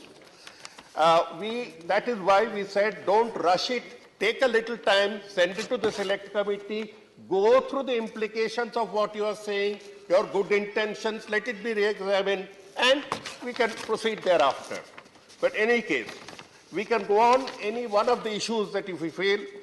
First of all, your emphasis is on non-fossil fuel. Of course we agree. Everyone agrees on non-fossil fuel. But where are the non-fossil fuels? Where are the non-fossil fuels? Where the green hydrogen is one of the greatest gimmicks that I've been hearing for the last few years. Where is the green hydrogen in abundant supply? Where is green ammonia in abundant supply? Biomass. We all took part in that biomass campaign of gobar gas. But anyway, ethanol. I know, sir, that, thank you, sir. I know that we have a need for going over to non-fossil fuels, but the need has to be accompanied by adequate capacities. Otherwise, we take the car in the wrong direction. On carbon credit, of course it is a commendable move. It's a commendable move. But carbon credit, we are babies in the market. The world has gone over the carbon credit market, and several studies have revealed the malpractices of it. The honorable members have heard of this carbon credit market. Do you know what it is? In very simple terms, an examination is held, somebody gets 110. He can sell that 10 off to somebody who got 20. So he can add 10 to his 20 and he can pass the exam. Siddhi baat. Do you understand? So carbon credit, I would submit to the Honorable Chairman, carbon credit is a well-intentioned move and is inevitable. It is desirable to a large extent. But where are the examinations of the studies of the misuse of carbon credit? I have explained to you in very broad intention that if the good student gets 110 and the bad student gets 20, he can take 110 from him, add to him and pass. There are safeguards that have to be put in. We can't accept it in its present form because most of it has been left to the bureaucracy to work out in the form of rules. Nothing has really been spelled out here in terms of actual legal provisions. They have all been left to rule-making powers. We have this provision of this energy conservation building code. Again, a commendable idea. But then, where is the social equity? Where is the social equity? When you talk of 100 kilowatts, I mean, you look at who is contributing to it. Where is the difference between an LIG, low-income group building, a cluster, and an HIG? We have to go in for a differentiation. I would submit that if possible, if there's any possibility of getting cross-subsidy within the thing, the idea of cross-subsidy, I mean, within the housing code, please think of it. The Bureau, again, you are increasing their powers. I am not so much bothered about the senior officials in the Bureau. I am more bothered about the instructions that go from there and the scope of misuse. You know, the building markets all over India are supposed to be, क्या कहते? लोग कहते 2 numbers. There is something attached to the building market. Sorry, I can't spell anything. Go. You are now introducing one more player into the building market. We're just introducing one more player. So these are the points on which we had sought for reconsideration, and I'll still submit that with your kindness, if you can send it for reconsideration, we can come to the same bill in the next session with the wisdom of the parties put in. I mean, when we work in the committees, we don't work as parties. We work as parliamentarians. We have talked about the state electricity regulatory commissions have been told, are being assigned certain duties. I would still submit to get into a little more detail to see whether the state electricity commissions need to be assisted to reach that capacity of exercising the powers under the Act. We are thankful that in one case there is some amount of attention on the state. But sir, we have to look at the picture in a little broader light. We are talking of energy conservation here, we are talking of environment here, we are talking of saving the environment, and right now the same government has given order for slaughtering 130 square kilometers of the Great Nicobar Islands. The wildlife and biodiversity there, the flora and fauna are irreplaceable, but they are allowing concrete boulders, concrete constructions to take place. We cannot have so much dichotomy. On the one hand, you come and introduce a bill saying that we are dying because of the environment. On the other hand, you take active steps to destroy the ecologically fragile region of the Nicobar Islands, Andaman and Nicobar. I have a feeling, and I may be wrong, I may be right, that there is an excess of renewable energy in certain parts of India, and they need to be transferred through compulsive methods so that they are sold. I am told that renewable energy is facing problems of both supply and further extension because the grids are in a terrible condition. The Ladakh project of solar energy had to be abandoned because the grid position is very poor. So, Mr. Chairman, sir, with your kind permission, I reiterate that renewable energy as such needs to be looked into afresh. The area of renewable energy and its production and distribution need to be looked in afresh and not be rushed through. Mr. Minister, you have taken commendable steps in that direction, but I still submit, it's not a question of individual effort. It's a question of the system functioning. You are aware more than me what are the difficulties of renewable energy. I have been given to understand that in certain areas where renewable energy production has reached such a state that DISCOMs don't pick it up. But under your compulsion, DISCOMs will have to pick up. Pick up and take it where? You have the compulsive power.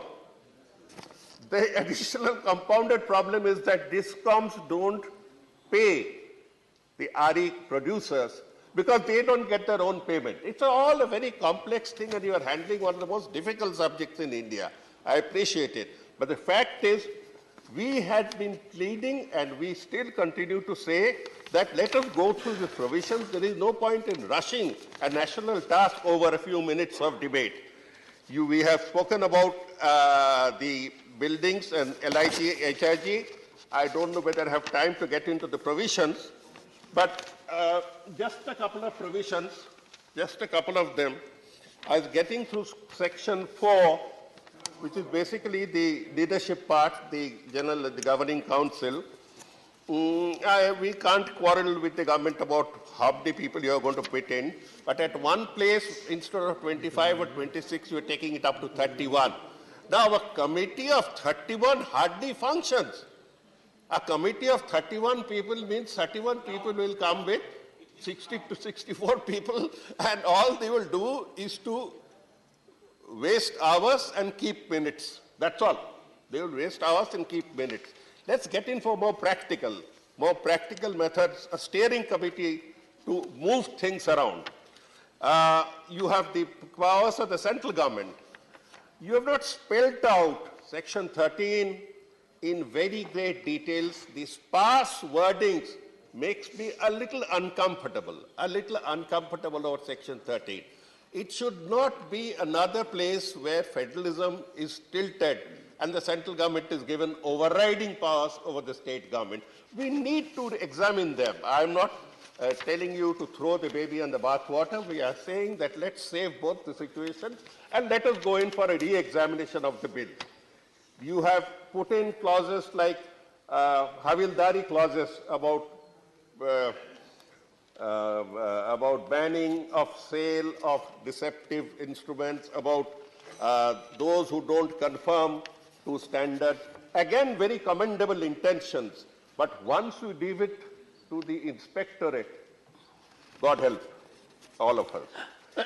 These are the reasons for which I submit, Your Honor, that we need to re-examine the bill. It is full of good intentions.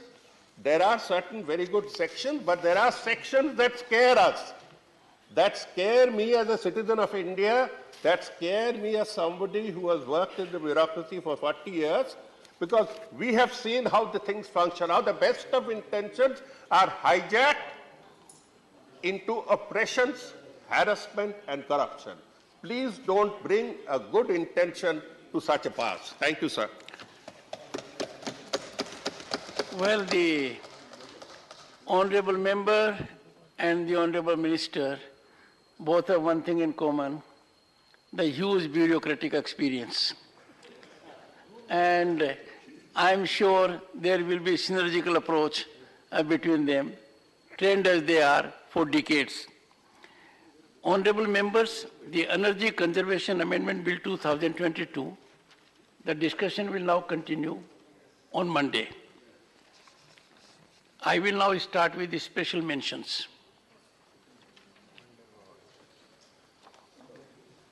Dr. Kanimoji NVN Somo. Thank you, Chairman, sir. In the budget 22-23, the government had announced setting up animation, visual effects, gaming and comics task force to build domestic capacity to serve Indian markets and global demand. Chennai is universally acknowledged and recognized as India's Hollywood as a leader in film production with tremendous scope for visual effects and special effects. Chennai leads from the front in the audio, video production, post-production, processing activities like digital recording, mastering, dubbing and animation. Hundreds of films are being produced in our country every year, and Chennai is the hub of film and television industry, social media networks and OTT platforms which provide tremendous opportunities for those who have a penchant for the visual art. It could also open up new avenues. The potential for job opportunities in the AVGC sector is humongous. The number would vary between 1 to 1.5 lakh job opportunities for the entire space. The AVGC sector is growing rapidly, but there's a void for good programmers and graphic designers. Sir, keeping pace with the developed countries where they have invested substantially, it is necessary that our country to create adequate workforce and also provide job opportunities for youngsters in this field. Thank you. Shri Subhash Chandra Bose Pilli.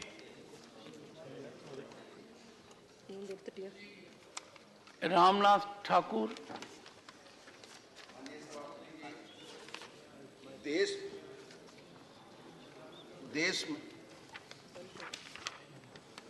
देश में अन्य पिछड़े वर्ग की आबादी 54% से अधिक है, लेकिन इन्हें सरकारी सेवाओं में 1993 से लेकर 27% के स्थान पर मात्र 20% ही आरक्षण मिल पाया है।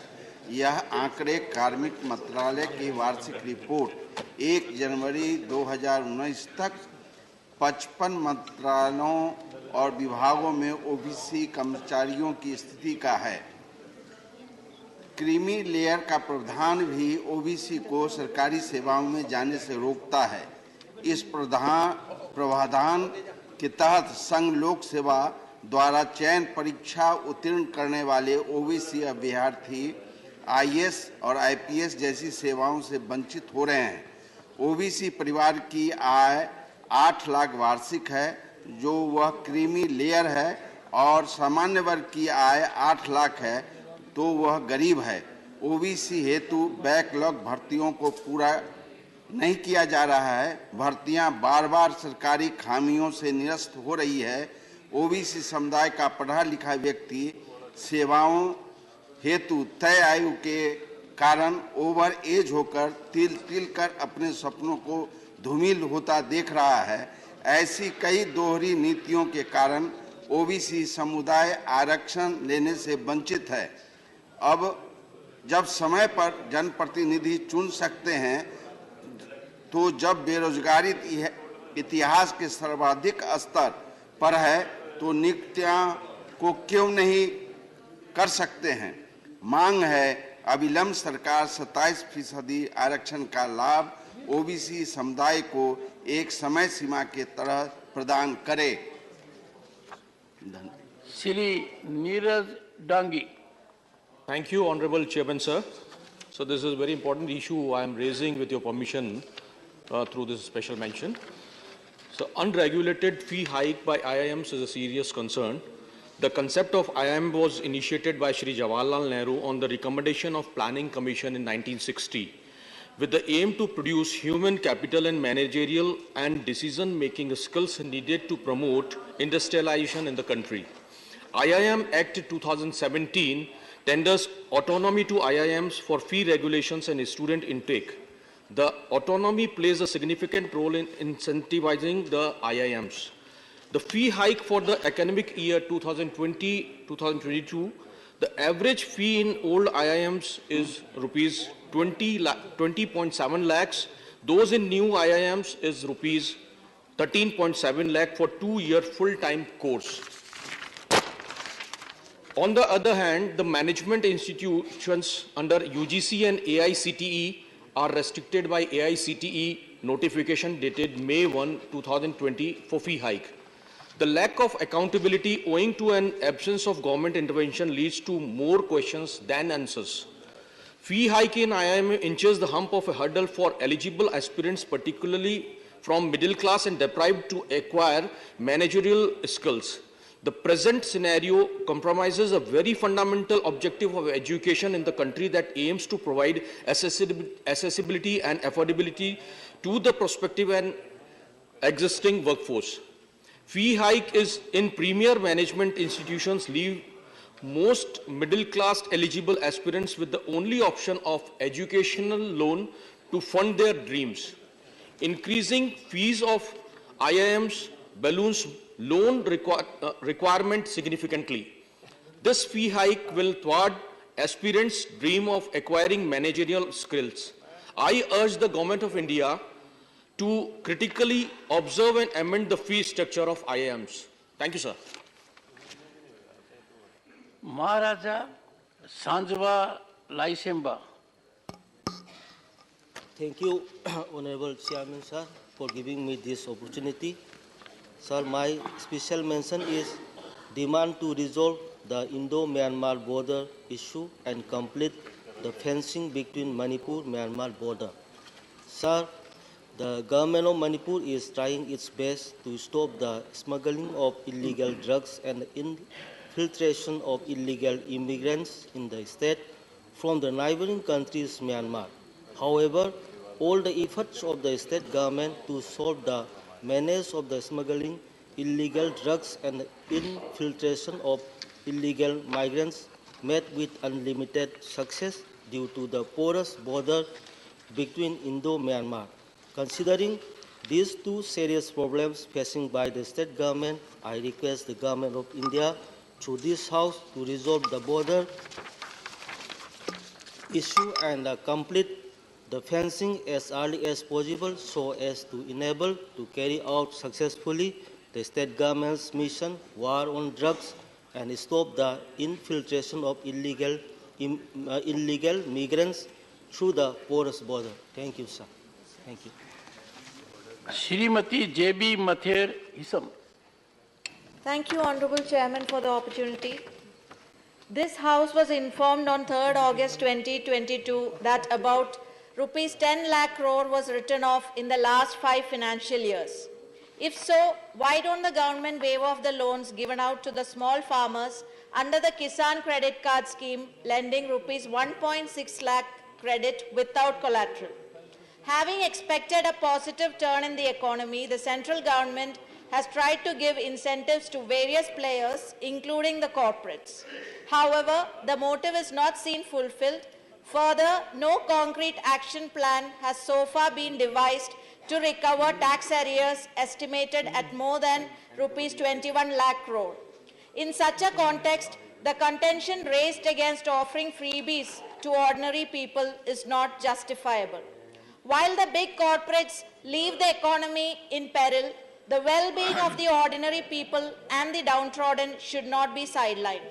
The people who have been the pivotal stakeholder of our democratic system are entitled to claim a reasonable dividend out of the Indian parliamentary democracy. And the welfare of the people needs to be the foremost priority of a democratic nation. I urge the government to take necessary steps for the well-being of ordinary people. Shri Rajmani Patel, Shri V. Vijay Reddy. Thank you, Chairman, sir. Sir, this is a subject relating to the request to provide support to aqua farmers in the light of the recent export crisis, sir. India is the second largest player in the global aquaculture market with annual exports crossing $7 billion. The Indian aquaculture industry holds great significance given the fact that it supports the livelihood of more than 3 crore people mostly from the marginalized communities. Our blue economy is currently battling a crisis, facing losses worth to 25,000 crores due to various factors such as rise in input costs, fall in export prices, increase in duties in major importing regions like EU and USA, and disruption of global supply chains. Sir, as unsold stocks pile up, the current storage infrastructure has fallen short of demand. Since marine products are perishable, lack of adequate storage facilities has resulted in wastage of harvested stock, leading to massive losses for aqua farmers. Unfortunately, Andhra Pradesh has faced the major brunt of these losses since it is the largest producer and exporter of aquaculture products in the country. Sir, the future of blue revolution in India is largely dependent on making aquaculture sector more resilient against such crises. With billions of dollars in imports and livelihood of lakhs of families at stake, the government must provide support to aquaculture in the hour of crisis, sir. Therefore, I urge the government to provide minimum support price and input subsidies for aqua farmers similar to that of agricultural sector. The government should also improve the storage infrastructure to minimize the wastage. Lastly, I request the government to hold negotiations with major importing nations to bring down their import duties and restrictions. Thank you very much. Srimati Mosam Noor. For giving me an opportunity to raise such an important issue under special mention. So each year, the district of Malda in West Bengal is severely impacted by the erosion of the Ganga River. Since 2017, nearly 320 acres of land and 10 kilometers of the river have been lost to these erosions.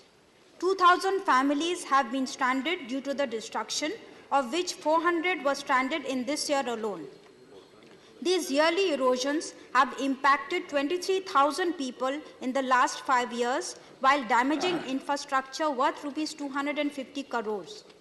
The damaged infrastructure includes important public and private properties such as citizens' houses, temples, mosques, schools, orchards, markets, as well as newly constructed inroads to the villages. In February 2022, the Honorable Chief Minister of West Bengal, Ms. Mamata Banerjee, had written to the Ministry of Water Resources requesting them to restore the extended 120-kilometer jurisdiction of the Farakka Barrage Protection Authority. The Farakka Barrage is the only barrier capable of limiting the damage caused by the Ganga siltation, and the aforementioned jurisdiction would help administrations in taking up urgent bank protection schemes in the whole stretch. However, to this day, no action has been taken, causing the destruction to continue. I request the Minister to take urgent cognizance of the matter and ensure the public life and property is not ruined any further. Thank you, sir. Shri Ajit Kumar Bhuyo. Thank you, Chairman, sir. Sir, the government has embarked upon the National Mission on Edible Oils, oil palm, with an outlay of rupees 11,040 crore, primarily in the northeast region and Andaman and Nicobar Island. Under this mission, a target has been fixed to start oil palm cultivation in an additional 1 million hectares by 2025 to 26 and an additional 6.5 lakh hectares by 2029-30. The government has valid reasons for this effort because it wants to reduce the import of edible oil into the country. Sir, the productivity of oil palm is said to be about 4 to 5 times of normal oil seeds like mustard, coconuts, etc. But the experience from Malaysia and Indonesia, the two countries where oil palm production is the highest in the world, clearly shows that large-scale deforestation and loss of biodiversity have resulted from oil palm cultivation. Sir, although the government says that oil palm cultivation will be done on irrigated agricultural land, in view of the paucity of such land, it is very likely to be cultivated on forest land which will seriously degrade the rich biodiversity. And we need to remember that the loss of biodiversity is not only a scientific or environmental concern. COVID-19 has also shown us how big an impact it can make on the world at large, because all new viruses can be ultimately traced to the loss of biodiversity. Sir, thus the damages due to oil palm cultivation are likely to outweigh the benefits of it, and the government should give serious thought to this. Thank you. Shri Abir Ranjan Biswas. So I thank you for giving me this opportunity of raising this important issue of need for further studies before rollout of GM mustard. So the Genetic Engineering Appraisal Committee has approved the rollout of a kind of genetically modified mustard, that is GM mustard, called Dhara Mustard Hybrid 11, TMH11. Concerns have arisen that the hybrid has not been adequately tested and that releasing it would be detrimental to pollinators like bees. Researchers have warned that the strain is herbicide resistant and will lead to increased herbicide use, resulting in more chemicals in food crops and soil. It is estimated that even a 25% adoption of GM mustard would result in a loss of 4 crore employment days to weed removing workers who are mostly women. Spread of sterile traits and herbicide tolerance in GM crops can benefit corporate manufacturers but adversely affect nearby farmlands. Experts have argued that the testing procedure was not scientific, and hence the claims that GM mustard has higher yields than traditional and natural agronomic cultivation methods is incorrect. Agriculture is a state subject, sir. Under entry 14 of list 2 in schedule 7, the union government must uphold principles of federalism when taking decisions which expose our farmers to chemicals and GMOs. Prematurely sowing GM mustard will have drastic consequences of India's poor farmers, consumers and the environment. Thank you, sir. Very good. Shri Muhammad Nadimul Haq. Sir, thank you very much, sir. Respected Chairman, sir, I rise today to request the government to update us on the actions taken to compensate the victims of fraud and misappropriation of public money by postal staff. Across the circles in the states and union territories of Punjab, Odisha, Rajasthan, Tamil Nadu, Telangana, Delhi, Jammu and Kashmir, Uttar Pradesh and Maharashtra, the Comptroller and Auditor General's report has cited a misappropriation of rupees 95.62 crores of public money between November 2002 and September 2021. It is very shameful that the postal staff have made fraudulent withdrawals from closed accounts that were shown as active with fake balances. Fake accounts were opened and fake deposit entries were made. Cash deposits by customers were entered in passbooks without being credited to their post office accounts. Fake signatures and thumb impressions were facilitated by postal staff. There were cases of unauthorized use of user ID and passwords by other postal staffs or outsiders as well, leading to the fraud withdrawals. It is a matter of irresponsibility that Department of Posts inspecting authorities failed to detect the fraud even after a lapse of more than 5 years. They did not carry out prescribed internal checks and were marked with monitoring failures. As we know, the post office system was created to serve the investment needs of urban and rural clients through numerous schemes such as Savings Bank, Recurring Deposit, Kisan Vikas Patras, Public Provident Fund, and Sukanya Samradhi accounts. These should not turn into unreliable systems of corruption and deceit. Shri Ilnamram Karim.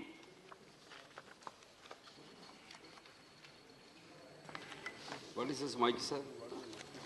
Thank you, Chairman, sir. Indian engineers working in Kuwait are facing difficulties related to their job security since long. It began in March 2018 when the Kuwait Society of Engineers started insisting on the pre-requirement of NBA accreditation for the engineering courses pursued by Indian engineers to maintain the job status as engineers in their work permits. Due to this, most of the Indian engineers who studied in colleges without NBA accreditation are unable to continue their professional status as engineers and renew their residency and rights and other privileges. On 13 April 2018, our Higher Education Department informed the Minister of Higher Education of Kuwait that all the engineering colleges shall undergo the NBA accreditation process, except 80 premier institutions, with an exception for the course which is completed prior to the function of NBA. However, with immense pressure from Indian engineers and companies in Kuwait, the KSC decided to accept the engineering degree with a precondition that the course shall have NBA accreditation at any time, irrespective of graduation year. After the COVID-19 pandemic, now KSC revised its stance by making mandatory NBA accreditation for the engineering discipline during the entire 4-year study. The above decision created panic among the Indian engineers, as 90% of Indian engineers don't have NBA accreditation for their course during the entire period of study. In this scenario, I urge the government to interfere in this issue and negotiate with Kuwait authorities to accept all higher education degrees issued by the universities established under AICTE. Thank you, sir. Honorable members, the House stands adjourned to meet at 1100 hours on Friday, the 9th December 2022.